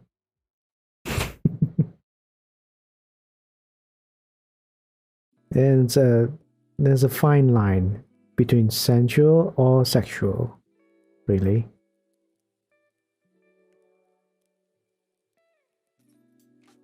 And yeah, I have a lot of things to say about that, but let's continue. We have so many to go through. Delete, remove, circumvent, disable, damage, or otherwise interfere with. Okay, this I've read this. Modify, tab, translate, or create. I've read this as well.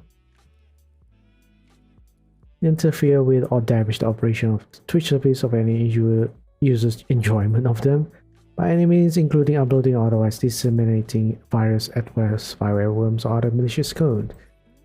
Oh, well, I don't think. Well, that's the thing. So far, Twitch has been very, very specific with what can be done, what cannot be done. Which I guess is good. It's good.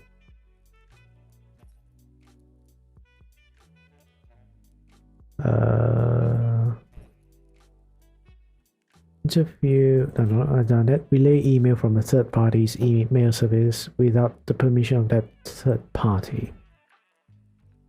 Okay. I'm not even sure how often do these things happen for them to be put in here.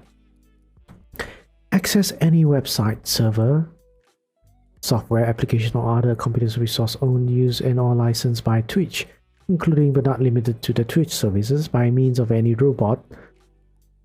What?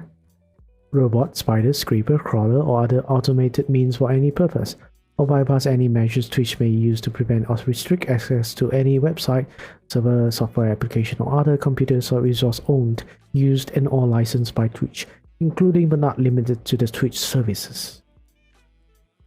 Okay, very specific. Twitch are there a lot of people hacking you, and by saying this, people won't start hacking you? Ridiculous.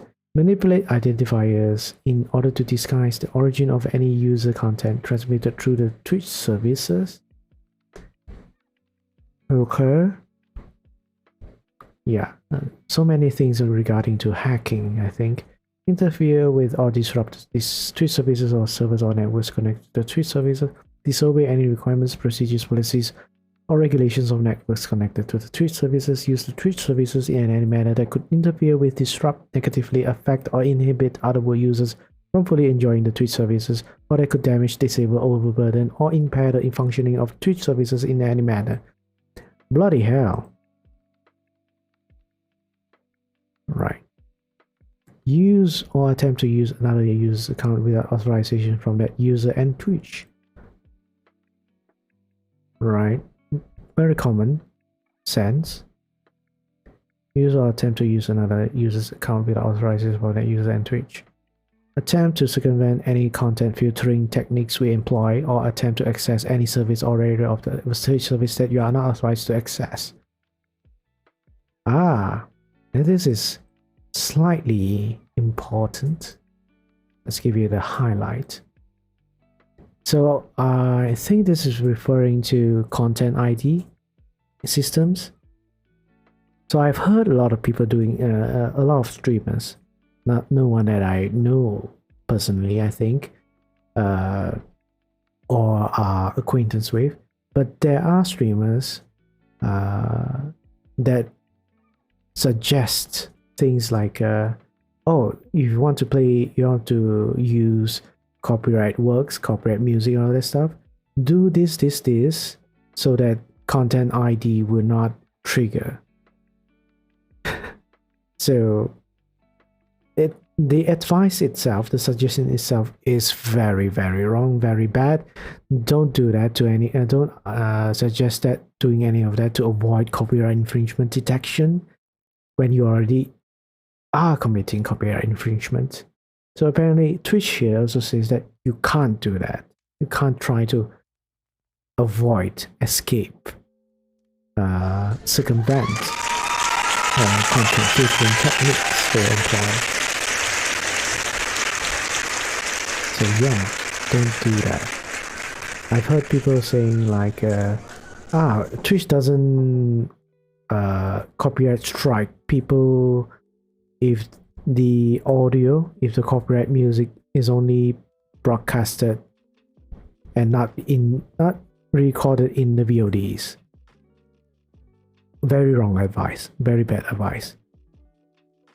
I've seen people talk about that even if you do not save it in your VODs and you are using copyright music on your live streams, there have been cases where people get copyright strike live. Oh wait, what's that sound? Sorry about that. It's basically if that was from that it was from that Deep ASMR Redeem. At the end of that 5 minutes countdown, it will clap to indicate it ended. But apparently I didn't hear it. Weird sound. Weird, very weird. You'll be hearing that. Okay. Do see it happening but never heard of it. Yeah, I've only heard of it. Like people witness that happening. So again, bad advice. And anyone don't try to advise people to avoid copyright infringement or to risk copyright infringement. I would tell people, do whatever you want to do. I've informed you of the risks. It is your stream, your discretion, your choice. It doesn't affect me unless you are influencing other people. You are trying to tell people, encouraging people that it's okay to do those things. Then I will make noise. I will make noise if I see it. Alright, attempt to indicate in any manner without prior written permission that you have a relationship with us or that we have endorsed you or any products or services for any purpose. Okay. Use the Twitch services for any illegal purposes or in violation of any local, state, national, or international law regulation, including without limitation laws governing intellectual property and other proprietary rights, data protection, and privacy. Sorry, broken English there. I know it's possible, but never heard of it actually happening. Yeah. I know what.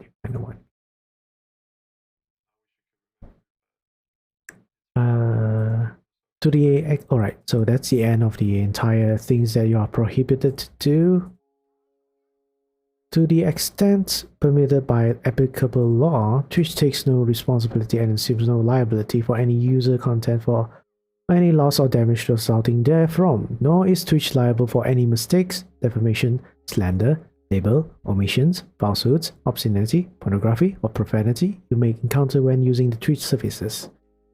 Yep, a disclaimer clause over here at the end. Your use of the Twitch services is at your own risk. In addition, these rules do not create any private right of action on the part of any third party or any reasonable expectation that the Twitch services will not contain any content that is prohibited by such rules. Again, this is a disclaimer clause at the end telling you if you do any of the prohibited conducts above, Twitch is not responsible, and the users are responsible for themselves.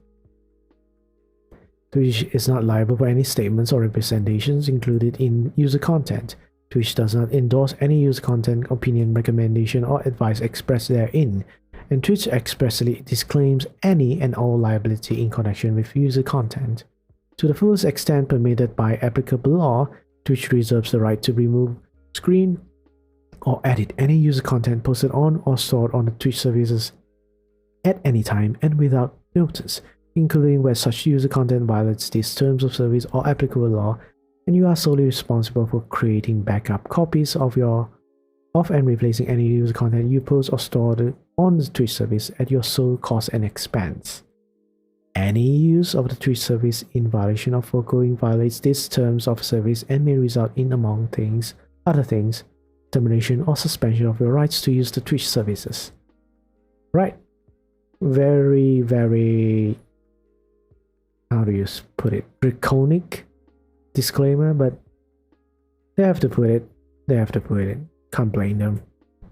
Whether it's enforceable or not is a different story, but they have to put it. For residents of the Republic of Korea, except in the case where Twitch reasonably considers that giving notice is legally prohibited. For instance, when providing notice would either violate applicable laws, regulations, or orders from regulatory authorities, or compromise on ongoing investigation conducted by a regulatory authority, or that any notice may cause harm to you, third parties, Twitch, or its affiliates, for instance, and providing notice harms the security of the Twitch services, which will without delay notify you of the reason for taking the relevant step. Alright, as always, Republic of Korea always crops up for some reason. They always come up as a exception. So for this exception, they are saying Twitch has to give notice. No. Except in the case where Twitch is to be considered giving notice is legally prohibited.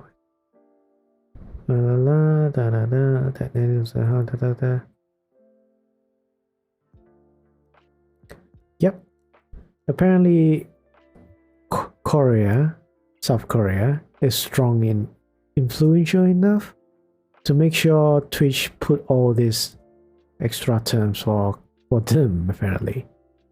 Most of it is like when Twitch says they will do something and not inform the user or streamer or whoever, you will see Korea, a proviso for Korea, saying that, well, at least for Korea, Republic of Korea, they will give notice. I guess it's some sort of a requirement in order to have Twitch provide services in that country. So yeah, we are done with the entire thing. Prohibited contact. We still have 1, 2, 3. I think we're going to reach the usual clauses that are standard for any agreement soon enough. Let's see, what's the next one? Respecting copyright. Apparently, terms of Twitch has to spell this out even more. Twitch respects the intellectual property. Let's highlight this. I can't highlight this. I guess I'll highlight this sentence in.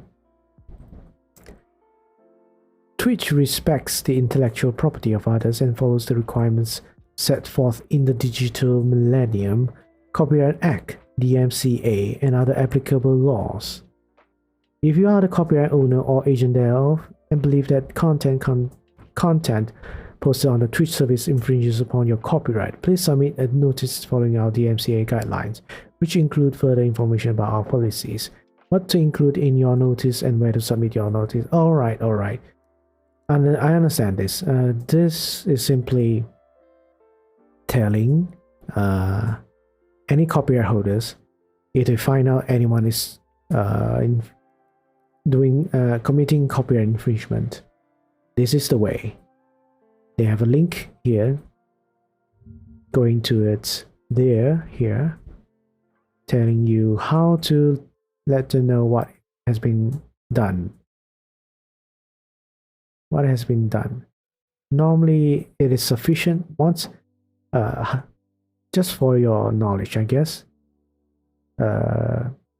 Normally, you will get copyright strike, not copyright claim or content ID system blocking you or muting your audio or anything like that.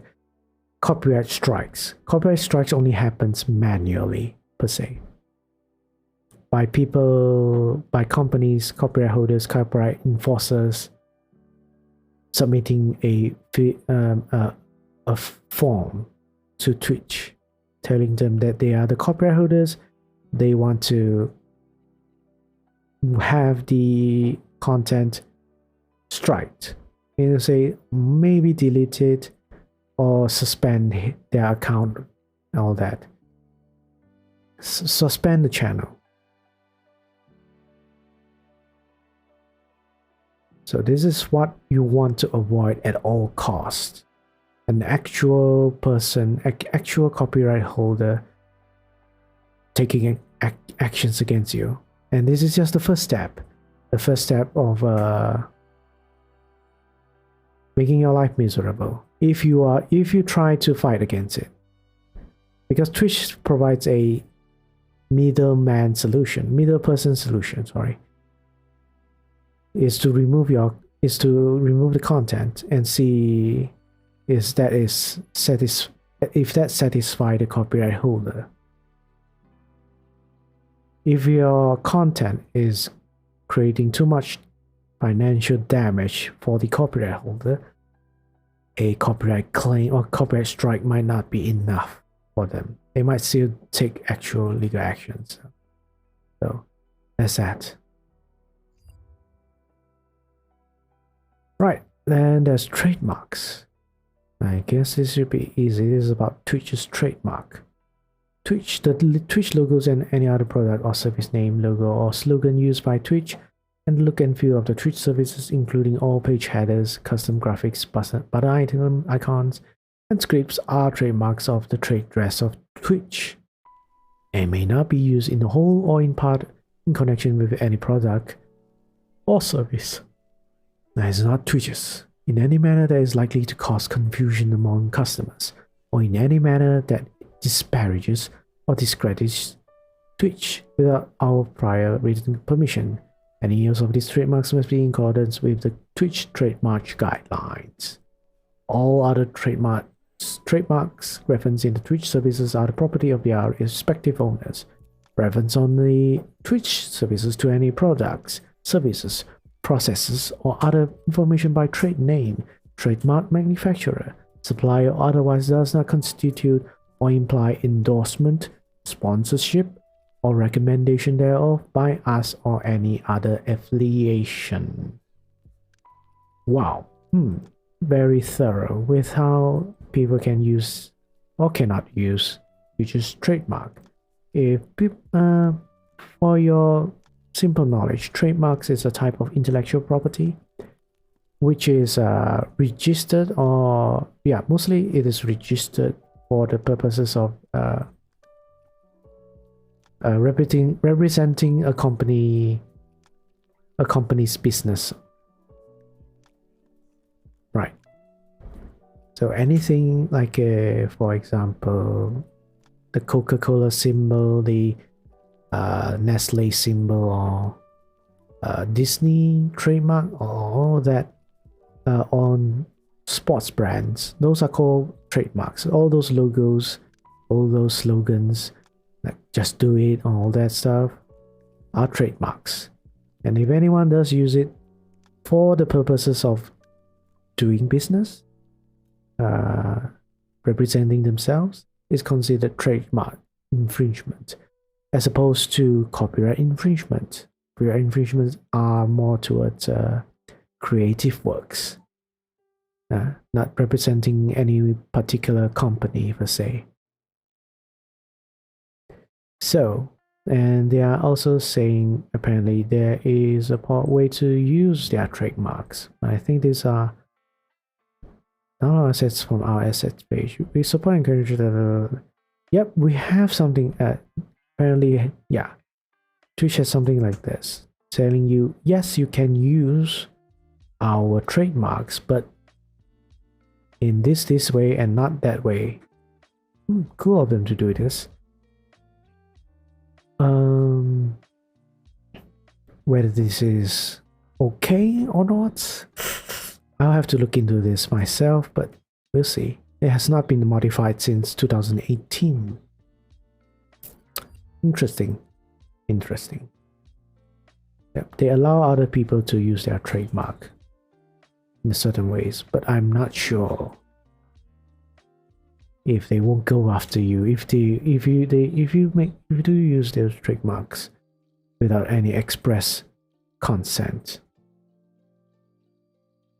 So we move on to third-party content. In addition to the user content, Twitch may provide other third-party content on the Twitch services. Collectively, the third-party content. I'm guessing these are the extensions and all that stuff. The stream extensions. Twitch does not control or endorse any third-party content and makes no representation or warranties of any kind regarding the third-party content. Yeah.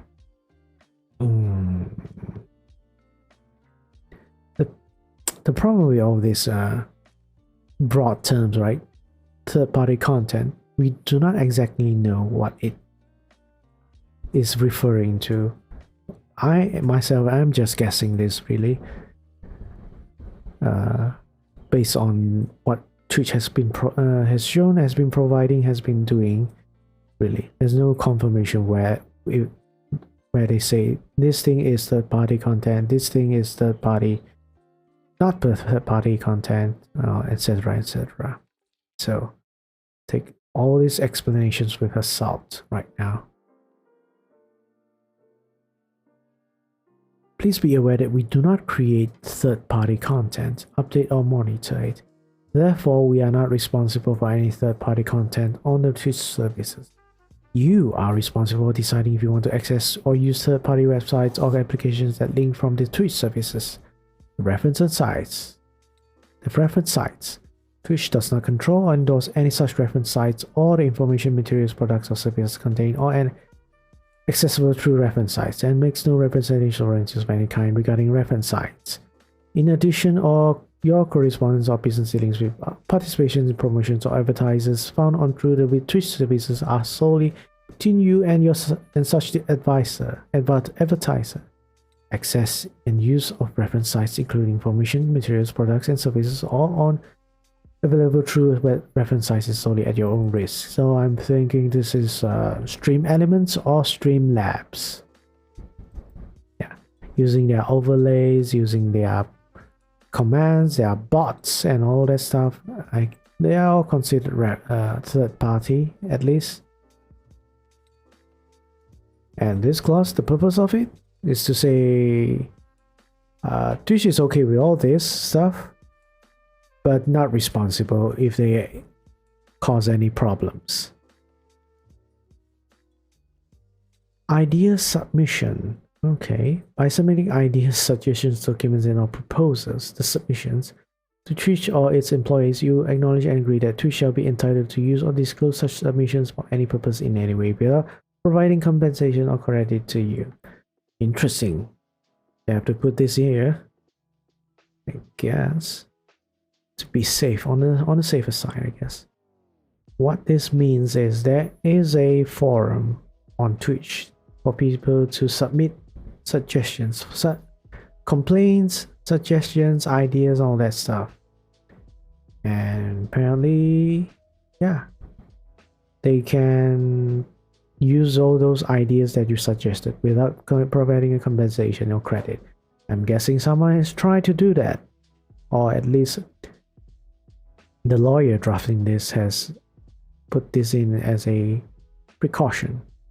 A lot of clauses in a agreement are precautions. It's not necessary they will happen. It's more like a prevention. If it does happen, we have a clause to refer to. So agreements or contracts being very lengthy is not a bad thing, as long as it's simple and understandable. Covering a basis is most of the time good for both parties. If some obscure thing happens, you have that obscure clause to save you, to resolve an issue. Right, we arrive to termination. To the fullest extent permitted by applicable law, Twitch reserves the right, without notice in our sole discretion, to terminate your license to use the Twitch services, including to post user content, and to block or prevent of your future access to use Twitch services, including where we recently considered that. Yeah.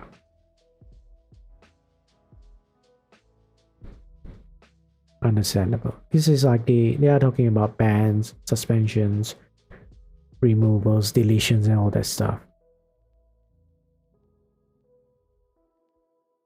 Your use of violates these terms of service or applicable law. Yeah, so when would they use this power? When you violate terms and services and applicable law. When you fraudulently use or misuse the Twitch services. When Twitch is unable to continue providing Twitch services to you due to technical or legitimate business reasons.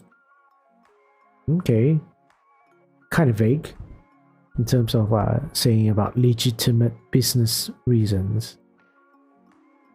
Our right to terminate your license includes the ability to terminate or suspend your access to any purchased products or services, including any subscriptions, Prime Gaming, and or Turbo accounts. So this is more about viewers.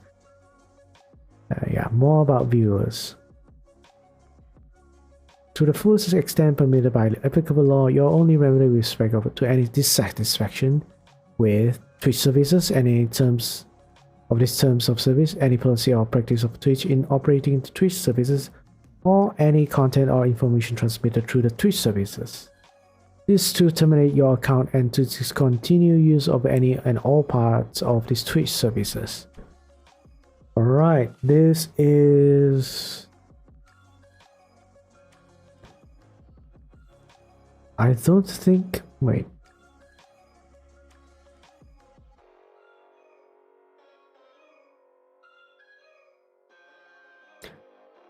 I'm not even sure that they are saying if you don't like Twitch, if you don't like Twitch, quit Twitch, terminate your account, don't use Twitch.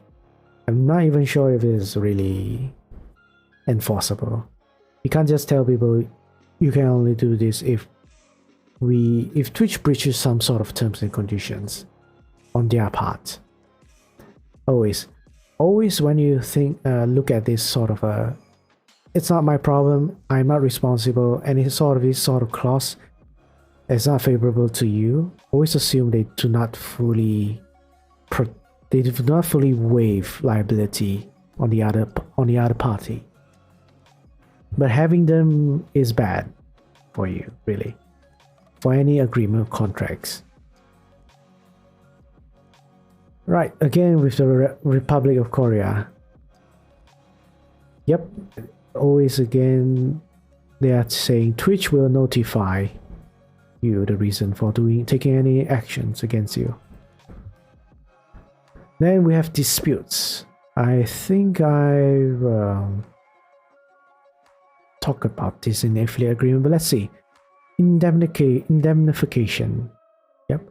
To the fullest extent permitted by applicable law, you agree to indemnify, defend, and hold harmless Twitch, its affiliated companies, and each of our respective contractors, employees, officers, directors, agents, third-party suppliers, licensors, and partners, individually and collectively, to Twitch parties, from any claims, losses, damages, demands, expenses, costs, and liabilities, including legal fees and expenses arising out of the related to your access, use, or misuse of the Twitch services.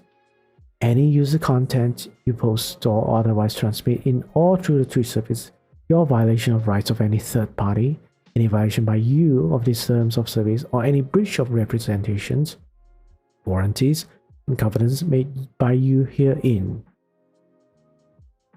You agree to promptly notify the Twitch parties of any third-party claim, and Twitch reserves the right, at your expense, to assume the exclusive defense and control of any matter over which you are required to indemnify Twitch, and you agree to cooperate with Twitch's defense of these claims, which will use reasonable efforts to notify you of any such claims, action, or proceeding upon becoming aware of it. Wow, full of stuff. But again, this is a standard clause, indemnification clause. It is, again, when you're in hot waters, specifically you and against someone else. Someone is suing you for whatever reason, and it relates back to Twitch. Twitch over here is saying, not my problem, really, not my problem. If they sue you, if they sue me, if they want to get something out of me, I am claiming damages from you, the user. Right, that's what they are saying. And apparently they are also saying, agree to promptly notify the Twitch parties of any third-party claim. Then Twitch reserves the right at your expense to assume the exclusive defense and control of any matter which you are required to indemnify Twitch. Yeah, so it's in addition to saying I am not at fault and you have to pay everything, and they are also saying I will still do all the necessary to defend myself. And if I'm defending myself, I'm referring to Twitch, you, the user, have to help me defend myself. How? This is I am out of it over here. I'm not sure if Twitch can force someone to cooperate with them while Twitch in Twitch's defense. I don't think that's possible. I don't think so. Assume the exclusive defense and control of any matter for which you are required to indemnify Twitch.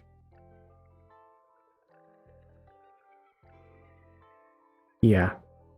I think this is again those sort of clauses that are very draconic, very dictator-like.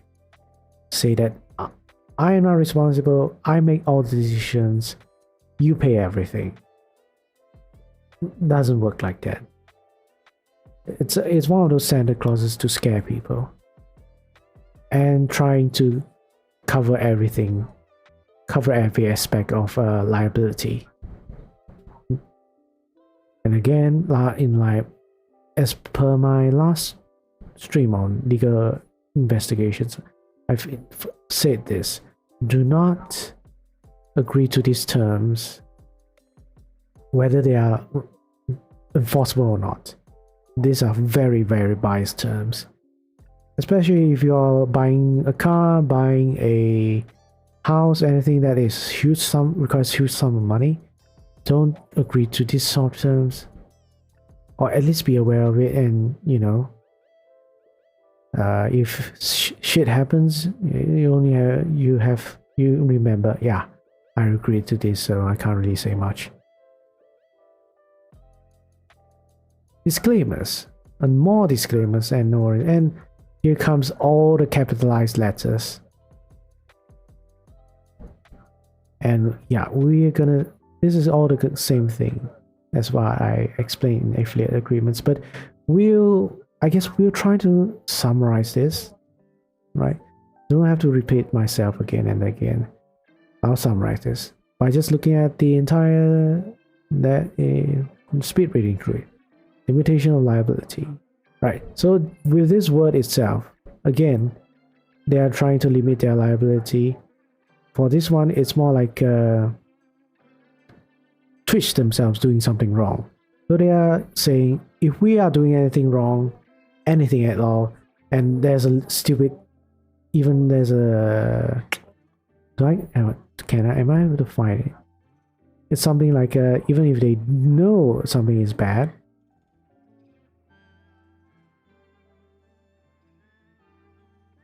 wedding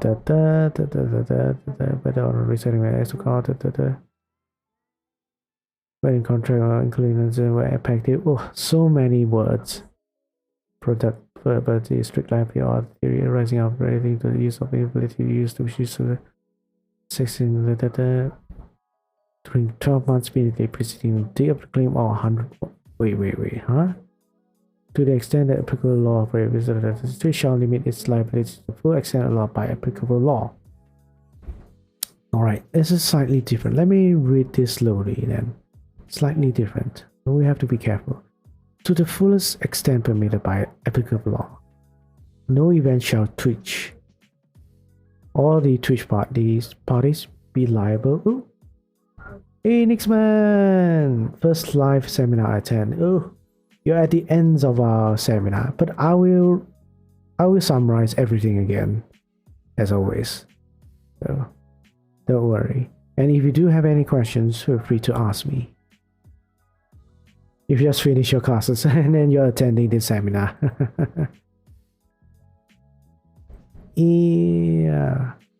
In no event shall we be liable for any direct, special, indirect, or consequential damages, or any other damages of any kind, including but not limited to loss of use, loss of profits, loss of data, whether in inaction in contract, tort, including but not limited to negligence, otherwise arising out of or any way connected with the use of or inability to use the Twitch services, the content of the materials, including without limitation any damages caused by or resulting from reliance of any information obtained from Twitch, or that results from mistakes, omissions, interruptions, deletions of our email errors, defects, viruses, delays in operational transmission, or any failure of performance, whether or not resulting from acts of God, communications failure, theft, destruction, or unauthorized access to Twitch's records, programs, or services. Yeah, a lot of things, but not much. Doesn't really say much.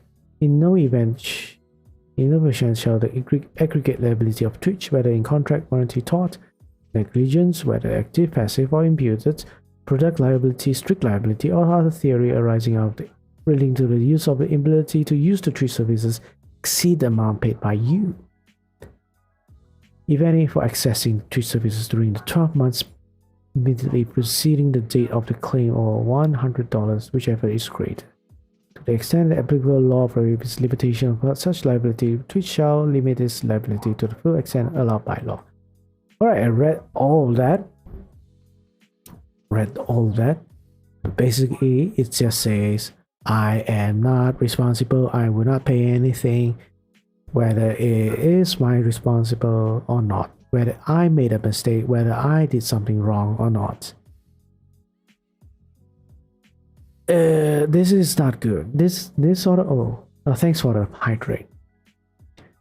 This is a clause. It's a very very biased clause, and as always, do not think that this is always fully enforceable.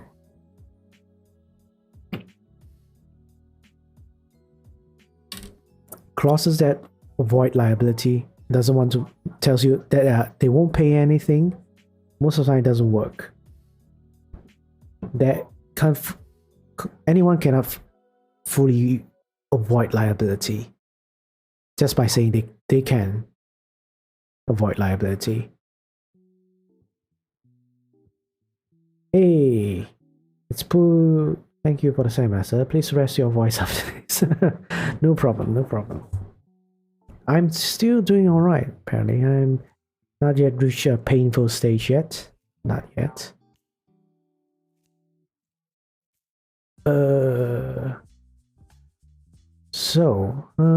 see. Analyzing. Yeah, so don't worry about this. They're saying all words in capital, which is bad. Again, this is bad drafting. No one likes to read words in capital letters. Why do they make it like that?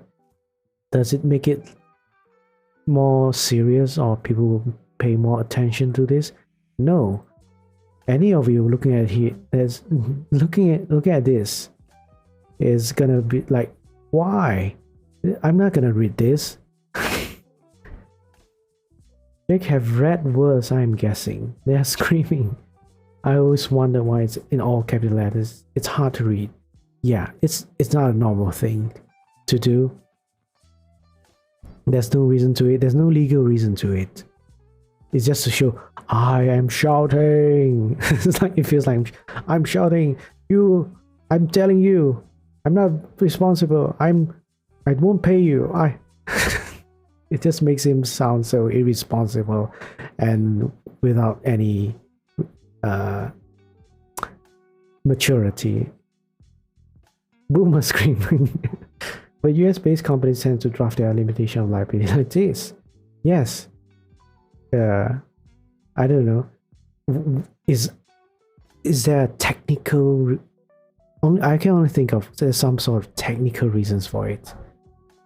Is it less likely to make a mistake if you put everything in capital letters at the end of the agreement?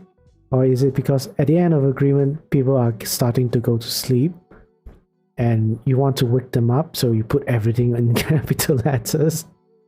So when people reading them, they are imagining someone is screaming at them as they read it through.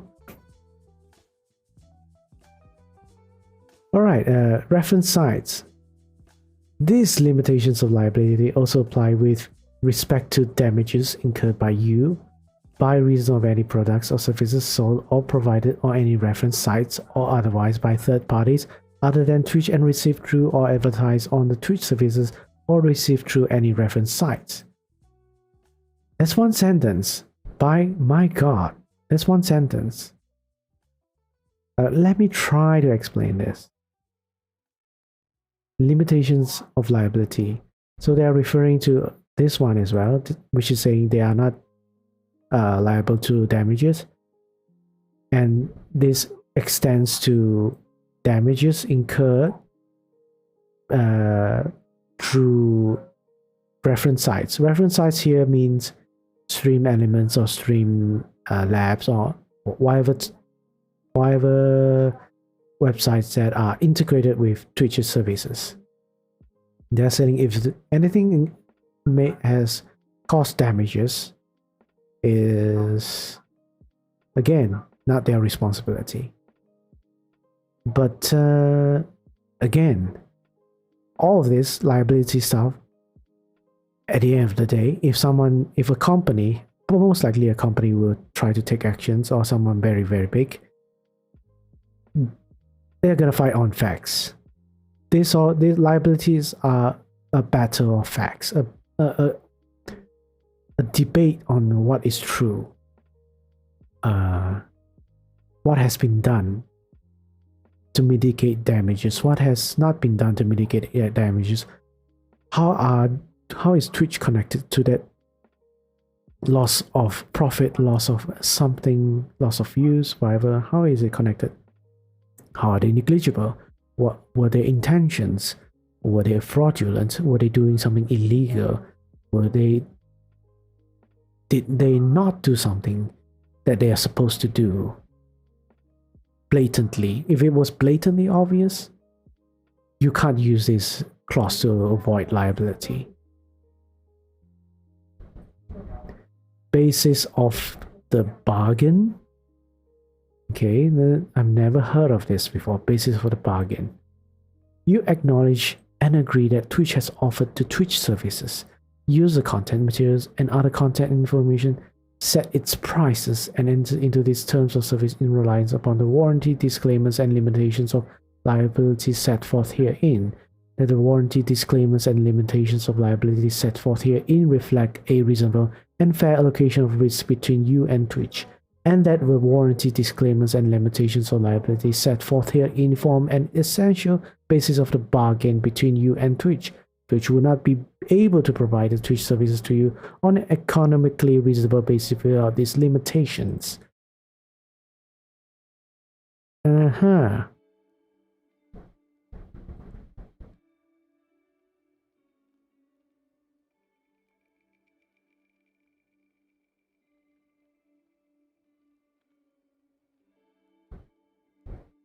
Very weird. I'm processing this. I'm trying to see how to explain this clause. Into these terms of service in reliance upon the warranty and disclaimers and limitations of liability set forth herein. That the warranty disclaimers and limitations of liability set forth herein reflect a reasonable fair allocation of the risk between you and Twitch, and that the warranty disclaimers set for you for an essential basis of bargain between you and Twitch.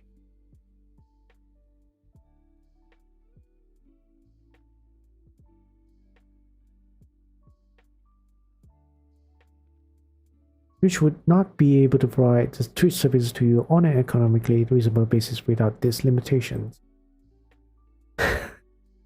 Alright. I might be wrong, as always, but they are saying that they are trying to justify. They are trying to justify the limitation of liability clause here. They are saying that we are providing you all these services at these prices and this many services as well, this quality of services, because we have this clause. So they are saying that because we are providing this, you are okay, you are all right with our limitation of liability. Sounds really weird. Sounds. Why do they have to justify in the first place? Justify that the liability clause is reasonable. They are saying if we don't have this limitation of liability, yeah, the last sentence is about this. Twitch will not be able to provide the Twitch services to you on an economically reasonable basis without these limitations. What the? What? Who drafted this? I'm trying to process this legally. What is the legal reason behind putting this in here?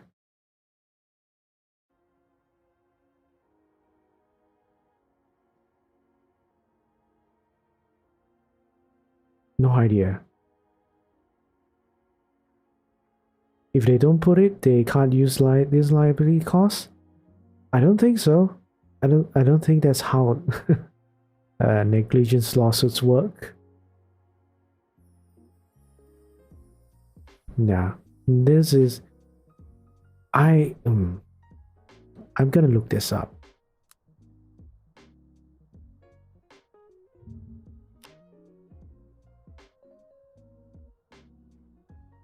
apparently it is a thing. It is a thing. Basis of the bargain is a sort of clause people use.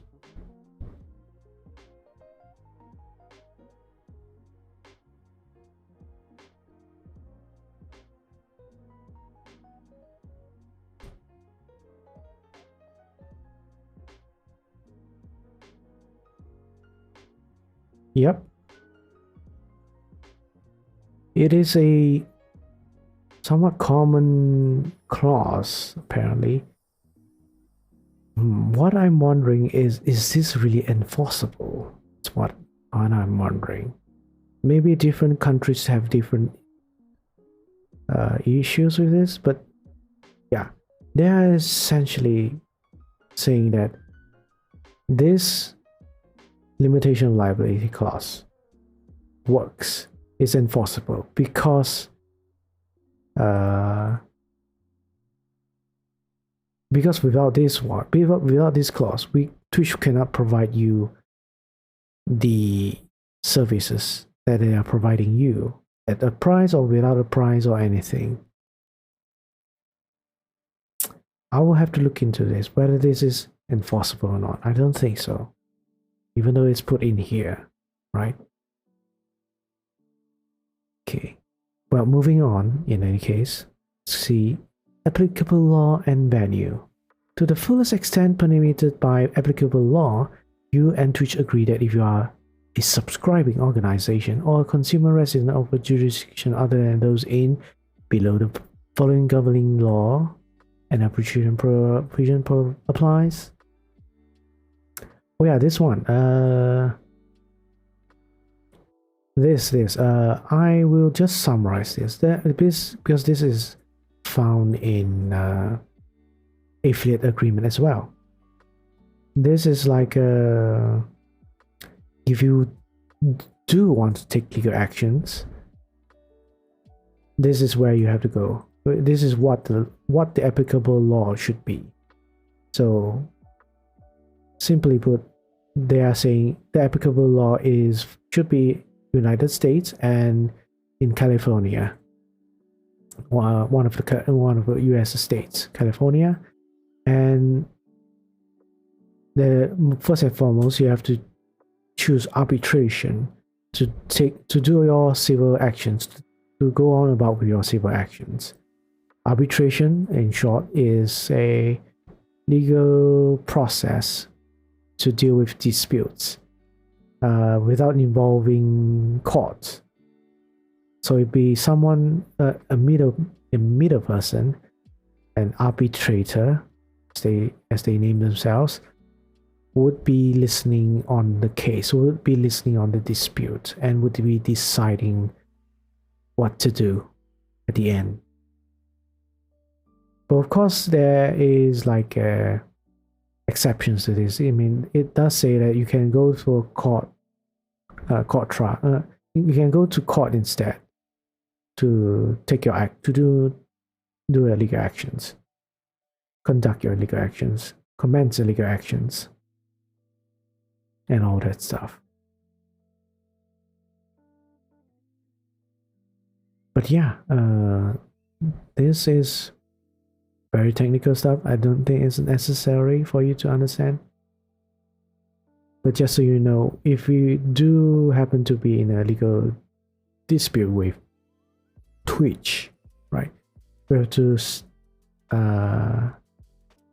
so you and Twitch agree to arbitrate any dispute arising from these terms of services or your use of the Twitch services.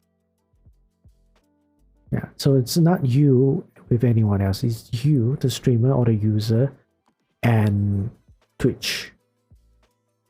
So just to be clear, because maybe some people will be thinking that copyright holders suing you or third party suing you as a streamer or as a user of Twitch has to go through this process. No. If a copyright holder is suing you, they can go to anywhere. It doesn't have to be California, because this agreement doesn't apply to those third parties. So it's not really relevant. Not really relevant. All right, then we have claims. Yeah, so this is just you and Twitch agree that any cause of action rising up related Twitch must commence within 1 year after the cause of action accrues. Otherwise, such a cause of action is permanently barred. This one, not sure if it's applicable. Maybe in US laws, but for you Malaysia, you can't use a contract to reduce a limitation of costs. Meaning to say, there is usually a time limit for you to pursue illegal actions. Well, sometimes I can't remember. It should be about 6 years or 8 years. It's not indefinite. You want to take a civil action against someone, and after that many years, you can't take any more actions. So this clause, be careful with it. Then we have miscellaneous, and we have the request for information on how to serve a subpoena. Not really, alright. Yeah, not really relevant. Specific terms or soundtrack by Twitch, but I'll try to summarize them anyway, because it's a legal investigations of the entire terms of service. It would not be right if I skip a few. So first off, miscellaneous. All these are standard clauses. Waiver. If we fail to exercise or enforce any right or provisions of these terms of service, it will not constitute a waiver of such right or provision. Any waiver of any provision of these terms of services will be effective only if in writing and signed by the relevant party. So, very simple but important to know. I will just highlight this. So you know that a lot of people have breached terms of services or breached community guidelines, done copyright infringement, all that stuff. If Twitch doesn't take any actions, they are not saying it's okay ever. They are not saying it's okay ever. They are not waiving their rights or implying that they are okay with it. So waiver here means that they are not waiving their rights to sue someone, to take legal actions for breaching a term or a condition. So that's that. So if you hear people say, oh, I've been doing this illegal stuff or been breaching contract for years and years, but Twitch has not done anything, means that Twitch is okay with it. No. Wipe that from your mind. If people say like that, they are totally wrong. Twitch always has the right to take actions if someone is breaching a contract.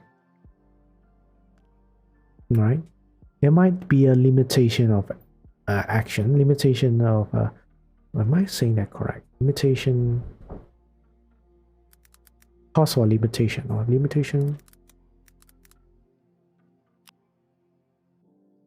Limitation Act. Cost of limitation. All right. Yeah, I was correct. Cost of limitation. Other than cost of limitation, as in you have a set of period of time to take an action. Other than that, doesn't mean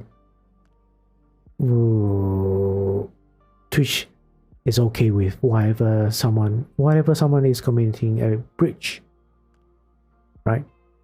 Especially community guidelines, like the one I've talked about. Actually, I'm not sure if you guys are really, how to say, up to the recent drama for VTubers. It hasn't really been recent now. I think it's been a month at least. But also, I'm not even sure it's still rampant now. A lot of non-VTubers are using VTuber tags, and I do not know how you feel about it. I think it's really wrong, but apparently not a lot of action has been taken against on this matter, especially against very top video Twitch's top non-VTuber streamers like XQC.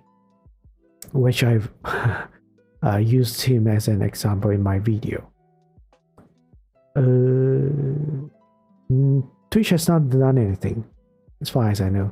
The only thing they did was like responding to a VTuber's complaint, saying that we will try to revise our content labeling scheme. We heard you, we will do something about it. Sorry for the inconveniences. The gist is like that. So basically, Twitch in a nice way is telling you, nah, we're not doing anything. I actually know nothing about VTuber drama. Good for you, good for you. But yeah, it is a serious matter for, at least for small-time content creators, VTubers at least, because labeling, content labeling, as you know, if you, I'm not sure if you can see it. I can't see it myself, but below the stream there is a few tags about myself. I think there's one should be, oh, I can see it over here. VTuber, chilled, safe space, AMA, Asian, English. So those are tags, content labeling, as Twitch puts it. A lot of people, a lot of non-VTubers are using the VTuber tag, although it is explicitly only to be used for people who are using a virtual avatar representing themselves. I'm paraphrasing it, but not exactly. They just say you just have to use a virtual avatar. They didn't say a virtual avatar that is representing you. So there's that. But these tags are really useful for small streamers, because sometimes myself or other VTubers, when we are raiding someone, we are looking for someone to follow, help them grow, anything like that in the community. We always try to use the tag to look for people. Every time we go into that tag, VTuber tag, we see a lot of people. They are not VTubers. They are, how to say, face cam people or non-face cam people using the VTuber tag, which is a problem. If Twitch doesn't enforce this content labeling, which in the community guideline says that it's something that they don't want people to do. They say explicitly say prohibit people from doing it. Understand? By the way, since I do both facecam and VTuber streams, does that mean I can't use the tag at all? No, Pengyu, you use the tags that best describes your current stream, because tags can be changed as you want, as you like. So if your content does have VTuber tags, if your content does use VTuber, feel free to use it.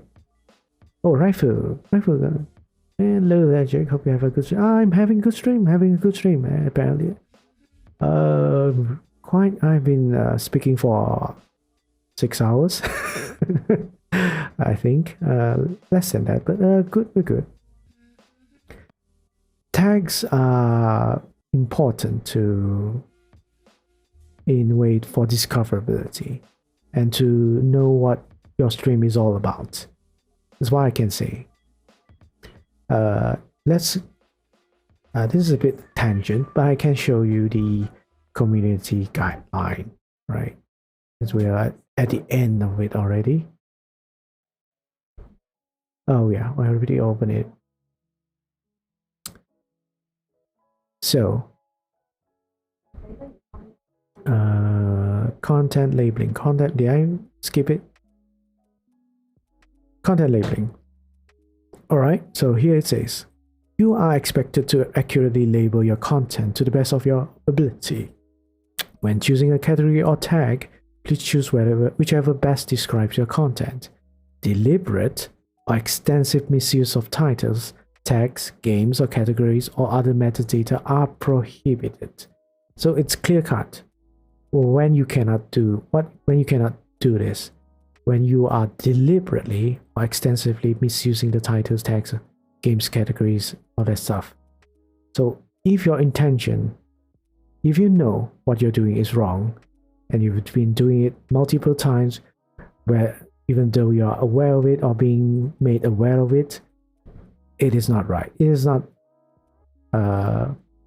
allowed.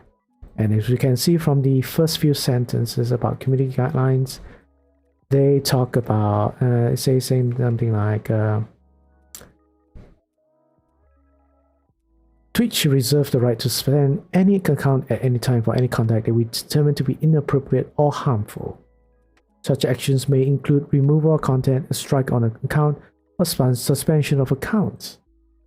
Yeah, so there's that. Supposedly, Twitch is able to take actions against these people who are blatantly doing something wrong, misusing the tags. I mean, it's obvious, right?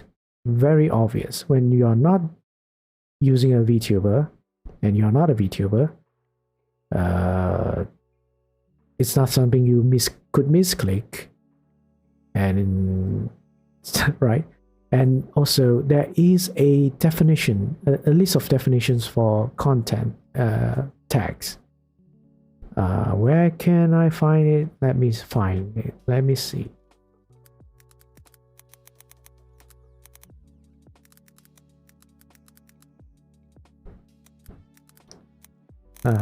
Tags, Twitch. Yep. All right. Let's go here.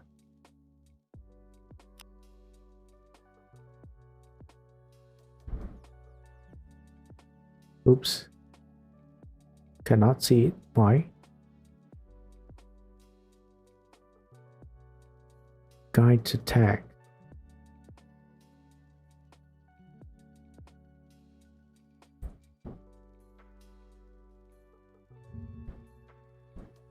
Okay, for some reason I can't see it. Wanted to show it, but apparently it's bugged out.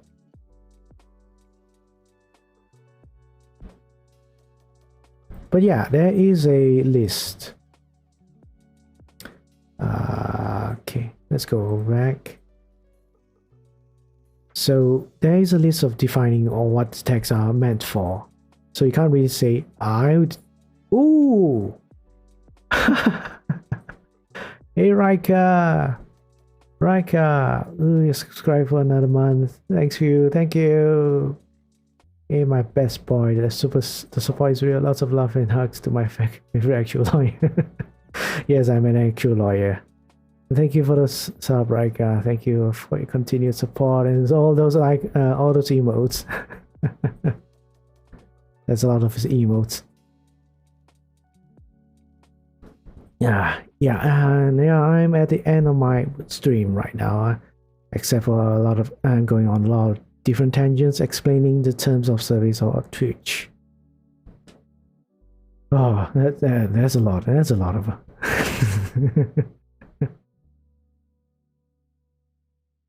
Okay. Yeah. So about that content labeling thing. Yeah. So. Some people don't think of it as an issue. Some people do think of it as an issue, but we're trying to help the community. If we are part of, right, you're ending stream. No, I'm not. I have not ending the stream. I still have a bunch of things to talk about. Maybe probably another hour, maybe. But yeah, again, VTubers. I know we are a very helpful, loving community, but these sort of things we have to be aware, to be wary of, if we are to help each other, especially the small content creators, right? So content labeling, misuse of content labeling is something we have to try to raise awareness, at least. If let's say we can't do anything at all, raise awareness is still something. One person knowing means nothing. 10 person, 100 person, 1,000 person, 10,000 person, 10,000 VTubers, things might start to change, right? if we are actively giving each other awareness that this is happening. Non-VTubers are using the tag while streaming without a VTuber model, a virtual avatar, right? If the tag is flooded with all of these non-VTubers, what's the purpose of that tag? What's the purpose of the tag? It's going to be at the end. There won't be any purpose. And we lose one more discoverability for us. One way for viewers to discover us from a saying, right? So that's that. We're not really talking bad about Twitch themselves as well. Twitch not taking any actions, we understand. But we ourselves as a community, we have to be united, is all I'm saying. Right? We help each other, we promote each other, we try to make sure we don't get into trouble. We have fun and all that. So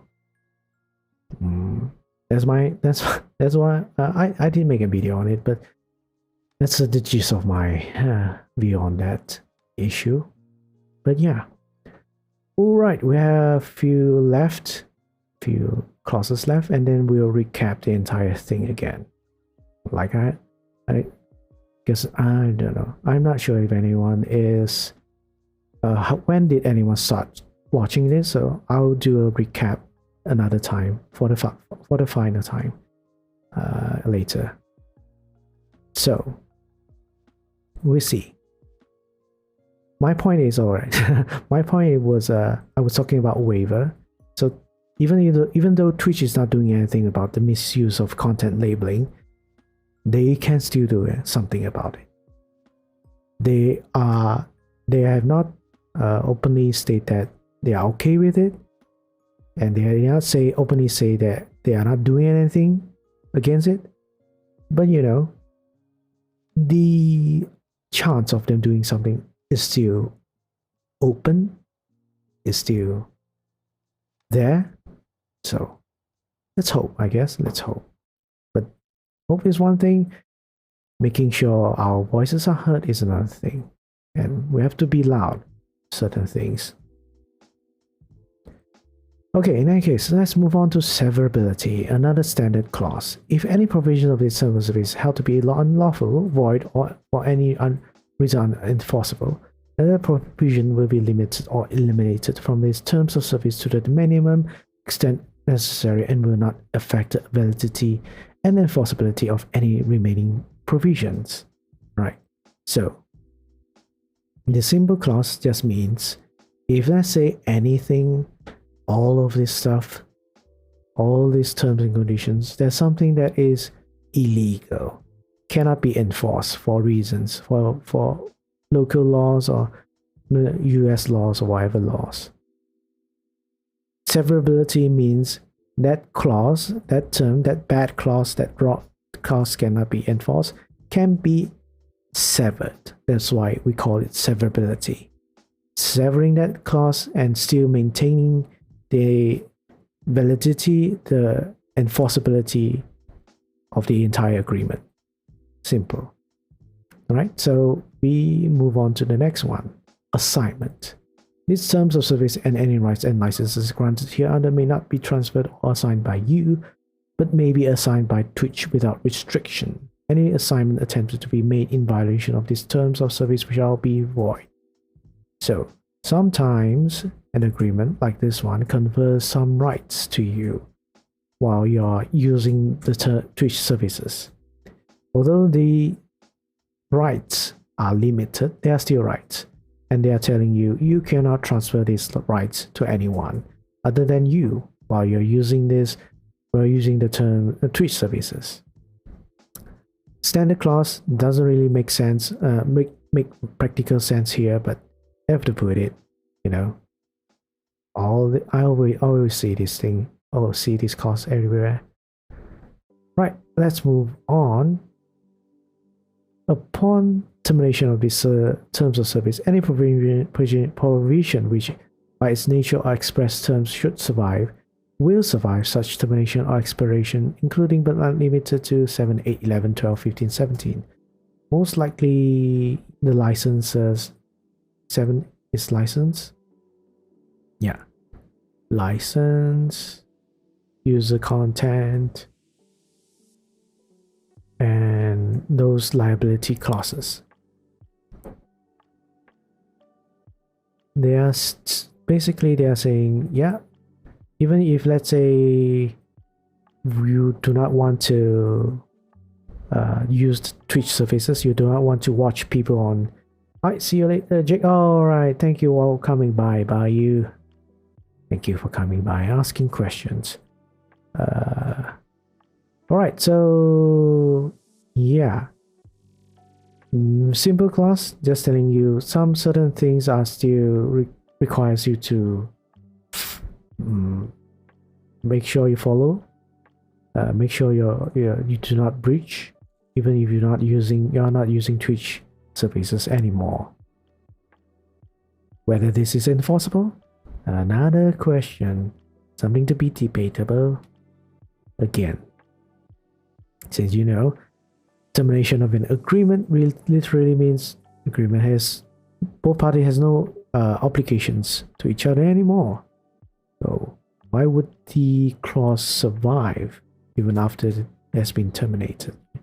So that's a question where I can't give a straight answer. All right, so now we are moving to its entire agreement. The terms of service, which incorporate the terms of sale and community guidelines, is the entire agreement between you and Twitch relating to the subject matter herein, and will not be modified except by a writing signed by authorized representatives of both parties, or by a change to these terms of service made by Twitch as set forth in section 6 above. Right. I totally just read that and was not paying attention. Terms of service incorporate terms of sale. Is the entire agreement between you and Twitch relating to the subject matter will not be modified except by a writing signed by. Yes. Yeah. So they are telling you this agreement is not just terms of service. There's also terms of sale. There's also community guidelines. And this consists the entire agreement between you and Twitch, right? And cannot be modified except for authorized representatives by both parties, or by a change of these terms made by Twitch as set forth in section 6. Yeah, this is like contradictory. It's saying we can't change the terms and conditions without your approval. Except I did say I can change these terms and conditions at my own discretion. Kind of dumb, and kind of like how to say, not honest. Not honest. So I do not know why they have to put this in. But anyways, let's move on. So we have this one, second clause. Request for information on how to serve a subpoena. If everyone doesn't know what a subpoena is, it's basically a court summons. A court summons, basically ordering someone, an individual or a party to attend a legal proceeding, right? So I guess this is just a technical explanation of how to serve subpoenas to Twitch specifically. Yeah, so this is not really relevant for you, because if you are going to serve a subpoena, you're probably going to serve a subpoena through your lawyer. So this is not really important for you to know. And when you would serve a subpoena, well, when you're suing Twitch, or there's a court case that involves Twitch as a party, not necessarily suing them. So that's that. Right? So moving on, this is don't really need to know all this technical stuff. specific terms for soundtrack by Twitch. So this is a really sort of out of place. I guess this is something new they have put in, because soundtrack by Twitch is not something old. They only implemented recently, so this could be the new thing that they put in the terms of service. Yeah, if you do not know what I'm referring to, the music that you are listening to now is by Soundtrack by Twitch. It's an app by Twitch. So the music, copyright in the music I'm using is approved by Twitch, licensed by Twitch, for me to use on streams, live streams only.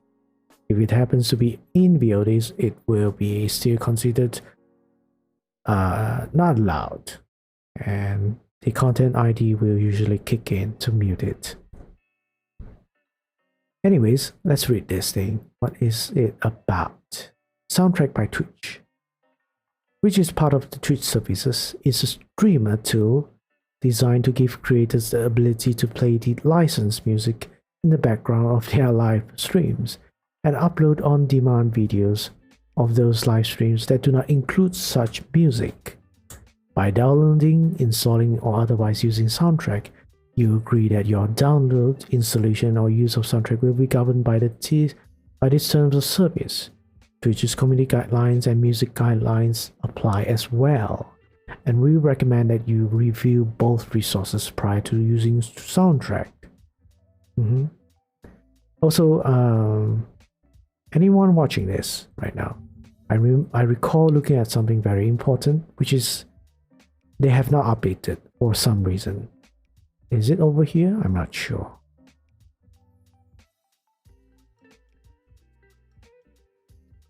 Yes, it's over here. So over here, you might see something contradictory in terms of covering music.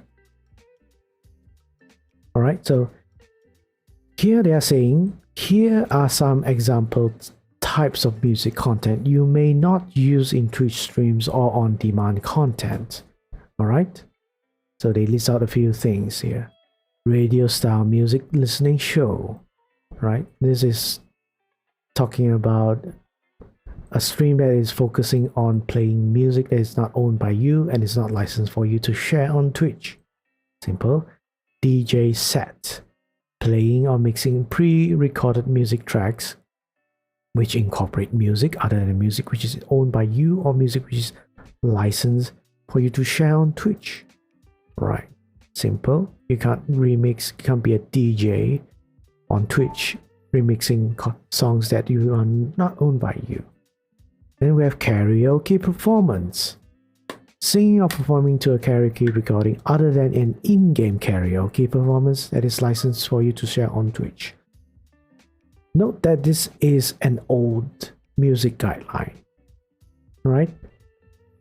This in-game karaoke performance that is licensed for you to share on Twitch. It refers to something specific. Excuse me, I'll drink some water again.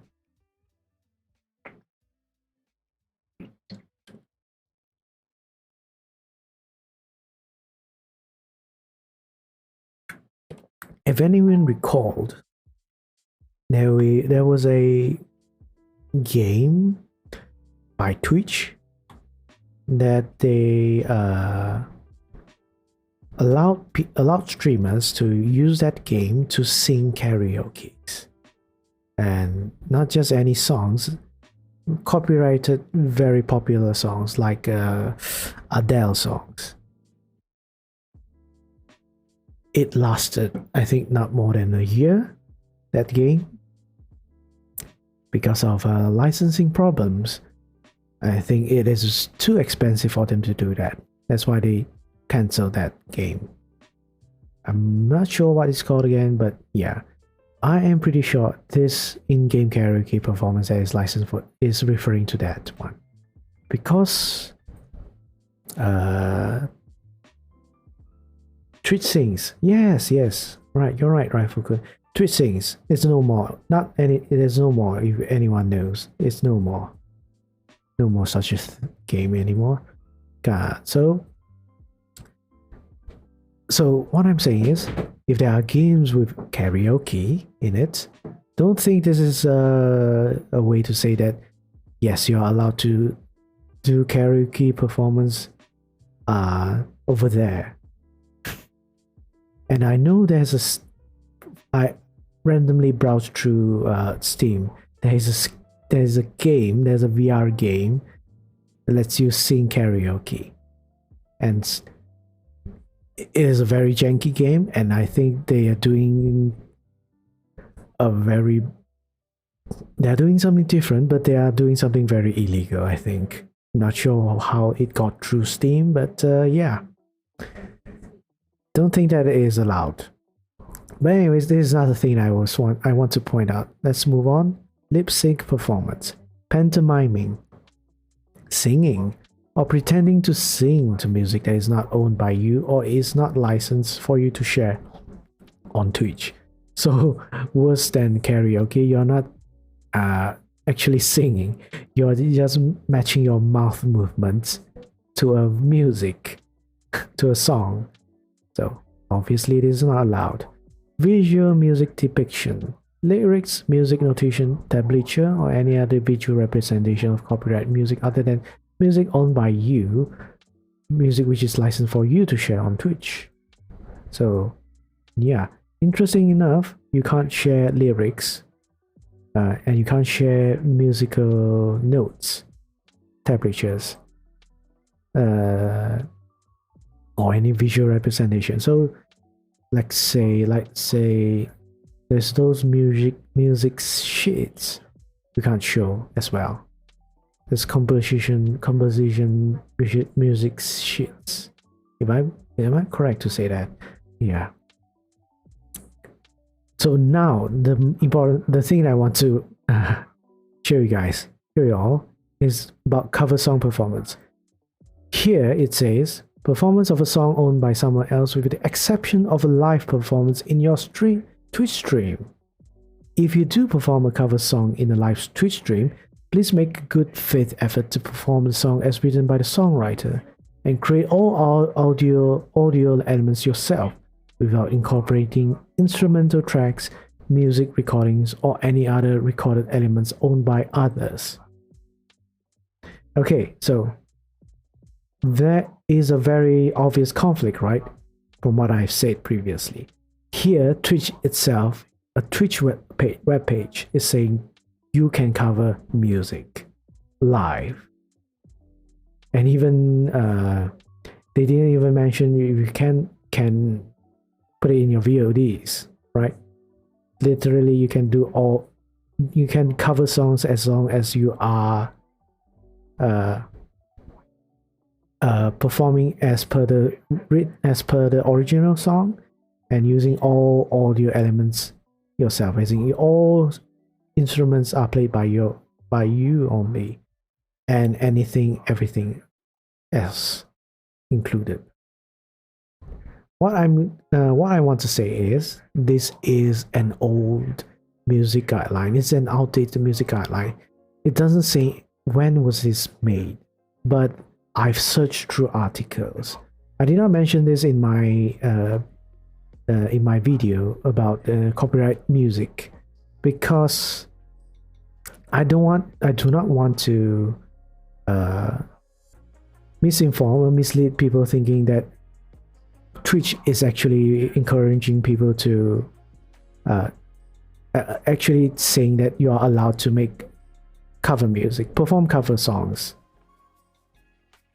Because I've seen articles, I've seen news reports that people that do cover songs on Twitch streams are getting copyright striked. They are getting copyright strike despite this Twitch telling us that it is okay to cover songs. So if you happen to see this and think it's alright, don't. Do a further research on this, all right, before you try. Okay, that's a very wide tangent, but yeah, that's what I wanted to say. Right, so other than that, so we are looking at this now. So using soundtrack by Twitch, you have to follow these community guidelines and music guidelines, right? And they talk about soundtrack was born out of Twitch's desire to offer creators a wide variety of licensed music for live streaming. To make this possible, Twitch secured licenses with many different rights holders and continues to do so in order to add new tracks to soundtrack stations and playlists. Twitch also designed soundtrack to give creators the ability to generate on-demand videos via live streams that do not include this music. The license Twitch secured allowed Twitch to make these materials available to you for your use in live streams on your Twitch channel. Music and other materials made available through the soundtrack have not been licensed for your use in pre-recorded content. In content that can be streamed on demand, such as VODs and clips, or outside the Twitch services. What this means is that you may not create on-demand content containing materials from soundtrack. We have designed soundtrack with this restriction in mind, and proper setup will allow you to create and use music-free on-demand videos of live streams in that includes soundtrack music. Live stream content that includes music or other materials from soundtrack outside the Twitch services. Doing any of the above may subject you to a notice of alleged infringement from rights holders and their agents. Last, we want to alert you to the fact that music rights tend to evolve over time. Thus, we reserve the right to modify or remove certain songs or other content from soundtrack at any time. For example, as necessary to comply with our music licenses of applicable laws. Twitch takes no responsibility and assumes no liability in connection with your use of soundtrack. Very simple thing. Why is it added in here? I guess it's because it is a service provided by Twitch, and anyone can use this service, which is nice. Even if you're not a streamer, the good thing about soundtrack by Twitch, one very good thing, small good thing about soundtrack by Twitch is there's no advertisement to listen to the music. And no advertisement at all. Compared to Spotify, it looks like Spotify. Its design actually. The downside is you can't choose your music. All of it is based on a playlist that is randomly played. So yeah, that is the entire terms of service. Wow, that took some time. Took a long time to get all of this. About 6 hours. Well, in addition to a lot of tangents I've gone through. So, if any of you have questions, anything at all, it doesn't have to be terms of service. It can be anything. Not even related to Twitch, even. I'm accepting any questions. Curious about how to buy a property? Ask me. Employment laws? No problem here. No question, Sensei. Alright, Aiden. And let's summarize the terms of service. I'm stretching myself. Okay. Let's go through this monster again. Was there anything about forbidden words or topics? Oh, Raika, there was actually. There was Punyu. Punyu raised the question about, thanks for the hydrate, about the redeem that people are saying that Twitch is not allowing people to say.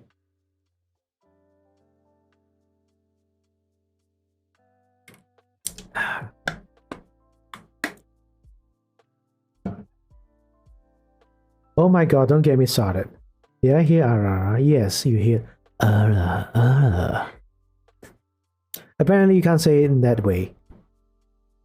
But so far I've seen nothing officially by Twitch saying that you can't do that. right? And to know whether the Twitch does say that, we have news, we have updates on Twitch themselves over here, actually, on safety.twitch.tv/s/safety news, where anything official Twitch is as confirmed, announced, will be found here. From the rumors I've heard, at least for Bunyu and anyone else, they are saying that you can't say ara ara in a sexual manner. But if that is the case, what about ASMR? You know, ASMR inherently has a fine line between being sensual and being sexual. You know, the most obvious example, most famous example, who does a lot of ASMR, you've guessed it, is Amouranth. Amouranth has a lot of ASMR that is questionable. Very, very questionable. So, why is that allowed? Right? And the only thing I've found here is this article. April 29th, it says, in January, our global VP of Trust and Safety, Angela Haitian, shared that we are in the process of evaluating our community guidelines with an eye toward clarity and consistency. Since then, we've been working with members of the community, including the Safety Advisory Council and creators across a range of content categories, to understand the community's needs and how to best address them via the community guidelines. While we are looking at holistically at our approach to policy, one major focus area of this review has been our sexual content policy. Money. Sexual content is a complex topic, as cultural norms and opinions about what should and should not be permitted on our service vary widely. Given this, we want to ensure we are being thoughtful and thorough in our approach, and this takes time. We're still working through our sexual content policy. We'll change, and we'll share more in the coming months. SCP. I did not notice that. SCP. Quite a coincidence. While we are not announcing a policy change today, we are adding clearer language to our community guidelines to help creators navigate what is and isn't allowed in the meantime. Better defining sexually explicit content. Today we have clarified that we consider to be a sexually explicit content under a new designated subheading in our sexual content policy. Sexually explicit content has always been prohibited, so this is not a change to the policy or how it is enforced. That said, its current categorization under sexual violence and exploitation didn't feel appropriate or accurate, as there is a distinct difference between content that is sexually explicit and content that is violent or exploitative. In addition to separating it out, we have also added more examples to more clearly explain our definition of sexually explicit content. This isn't the first time the sexual content policy has been the topic of conversation. Last year, we addressed it as it related to hot tub streams and introduced the pools, hot tubs, and beaches category. This conversation is centered around the subjectivity of the term suggestiveness and how it should or shouldn't be applied. Although the clarification we are issuing today does not resolve those valid concerns, we want to assure you that we are using that feedback to help guide the development of the broader policy. We hope this new language adds a little more clarity around our expectations, and we look forward to sharing more on the topic in the months ahead. We appreciate your patience as we work through this complex topic. All that said and done, this entire post doesn't say anything that we want to know. So it mentions community guidelines and sexual content policy. So we try to look at community guidelines first, because I can't find anything else on Ara over at there. We see here. Alright, Alright. Count data. Let's just choose this word. Alright. Lots of words on it. Let's see what we have.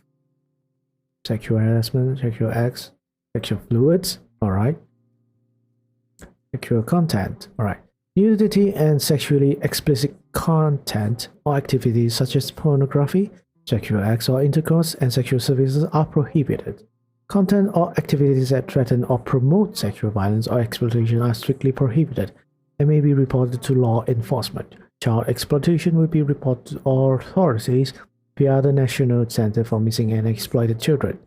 Sexually suggestive content or activities are also prohibited, although they may be allowed in educational contexts or for pre-approved licensed content, in each case subject to additional restrictions. Alright, so this says to learn more, go over here, which is the one I just opened. So the best we can think that ara is being mentioned is that it is sexually suggestive content or activities.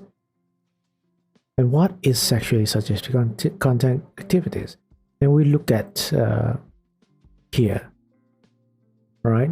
We see if we can find what we are looking for, which the internet is making noise now.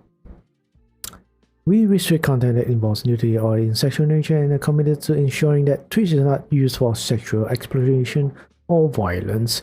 To provide more clarity around these policies and how we review reports of such content or activity, we provide additional details to complement the... Alright, blah blah blah. Let's see. Explicit content, service, suggestive. Alright, we look at this. Sexually suggestive content. To maintain the health of our community and promote content that is appropriate for our diverse audience, sexually suggestive content is prohibited on Twitch.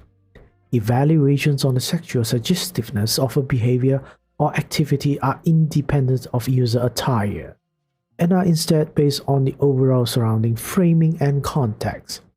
This policy also applies to embedded media, augmented reality, creative broadcasts, and channel content such as banners, profile images, emotes, and panels that focus on provocative images or video.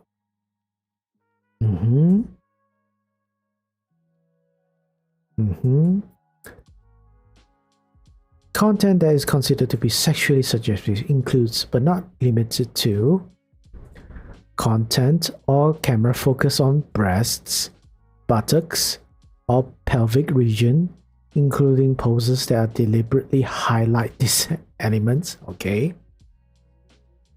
Groping or explicit gestures directed towards breasts, buttocks, or genitals. Fetishizing behavior or activities such as focusing on body parts for sexual gratification or erotic roleplay. I see. Featuring sex toys in contexts unrelated to sexual education. Erotic dances, such as those involving stripping or flashing. Pole dancing. Pole dances or acrobatics with sexually suggestive framing. Posting, displaying, or sharing erotica, including detailed descriptions of sex acts or pornography. Right. Has everyone absorbed the entire thing? Can anyone make a conclusion whether RRR is prohibited?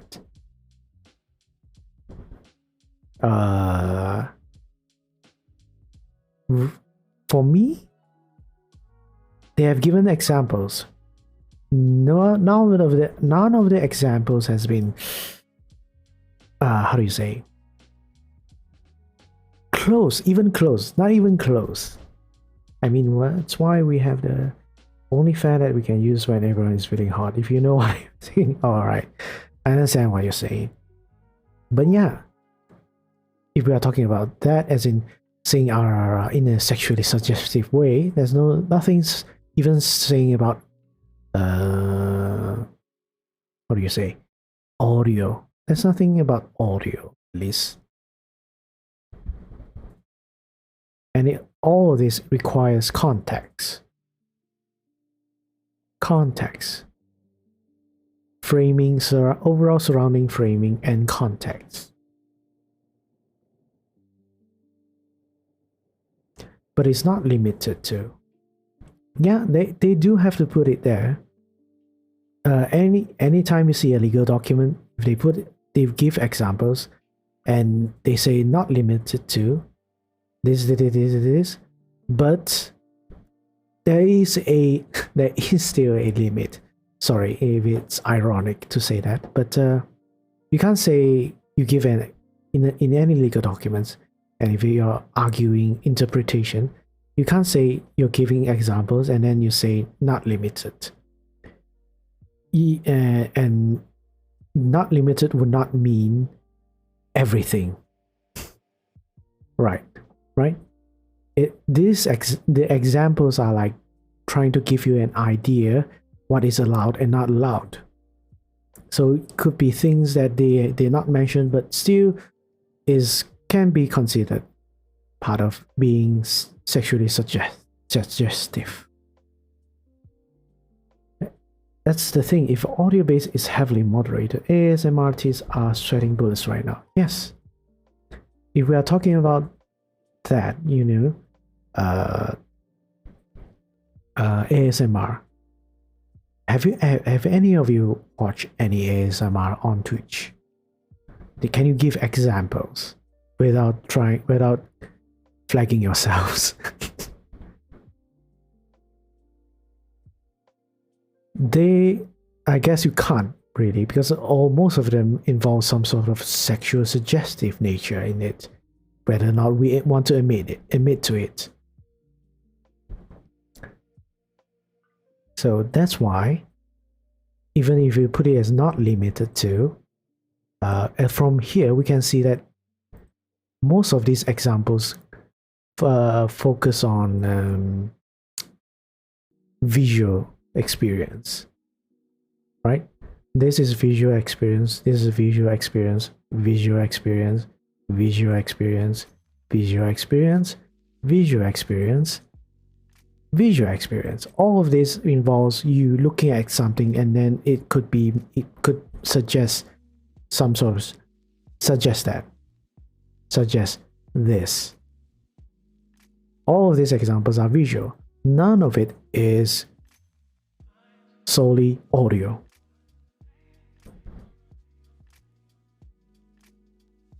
I don't. It's okay. I watch ASMR on all platforms. I never feel the tingling feeling that a lot of people feel after watching about 6 hours worth of ASMR. Did I? I think most of you have not seen me tweet about it, but when I watched ASMR videos, I laugh at it. I laugh and cringe at the same time. I don't understand ASMR, as well as a mukbang videos. What? My wife. Oh, now I can call her wife. My wife just me because she likes mukbangs.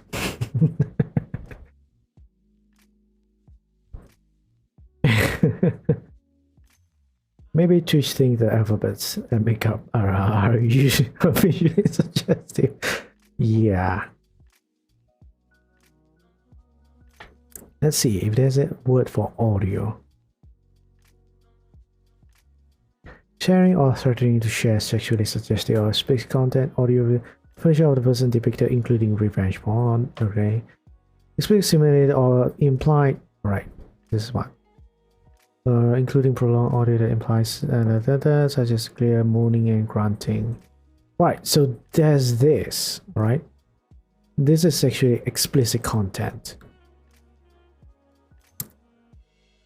But, right?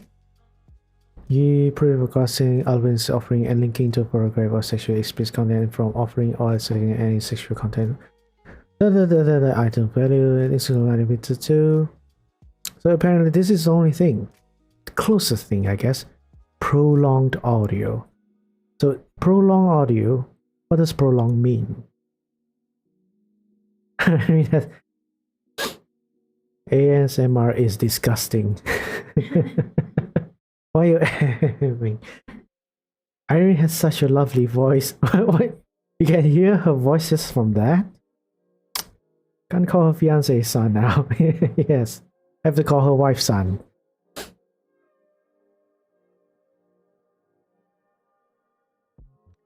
So let me look up what's prolonged. Prolonged. Prolonged mean. Prolonged means continuing for a long time or longer than usual, lengthy. Example, the region suffered a prolonged drought. So, I've searched through entire thing now, looking through the correct terms. We found nothing. Long enough for people to send to Cloud 9. No idea. So the conclusion we can make over here is either there is misinformation being spread around, or that Twitch is not clear on this yet. And we are supposed to be enlightened, clarified in the future months. As always, whenever something happens, Twitch always says, we can't give you an answer now, but we'll give you an answer within the following months. How many months? Could be 12 months, could be 24 months. We do not know, but within the months. So there's that. So try not to spread misinformation. If people ask you about it, you just say you do not know. Twitch hasn't given a confirmation on it, and just leave it at that. Don't try to stop people from doing what they have been doing. We have no problem since a long time now. And there are even worse problems to focus on.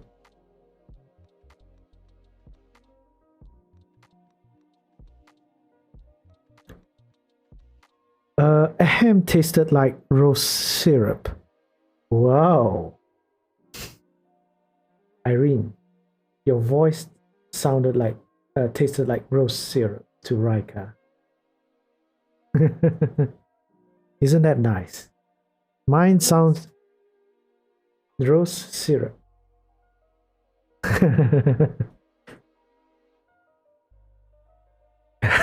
Yes, Raika doesn't lie. She's a very wonderful person. Also, my sound. Yeah, again, everyone, Raika, don't be weirded out by that statement. But Raika can, when she hears voices, she tastes voices as well. She gets a taste sensation for voices. Very, very unique. I find it very interesting, very fascinating. And I always say this, Raika, if you ever stream, have a special stream or doing something special with other VTubers or doing some sort of a smash pass or something, I do not know, or whatever idea you come up with, that stream has to have something like the main content being you listening to everyone and describing all their voices. Describing all their voices, how they taste like.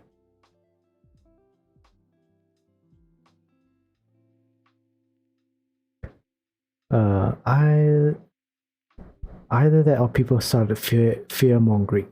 I wouldn't say fear mongering. I would say it's like a rumor spread like wildfire, as the phrase is called. Anytime something, some rumor is very hot, very spicy, it spreads easily. Misinformation, false information spreads very easily, especially the ones that causes panic. Whether they genuinely believe it's true or not, or it has some malicious intention to spread those information, it happens. Or when cats grow horns, Speaking of rose syrup, it's been a while since I tasted syrup bundle. And it's such a good idea. It is a good idea, right, guys? It is a good idea. I don't think anyone think it's weird. Despite what you say, it's a really cool power.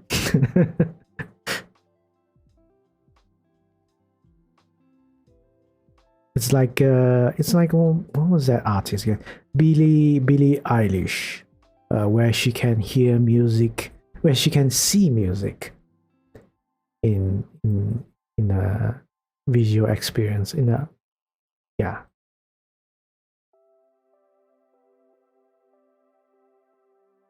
Right. And if there's no other questions, you can interrupt me all the time. I like talking about these things for some reason. On and on and on. We've been talking about these things for almost 7 hours now. I wonder how my voice tastes like. Well, just remember to, I don't know. We're mutuals over here, right? Yeah. We can do collabs, all that stuff, and you'll find out firsthand. Yeah, so anyways, yeah, Zero Aiden is a stream as well. I didn't want to do any shoutouts because it's a serious stream, but well, we are at the end, almost at the end already, so why not we do shoutouts for everyone, you know? So let's do one for Aiden. You do not have any problematic clips, right? You don't have. Well, yeah. Rika plays Apex as well. One of her favorite games. So you'll be best. Wait, did I put that name right? Really right though. Why was there no clip? There's no clip. Okay, never mind. Let's shout out to Rika as well. No. Oh yeah, correct.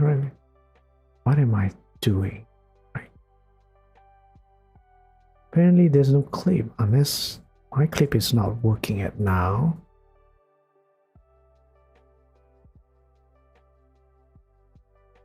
Let's see. Should be. What is it called again? I name my stuff. I do not remember naming my stuff. Oh, is it not here? Did I delete it? No, it's over here. Let's try it again.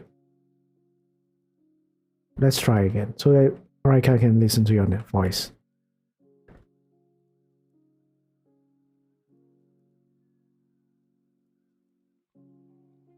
Yeah, it works now.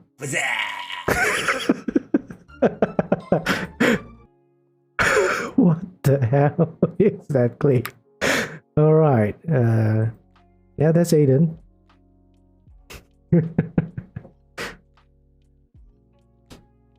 And Rika. Same age. Oh, okay. Yes, so my first game Apex clip. should be like the 3rd generation as well, but my first game was actually the original Red version. Wow. Yes. Like not even their remakes. Mhm, I mean, I don't think the mhm. remakes were actually out by that time, but yes, I mean, the remakes were out by 2004. yeah, but they were after 3rd generation came out. Weird clip, but okay.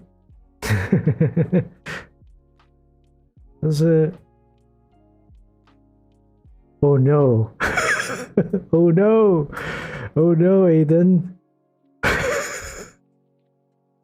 You shouldn't have said that. You should have went, what's up? Now you sound like now it is like so sad. So sad. But yeah, let's recap, right?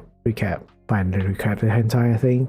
So we went through the terms of service, and as always, try to read through these on your own personal time, and if you can, try to read it annually or at least when it updates. So right now this document was last updated since 1st January 2021. So if you see this number changes, this date changes, feel free to try and read it again. If not, see if there are any other Twitch updates, official announcement updates on this change of terms of sales. Probably they do terms of service. So we read through the entire thing now. We read through all the sections. No worries, I kind of get into voice acting, so it's totally understandable. Also, I have a question, Rika. Is it the same taste or however we speak when you taste our voice? No matter how we change it, it's always the same? This is my question. If anything more they add, we're definitely gonna consult with you. Yeah, first one is basically saying who is bound by this terms of service. In short, everyone. Everyone's bound by these terms of service. Then second one is about minors not being able to use Twitch. So anyone below the age of 13 technically, legally should not be able to access or are not allowed to access Twitch. And anyone above 13 to the age of majority in their respective regions, countries, they require supervision from a parent or legal guardian to use Twitch, whether to watch other people or to stream themselves. It does change sometimes. Cold curry with crunchy veggies. Oh, I can see why it. I can imagine why it. Apologies, Aiden. Apologies. Maybe you should try to change your voice a bit. Use a voice changer when you speak to Rika. Sorry about it. Bad joke. Apologies. Let's continue. Then we have privacy notice. Privacy notice basically means Twitch is gonna use they're collecting personal information. Most websites collect personal information from you all. Then they have documents saying how they use your information. Not necessarily important, but might as well check it out if you can, how they use your personal information. Speaking of voice change, I can experiment it tonight. Especially with the crunch. Cold curry is good. Especially with the crunch. Alright. Try to save it, right? Save it. Account. So next I'll talk about account, which means your registered account with Twitch. Quite interestingly, you can share your account with other people. They explicitly say that you can share account with other people, but then again, it's still your responsibility to, how they use your account, and you cannot sell your account. I think this is important to emphasize. Twitch does not let you highlight this. They do not let you sell, rent, lease, or share or provide access to your account to anyone else. So if you're trying to profit from your account through sharing, it's not allowed. So in a sense, they are saying, I'm not sure people do this. Maybe there are streamers or whoever, like they don't want to stream anymore, but they have a following. They might consider selling their account to someone else and continue using their account. So with this term, with this condition, they're telling you can't do that, right? Probably is has a lot of issues with that, especially if you're affiliates and above as a streamer. For normal users, probably they don't care. So then we will talk about third-party accounts, and this is most likely third-party services. So yeah, Stream Elements, Stream Labs again, or OBS. Saying things like if you use these services, they also collect personal information as well, and they have their own policies on it. And we move on to use of devices and services. That is probably a coincidence. Wait. Speaking of voice change, no. Especially because crunch of veggies is a crunch of your voice. You have that crunch in your voice. Now that's interesting. As a quarter Indian, I'm actually surprised that you taste my voice like curry. That's probably a coincidence. Most likely. Jake's voice tastes like fresh cotton from Bhat. Yeah, I know. I am about 20% Indian, 80% Malay. I hope I didn't offend you anyway. I don't think anyone sells accounts like how people sell Steam and game accounts. I make videos on YouTube as well. Oh, no, that's that's me. I'm nice. I'm swear. Yes, Rika is nice. All jokes aside, I can vouch for that. She is very nice. Although she's a demon, she is very nice. No offense taken, don't worry.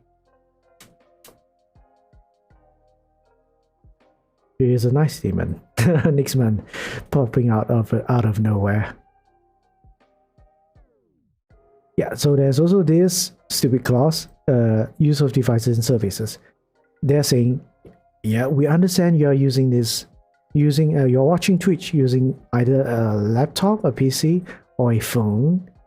But just so you know, you can't charge us, you can't claim internet fees or internet charges or mobile data fees or charges against us because of the data that is being used for your Twitch services. I do not know why they have to word it like that. You are responsible for any internet connection or mobile fees and charges that you incur when accessing the Twitch services. Why do you have to put that? I do not know. Probably because it happened.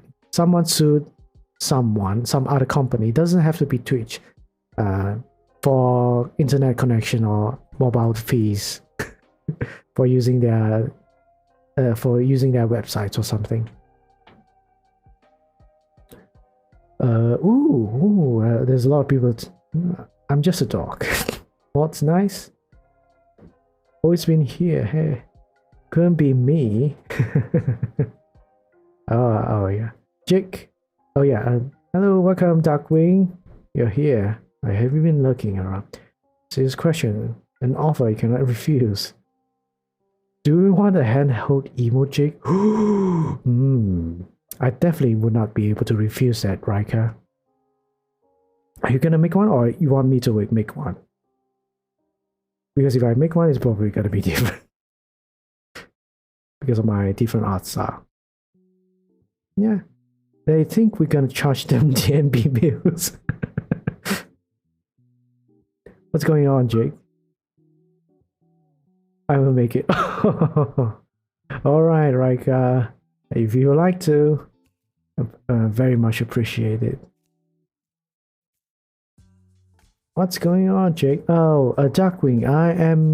I was explaining or reading the entire terms of service. I don't think anyone, or there's not a lot of people doing this for as their content. I've read the entire thing for about 6 hours or more. And now I'm recapping the entire thing now. I deserve it? Nah, Rika. It's okay. But I don't really deserve things. I believe in earning them, earning things rather than deserving them.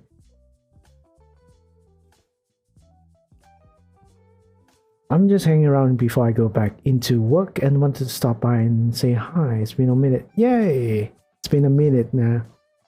I've seen you here and there, other people's streams, but yeah, we're cool. I miss you too as well. I mean, it's on brand though, reading the whole TOS part. I guess.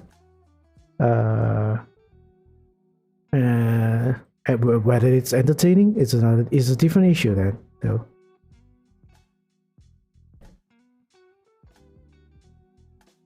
Oh, it's okay, no problem. Yes, Darkwing, I miss you. I actually do, but mostly during commute. Gotta keep up to date what's new and what's the latest topic, as well as a couple of obvious plugins I can use.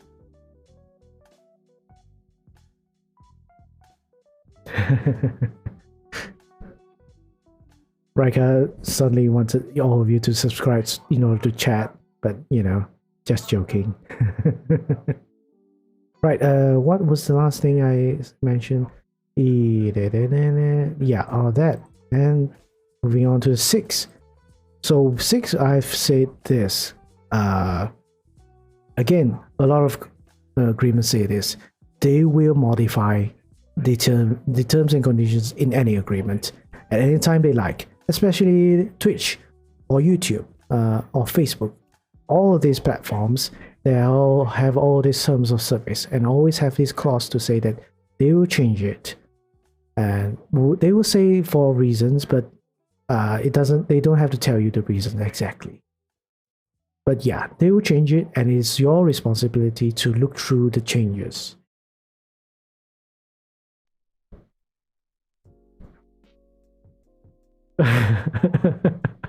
Looks like changing your stream time worked out for you though. Well, I guess, because the thing about streaming at around my night time, by that time I'm tired. I'm freaking tired from doing all the morning and afternoon behind the scene work. And when I'm going to stream, I am not as energetic as I would want to be. So that's one reason. And the other would be I have a lot of international friends, international videos. I like to watch them as well. I'll be able to watch them. So sometimes I wake up in the morning, stream bit shorter, and still able to catch my VTuber friends that are streaming. You're too sweet to set this up. It's an automated thing. It's okay. Oh, question. What will happen after our VOD is deleted after 14 days in terms of copyright legality? Yeah, boy. I'm processing your question, Aiden. Our VOD is deleted after 14 days in terms of copyright legality.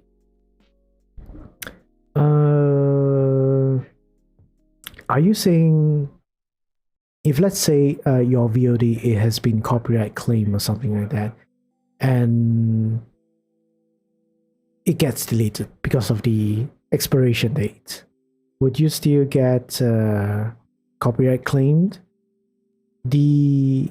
Let me see. I think I can I can access my own stuff. Right, let's see. Don't want to look at my views. I'm not looking at my views. Not looking at my views. Create a dashboard. Not looking at my views. There is video producer. All right, so here on the side here, as you can see, there are copyright strikes. And just to let you see, I have a video that has muted audio. Soundtrack by Twitch sometimes works, sometimes doesn't work. So it happens. But this is not a copyright strike. This is just a mute of the audio, or not. It's not even a copyright claim. So if you're talking about copyright strikes, once you get a strike, it doesn't disappear. Whether it was because due to a VOD or a video that you uploaded here. Copyrights do not disappear. Right? Copyright strikes. If you reach 3 strikes, as it says here, you are terminated.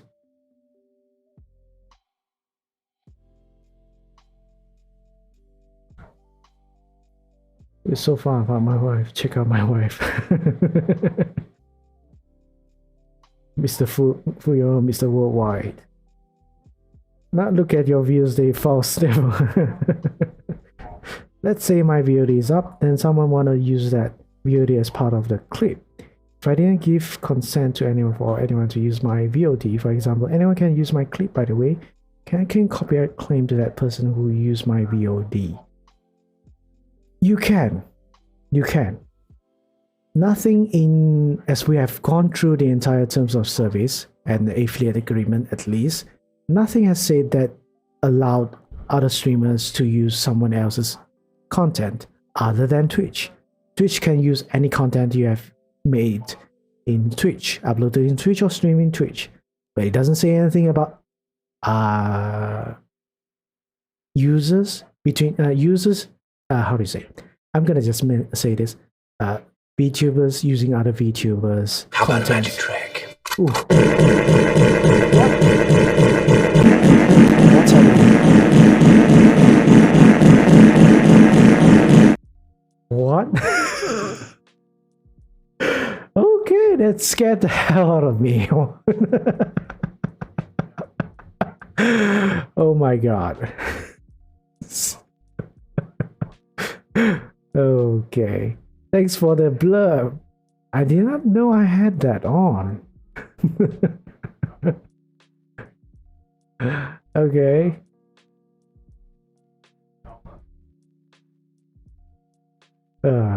Okay. Whoa.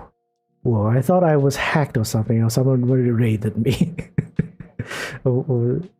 Okay. Thank you, Rika. Thank you for the blurb.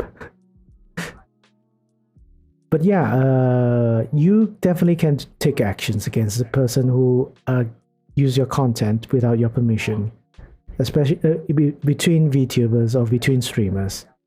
There's nothing allowing you to do that. Zarian taught me that. Let's see.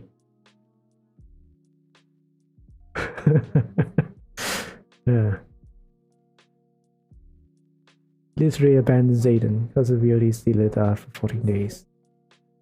Well, you can't do much if it has been deleted afterwards. Let me see. Let's say my VOD is up, then someone want to use that VOD as part of the clip. We didn't give consent to anyone for anyone to use my VOD. But you're talking about your VOD.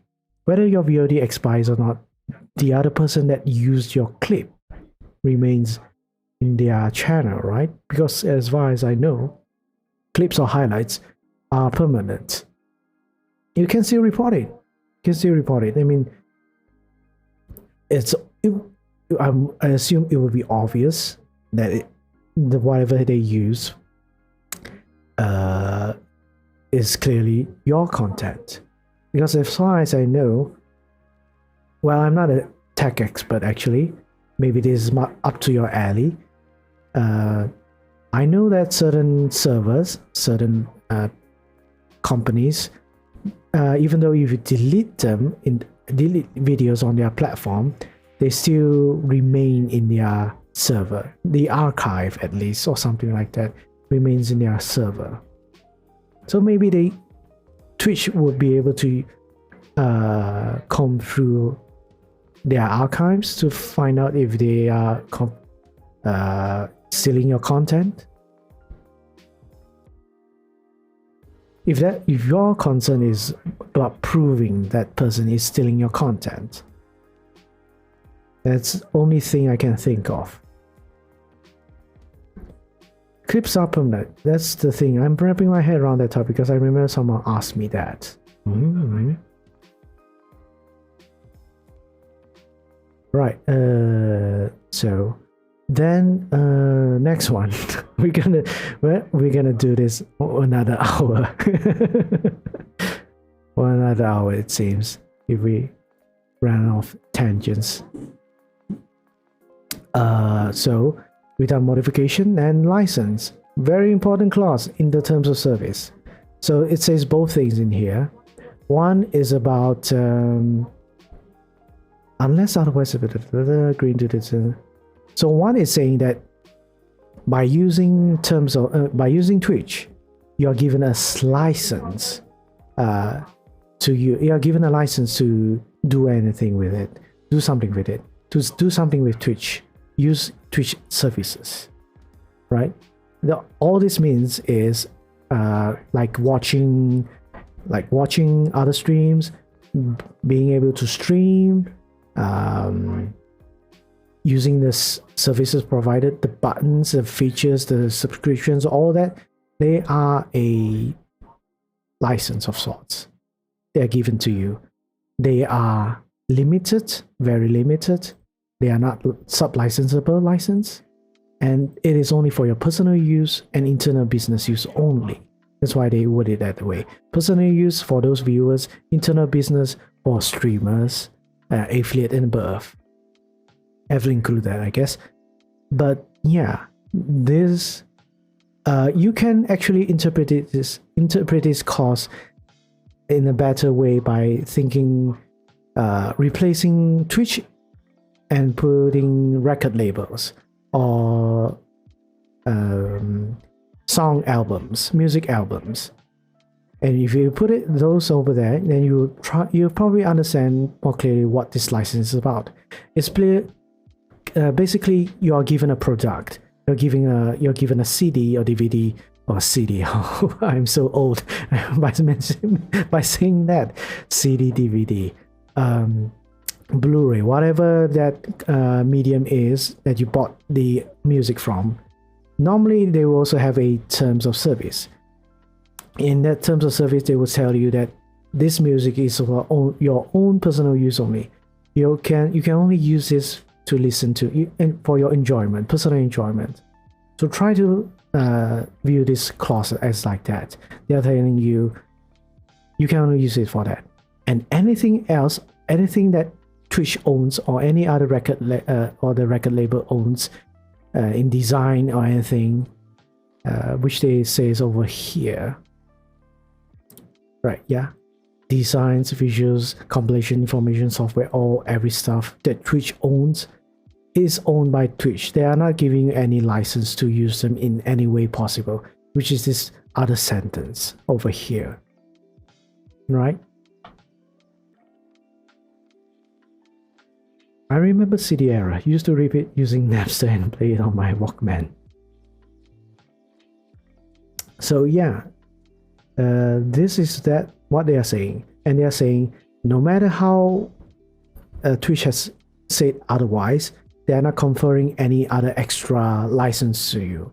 They are not giving you any license to use other people's IP, or their own IPs through any indirect means. So you can't say Twitch is telling me that I can use other people's content, because they somehow in a different articles mentioned this before. Because if they did, then this clause takes precedence. They will use this, they will tell you, no, we do not mean anything like that. As per our terms of service, we do not confer any license to anyone anywhere else or anyhow directly unless expressly stated. Right? Then we have user content, the giant clause for terms of service, which is mostly for streamers. It talks about your user content, meaning to say anything that you create, anything you stream, anything you upload to Twitch is considered user content. And how you can use those user content, those licenses for that user content is given to Twitch. Twitch can use your user content any way they like, anyhow they like. And again, they also mention this, that anything you made, anything you create, anything you uploaded is all copyright infringement free, meaning that you have not done anything illegal with all your content. All of it is permitted, all of it is consented with whatever you use for it. And you're not doing anything illegal, you're not showing anything illegal, criminal in nature, you're not defaming person by doing the stream or doing the video, right? You're not infringing any IP, all that. If you did, Twitch reserves the right to sue you, take actions, any actions against you. So that's it. I remember Pirate of the Caribbean method, City World 10 ringgit for 3 pieces. Yes, Malaysia is famous, it's infamous for being a literal country where piracy is rampant, both in the literal sense and in the digital sense. But that is a different topic to mention. So here, content is uploaded at your own risk. So whatever you uploaded, whatever you do with your channel, if it's, you have to make sure everything is legal, right? And for us, most of the time, it's copyright, making sure they are not infringing any copyright. But of course, our content itself, there are a lot of gray areas over it. Basically, gaming-wise, gaming content, let's plays, are copyright infringement acts themselves. There's no one way around about it. It's just that because of our society or our culture, current generation, it is normalized. It's not something that game developers or companies are against. Instead, some of them are actually promoting you all to do it. By giving you sponsorships, by giving you free games to play, to test them out, all that stuff, review them, all that. You can, so yeah. But yeah, again, discretion, your own risk. Then we talk about promotions. We have giveaways. A lot of us do giveaways. Like for myself, I do giveaways for arts, drawings, but there are rules for it. As per this clause, you have to follow laws, follow local laws as well as US laws, whether they are allowed, whether they are legal to do so. But most importantly, what I mentioned about this again is don't make your giveaway to be don't make a requirement for your giveaway to pay to enter. Make a payment to enter. Have to buy something or to subscribe or in order to join the giveaway. If you do that, it means that you're doing some sort of a lottery, right? As lotteries are like, we pay a ticket for the lottery for a number, and then you hope you get to win it. Because giveaways are a chance. It's not a contest or anything like that where you get a prize by using your skills. A lottery has no skill involved, and your participation involves paying something. So don't do that, because if you do that, it's illegal if you don't get any license or permission from your local authorities, and is considered a criminal offense. And then interesting wise, another thing, when you do giveaways, do promotions, apparently Twitch wants you to display this or read it out loud. And when you're doing this promotion, you have to tell them that this promotion is by yourself only, it's done by you only, and Twitch does not sponsor or endorse this promotion and is not responsible for it. I guess this is a requirement that a lot of people do not know, I myself included. So try to keep this in mind and in your future giveaways, if possible. Yeah, the Artisan Build. I was thinking of what that drama was about. Yeah, Artisan Build. The company closed down. If you all knew, if you know about the aftermath, they closed down. They went bankrupt, I think, or something. Ugh. So then there's that, and then there's endorsement testimonials. In other words, sponsorship. If you get sponsored by a company, make sure you follow these guidelines. Apparently, there's a United States commission called Federal Trade Commission. They have guidelines for you to advertise, how to help sponsors advertise their product. So I'm not so certain about this because I've not gone through these entire guides and all that stuff. But for as far as I know, the only advice I can give you is do not pretend that when sponsors tell you to not pretend that they are not in an advertisement. Don't do that, right? It's both unethical and could be illegal. If you are pretending to like something without telling people that you are doing an advertisement for someone, because that's a misrepresentation. So, all right, next we move on political activity. Interesting clause again. Apparently, you can use your platform to promote a certain political view, political agenda, political party without any problem. The only thing that you can't do is use your subscriptions or bits to expressly tell people that you're using all this Twitch monetization tools to fund a political agenda, a political campaign. So it says candidate committee, political action, ballot committee, and other campaign committee. All that stuff, you can't use it for political means. And another interesting stuff. If so, it so happens there is a political figure streaming on Twitch. Interesting premise. If there is such a person streaming, they can't use the monetization tools provided by Twitch as well. Yeah, I was a close friend to one of the ambassadors. She was kind enough to share some information during the whole drama. Food alert in my food pics for you, Jake. Someone for chopsticks. Let me look at those food pics. Oh, that's nice. Oh my god. What are you eating, Rika? I can do this, I think.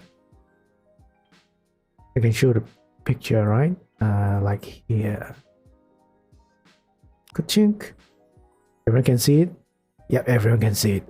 Doesn't that look nice? Cheese ramen. Oh my god.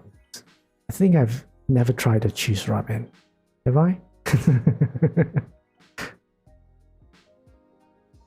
But yeah, non-halal, Aiden, non-halal, unfortunately. But it looks delicious, regardless.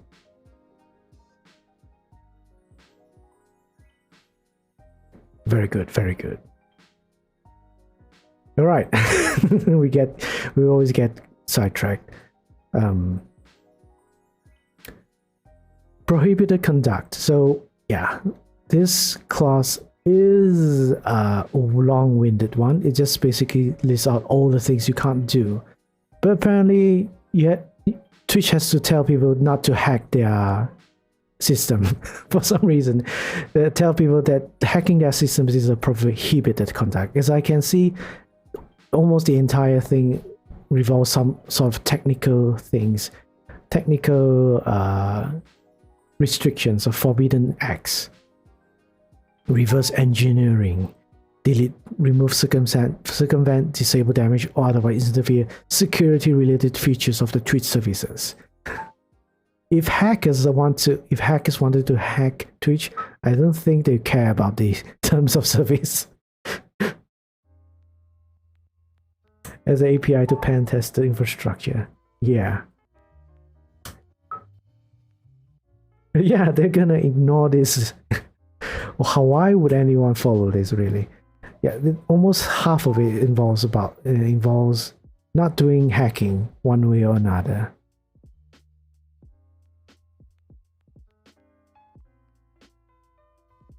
And also it says about one of it I highlighted, very important. It says attempt to circumvent any content filtering techniques we employ, or attempt to access any service or area of the Twitch services that you are not authorized to access. There's multiple ways you can interpret this. One way I interpreted this is to include that's talking about content filtering techniques. So I'm assuming content ID systems. So I hear a lot of people like to say, as long as you do XYZ, you will avoid copyright claims or copyright strikes or copyright infringement. XYZ being something like playing music not too loud, playing music with added filters, or playing music while streaming and removing the music in the VODs, even though you're not allowed to do it as per Twitch terms of services. You can't do that, unfortunately. Apparently here, you can't circumvent these content filtering techniques. Right. Just a tiny bit things I like to mention for content creators that are thinking about doing that. Please don't do that. Anyways, let's move on. Respecting copyright. So I highlighted this because this clause just tells those copyright holders it's like Twitch being how do you say, kind, or being courteous to copyright holders, telling them I know we have a lot of streamers that does a lot of copyright infringements, but we have been following the DMCA, everything, applicable laws very properly. We respect IP. So if you still happen to find people doing copyright infringement, here's the way to sue. Here's the way to make their life miserable. Is one way to say it.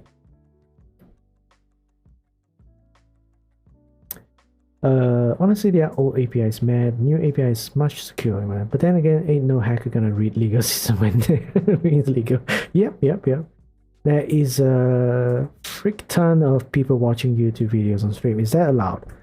Reinhardt, it is not allowed, obviously, because you're watching content created by someone else, and of course, it is obviously copyright infringement.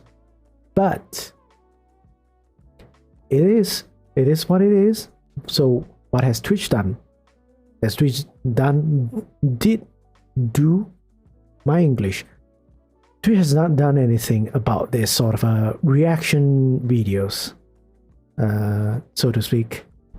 Whether the most famous example, XQC, 100, how many followers he has? I think a lot. I think it's not 1 million. Is it 100 million? Can't tell. He does a lot of reactionary videos. No one's stopping them.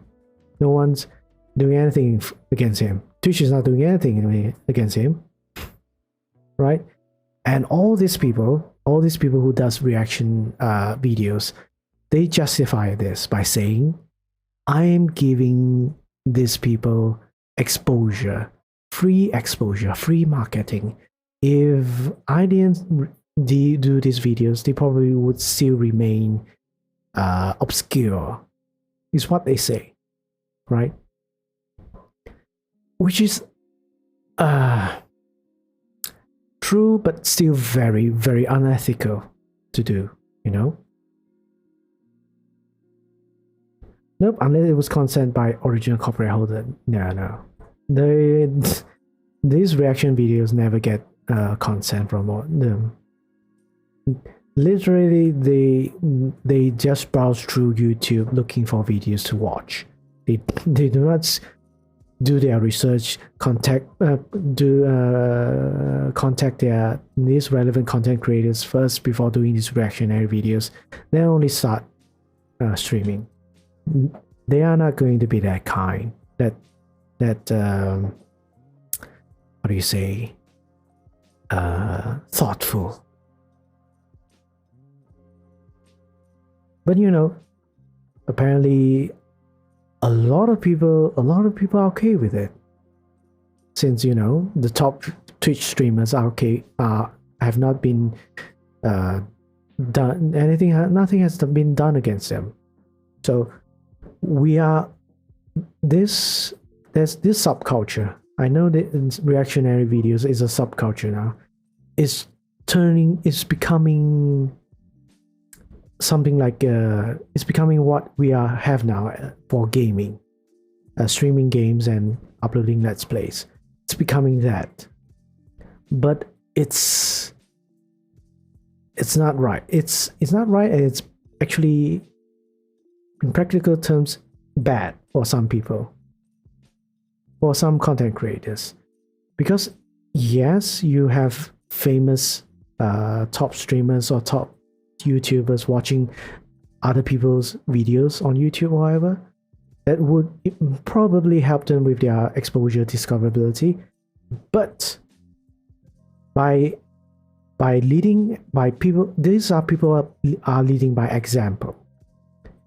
The guys up there are doing it, why not the ones below, right? The small streamers that are doing the same thing as well. So what those streamers can justify? Those streamers that are getting maybe 10, 20, 30, 40 views on their channel, on their stream, and watching other people's video, are they actually helping or not really helping those people who uploaded on YouTube, right? It's how do you say, there's a problem with that, but it doesn't seem like anyone, at least this generation or our previous generation, doesn't seem to have a problem with it. But I'll leave it just that. True, which is why I always ask permission whether whenever a video is posting a new video on YouTube, if I can react to it on stream. Yes, it's good to get some sort of consent at least.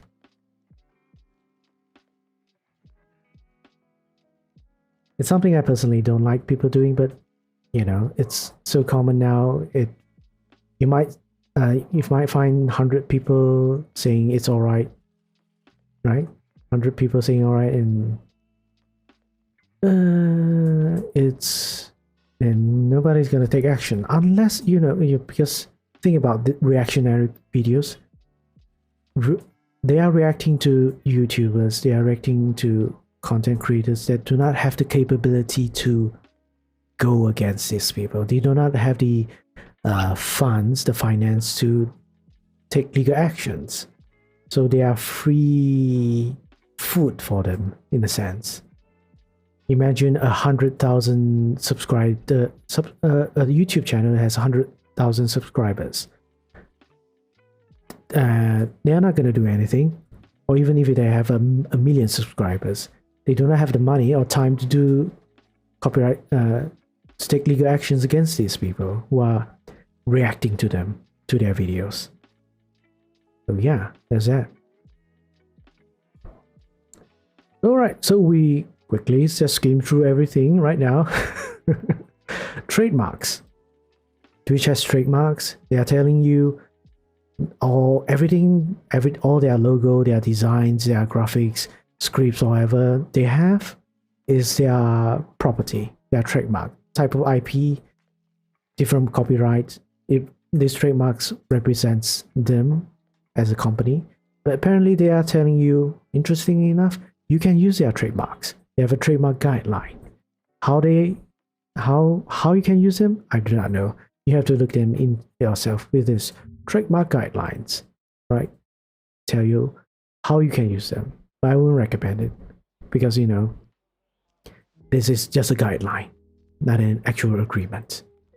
Then there is third-party content, which is just telling you anything, any stream elements you're using, Streamlabs you're using, OBS you're using, They are responsible for any of it.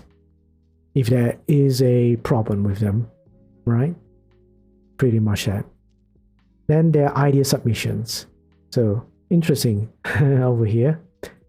Anything that you made a complaint, you made a submission, you made a thread, proposal, documents to Twitch for them to improve, for them to do anything, they can take it, and you will not be credited, you will not be paid anything. They will take your ideas, turn it into reality, but at the end of the day, they won't compensate you. Won't tell anyone that where this idea originated from. Interesting clause, but it's there. Need my Coke for this. Be right back. Then we have termination. Termination, not really that important for viewers, but important for streamers in a sense, because well, for viewers at least, if let's say you have subscriptions, you have over here it says subscriptions, Prime Gaming, Turbo accounts. If you do terminate your account, all this is lost. Very obvious, nothing too unfair about it. Then it says about if you're unsatisfied with the termination, because the thing about this termination clause is you can terminate, but Twitch can terminate as well. Twitch can terminate your account. As you can see, Twitch reserves the right, without notice and sole discretion, terminate your license to use the Twitch services. Right? It says if you violate the terms of service or applicable law, anything in breach of their terms of service. Okay? And they're telling you your only remedy for this is stop using our services. Terminate your account and discontinue use of any parts of the Twitch services. Which I think this is ridiculous, and I think there is problem with enforcing this. But moving on. Disputes. So we are back again with all this stuff. I would say the entirety of this clause, I don't want to repeat everything here again, is they are trying to avoid liability for whatever means possible. Interesting enough, they are trying to justify it as well. And I think it's a common clause in agreements, apparently, by saying that we are providing you this service at this price and all that at an affordable price because of these limitations. Because of these limitations. So it's weird, it's very weird, basis for bargain. They're saying without these limitations, you will not be able to enjoy all the services and the prices we give as for you, like the subscriptions and all that. Alright, fine. We'll see. We can't really talk about much other than theorizing what would happen, but yeah, whether or not this is enforceable is always, we have to wait for a case to go up to court and see what happens. Right, then we have all the miscellaneous stuff, which I think I do not have to repeat again. This is almost at the end of my stream, I repeated all of this. So I think that would be it. So that's it. That is terms of service. No questions? You have any questions? Ask them now. If not, we'll be winding down. And I will, I think I don't have time to practice my French. I'll practice my French offline. But yeah, thank you so much for watching. Anyone that's watching this stream, I really hope you enjoy this weird, almost 8-hour stream of me explaining. Really, literally, I'm just explaining terms and conditions. I didn't think people will find this entertaining, but apparently it's entertaining for y'all, and I'm thank you for it. I appreciate all of you being here. And and we will continue this. I don't know. I'll see if next week, if I want, if this is really interesting, I can see if next week we'll do this again. But tomorrow, let's see. Let's move you all to here first. But yeah, tomorrow is going to be another traumatic experience for me. Tomorrow we're playing XCOM 2 Iron Man Challenge, or I call it VTuber Edition, VTuber Challenge, Second World, where all the VTubers I put in the game has revived, and we're gonna do another run. And if they die this time, it's gonna again be permanent, at least for this world. So that's that. And on Friday we're gonna do 7 Days to Die, where it is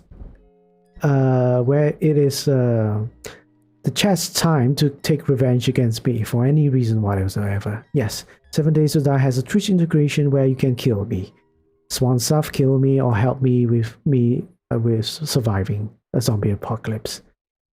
And that's that.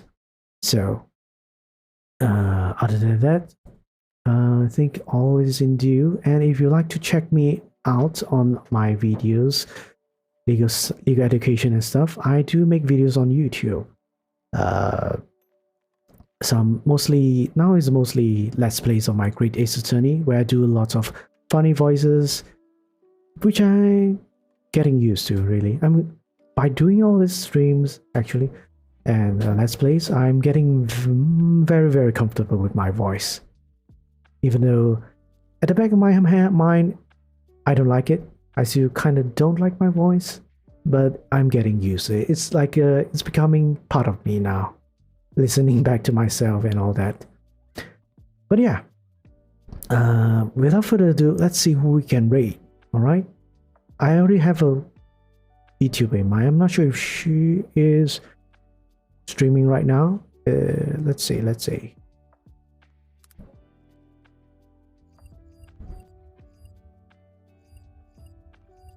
She is streaming right now. So, without further ado, let's go and raid her, alright? She is streaming right now. Let's see. Shout out to Carton.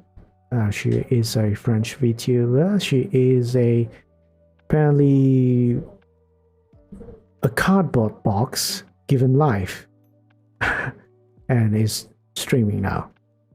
But she's it's a birthday today, so I guess this is the least I can do for her.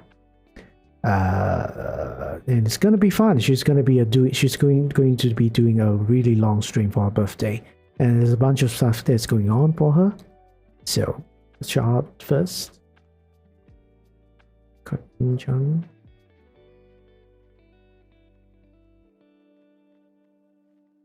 Give a shout out.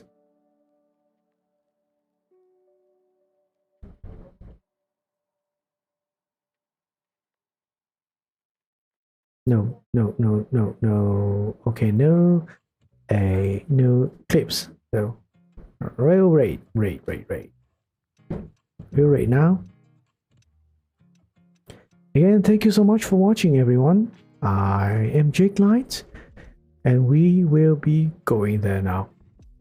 So, take care, stay hopeful, but be quick. Oh, wait. Let me do my red message first.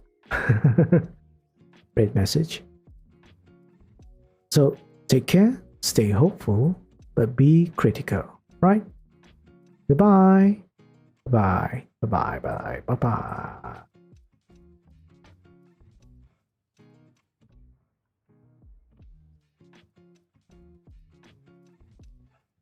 Right?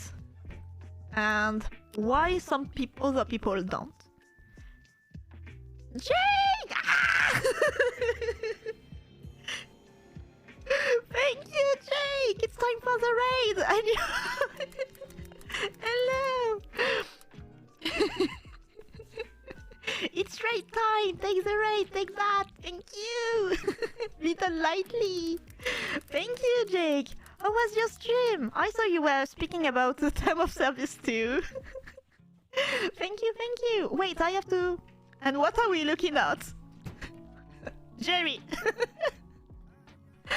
Hello, Rashka. Thank you for following. Thank you. Welcome, Raiders. We are looking at Jerry. Jerry is looking at us. I was speaking about the TOS big no-no and why everyone is panicking, being like, oh no, Twitch is being bad. But it always has been, because people don't rate TOS. So I was just like, the good places to show and the bad places to show. Jay says hi to Jerry. Yeah, Jerry is being very... Jerry is giving everything he can, okay? He looks unimpressed. He's our new mascot. Je vois. So yeah, I was speaking about what you can show, what you can't, and why is it a problem right now